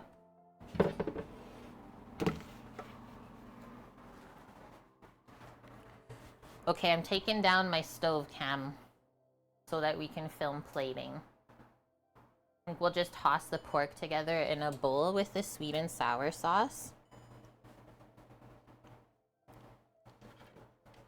And that will be happiness. You saw a TikTok where someone used cottage cheese to make a dark chocolate cookie. Did it look good, Amp? I love how you and I are like always on TikTok. Sam got me obsessed with it. He's like the biggest TikToker I know. And so then he'd always like send me TikToks to watch. And then I just started scrolling through after, and now look at us.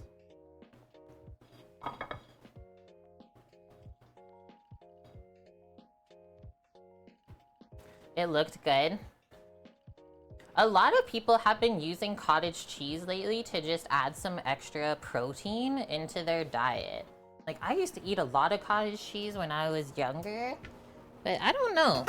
I don't know if I could.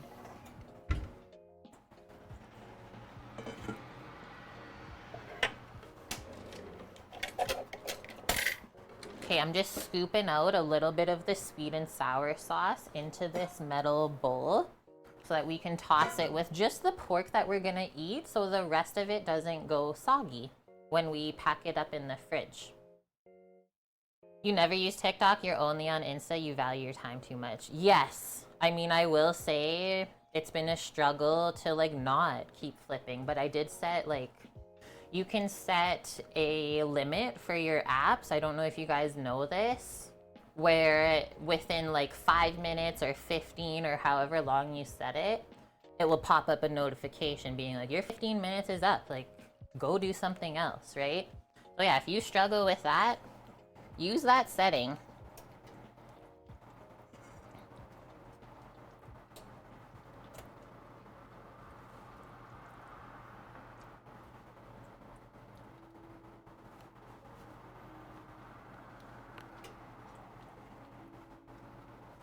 I don't know if it's gonna be saucy enough. I'm just gonna put like the smallest amount of warm water mixed into there, because I feel like the veggies soaked up a lot.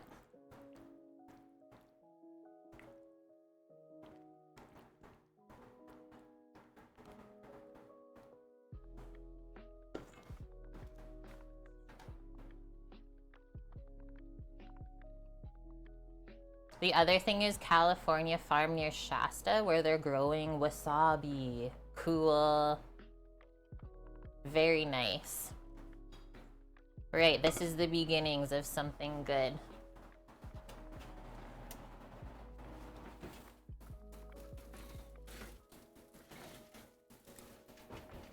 This is how the pork looks. So we fried it first in some peanut oil and it's dredged with cornstarch.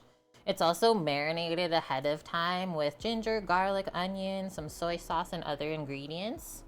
And so then you just take this and put it into the bowl. But let's just make sure it's cooked first.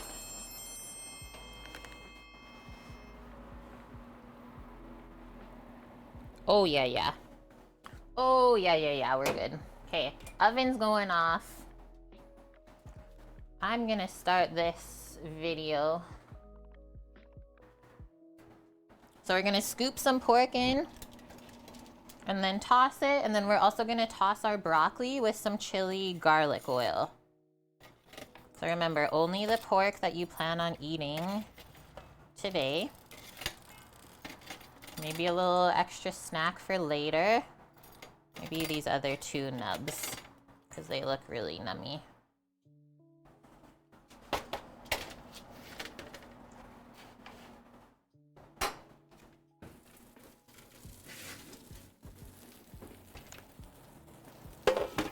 I really used all of the bowls and all of the pans.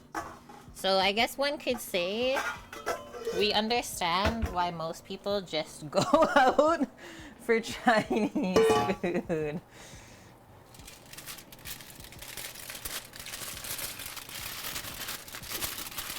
A labor of love, but honestly so worth it, right? So the whole tray, yeah, is what we're eating.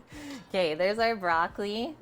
Just roasted with some olive oil and salt and pepper at like 400 Fahrenheit. And then we're just gonna take some of our Thai chili sauce, really simple, and coat it. Give it a toss-a-roo. First time getting into this bottle. And yeah, I said earlier in stream, like every time I've made this chili garlic broccoli for people that I've cooked for, they really go crazy for it. So please do try it if you like this flavor. Just something about it.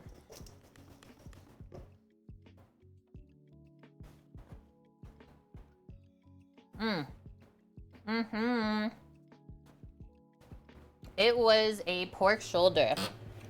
A little bit of a pork shoulder. That wasn't a fart, by the way. That was my sink tap moving over. You could also do it with pork loin, pork tenderloin. If you guys look at the recipe, she gives you all of that stuff in it. It was so helpful today, I will say. Okay, now we got the broccoli done. Didn't want our pork to get soggy. I sauced my own thumb.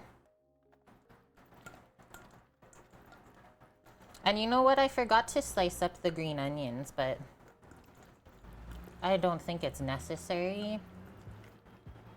But could be a nice garnish if you had it around. Whoa. All right, let's get our bed of rice. Just gonna pull that back a bit.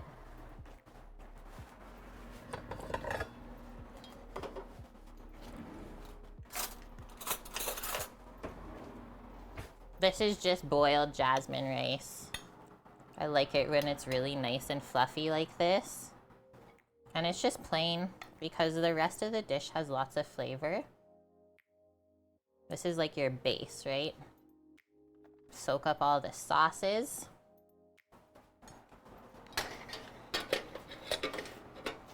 We'll do the broccoli first. And then we'll pile the pork on. Make your little sections.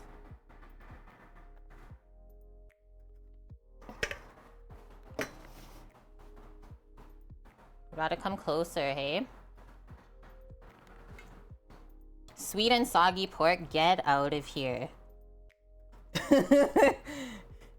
Whoa, that's okay, I guess. If it wants to go over there, fine.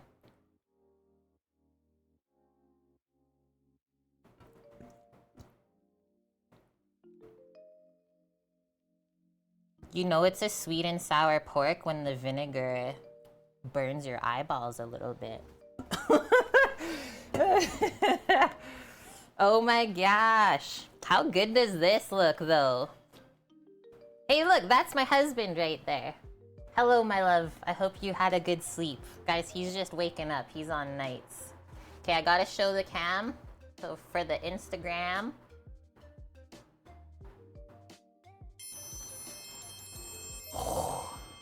Sweet and sour pineapple pork.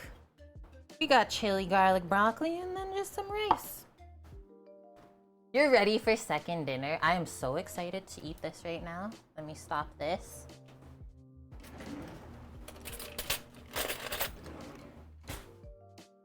It happens. Looks better than the Chinese you had. Well, I'm glad. Okay, I can't like wait any longer for this. Let me get this chunk in. We're going right for this. Thank you for the follow, Corey VR Charity Jar.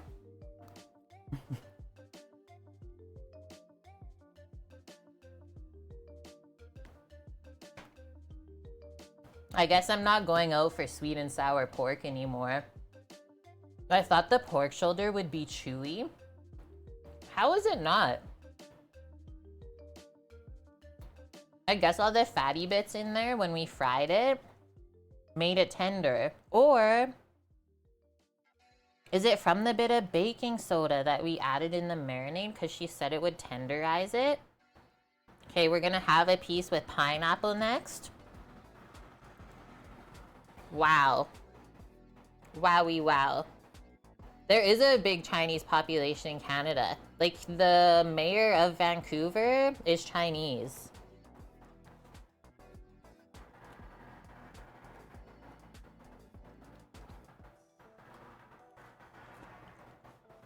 This is everything I needed today.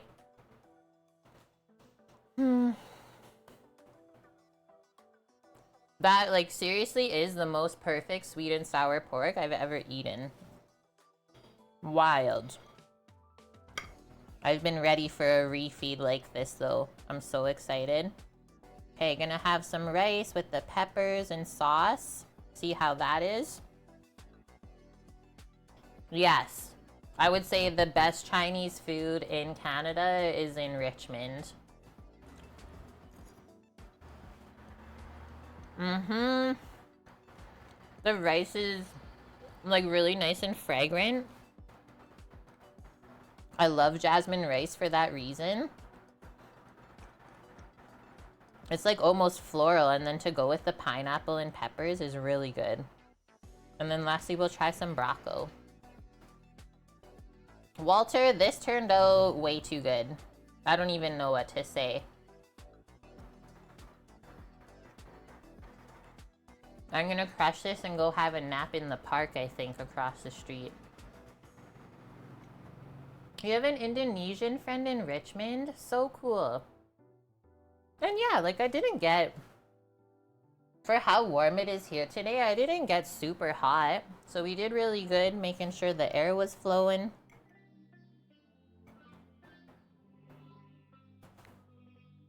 Yes. So I would say the velveting, that's the part where you put the baking soda with the meat, guys. Also works good with shrimp. I've done it before.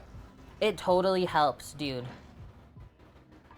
Like, to me, usually pork shoulder can be a bit chewy if you just fry it and bake it, right?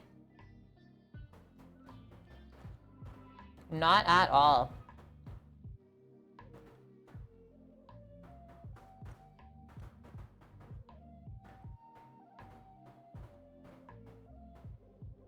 One more bite, I think. And then that's it for me, guys. This was a long one. I did it for you. I usually don't do 4.5 hours on a Friday. But so worth it.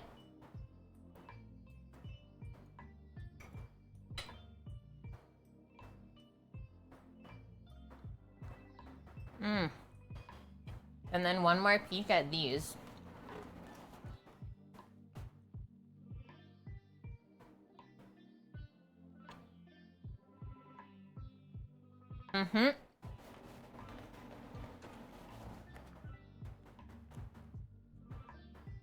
It turned out so good.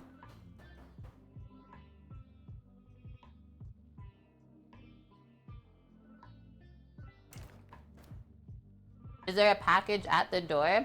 I don't know. I was dealing with Postman earlier on stream though for Wayne. I don't think there's anything at the door.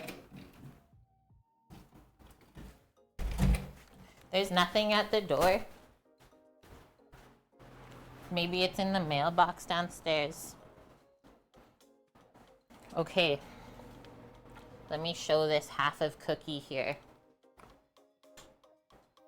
Sam knows something. It's apparently my anniversary thing, or our anniversary gift. But look, guys. Walter, this is how it turned out. Can I get it to focus? The lights are a little bit too bright. Insanely good. Let's see how actually it tastes after we had some of our meal.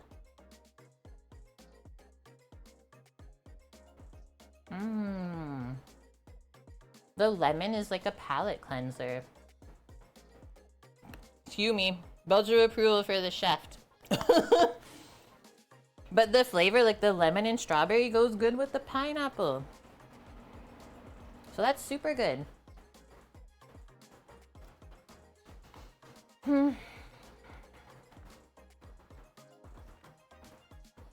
Hi Titan, how are you? We're just wrapping up. I did a long one today. And then as well, actually, before we carry on into our raid, tomorrow's stream is gonna be later than usual. Can I turn this down so I'm not blinded? Yes. Tomorrow's stream is gonna start at 1:30 p.m. PST. I think I wrote it wrong in Discord. I forgot to go an hour back. But it's gonna start an hour and a half later than usual. 2.5 hours later than usual. We are going on an IRL adventure. Red Bull is hosting the Soapbox Derby race here, and I really want to go watch it with my bro, so that's what we're gonna go do. I've already figured out like where I want to park and stuff, and then we will just walk over with the stream together, and it's about a 2-hour thing. And I don't know if anyone in here from Canada knows who Notorious Cree is, but he's an amazing Indigenous artist, and he's doing the opening ceremony. Like, amazing dancing. So, very excited. No, your car battery died? That's the worst feeling ever. It's like, what a letdown, right?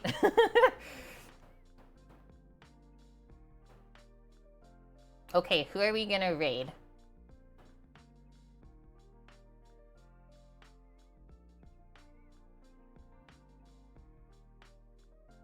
If anyone has suggestions, let me know.